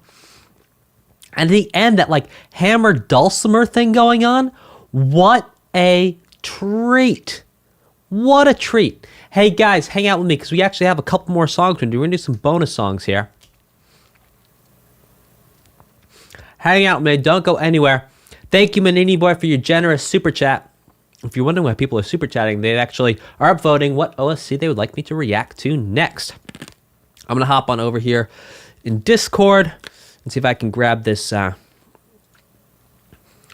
these links. All right, Black Mages Live, The Extreme. Let me see what I can do about getting you guys some video. So give me 1 second here. We can actually watch this video together. This will be my first time ever seeing this as well. So give me 2 seconds to beep some boops over here on my end. And I'm actually going to route not only my computer audio through to you. Hang on, Black Mages. Hang on. We're going to also put the video up, which is going to be pretty cool. Okay, let's get a screen share here going. New screen capture. It's going to be fun. It's going to be fun. Hang with me. Don't go anywhere. Groove with me. I want to groove with you all night. Everyone leaves. Okay, let's see. All right, let's get a little cropping action going here. Ooh, yes, looking good. You're looking good. It's looking good. All right, here we go. Let's pop this up in the corner, like so. And hey, presto. There we go. Hey, look at that. Thank you for your patience. All right, let's check this out.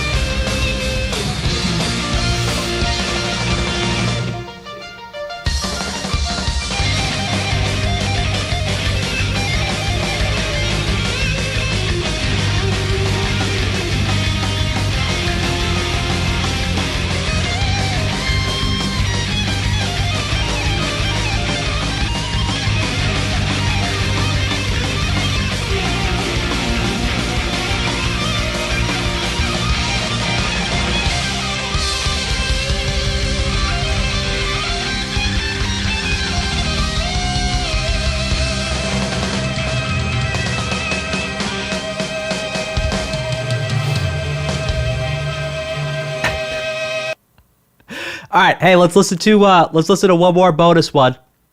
Here we go. Give me 1 second to see if I can get this technology figured out. Oh no, my computer just got so distraught with everything I was asking it to do, it literally just froze. My mouse is frozen.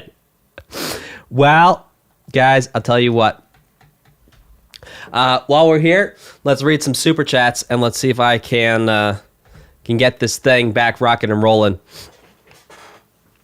And if not, I'll play some music. Listen, there's a first time for everything. The first time I do like some live video share, and now my mouse is frozen. Who knows what's going on? And oh, we're back. Okay, so let's check out this next one, which is going to be Maybe I'm a Lion. Let's check it out.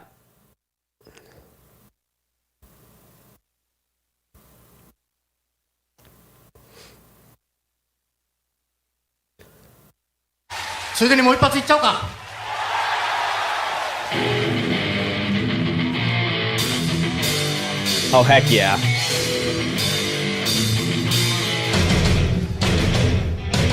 Maybe I'm a lion. Oh, yeah.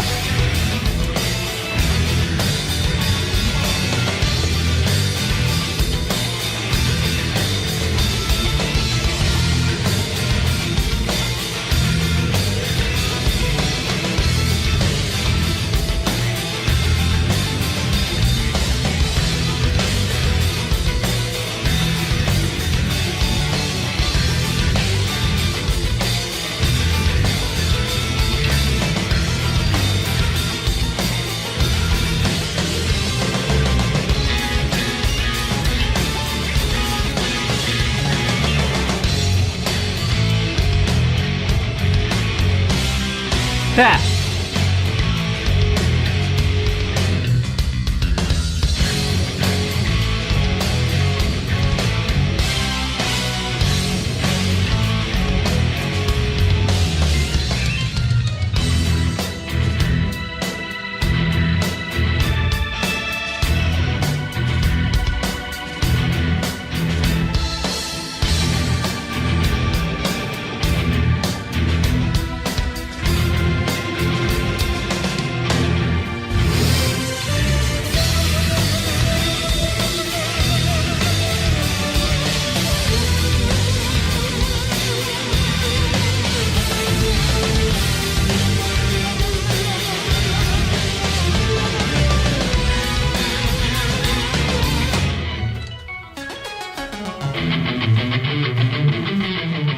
Oh, heck yeah.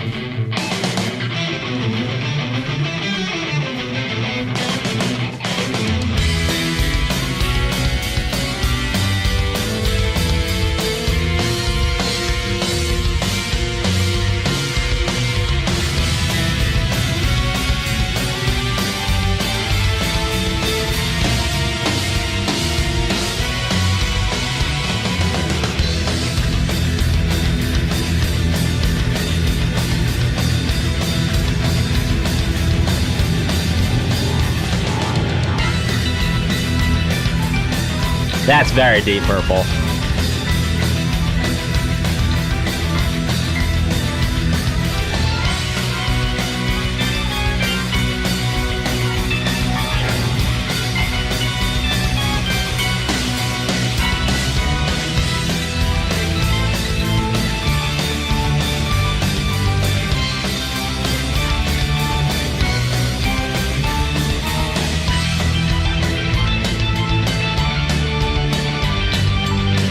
Shred it, bro. Shred it.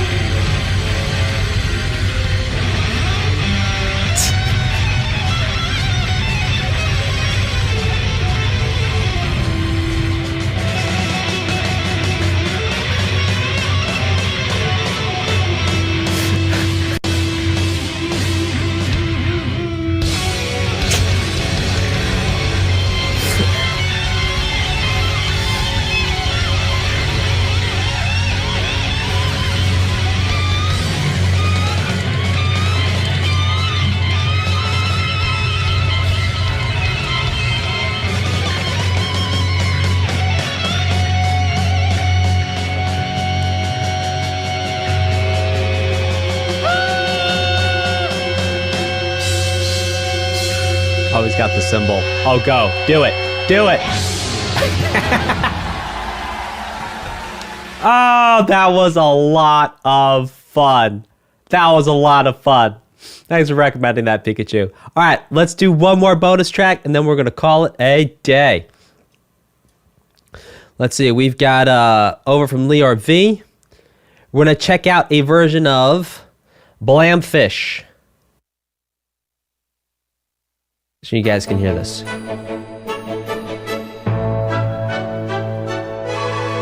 Type 1 in the chat if you can hear that, okay?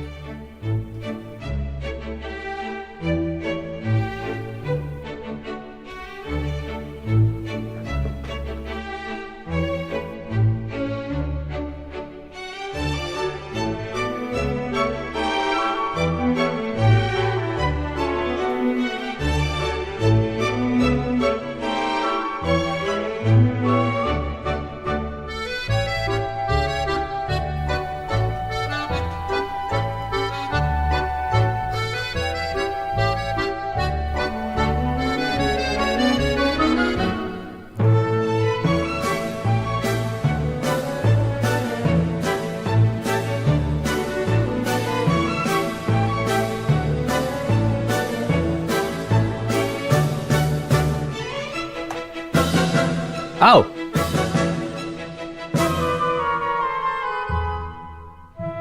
That was interesting.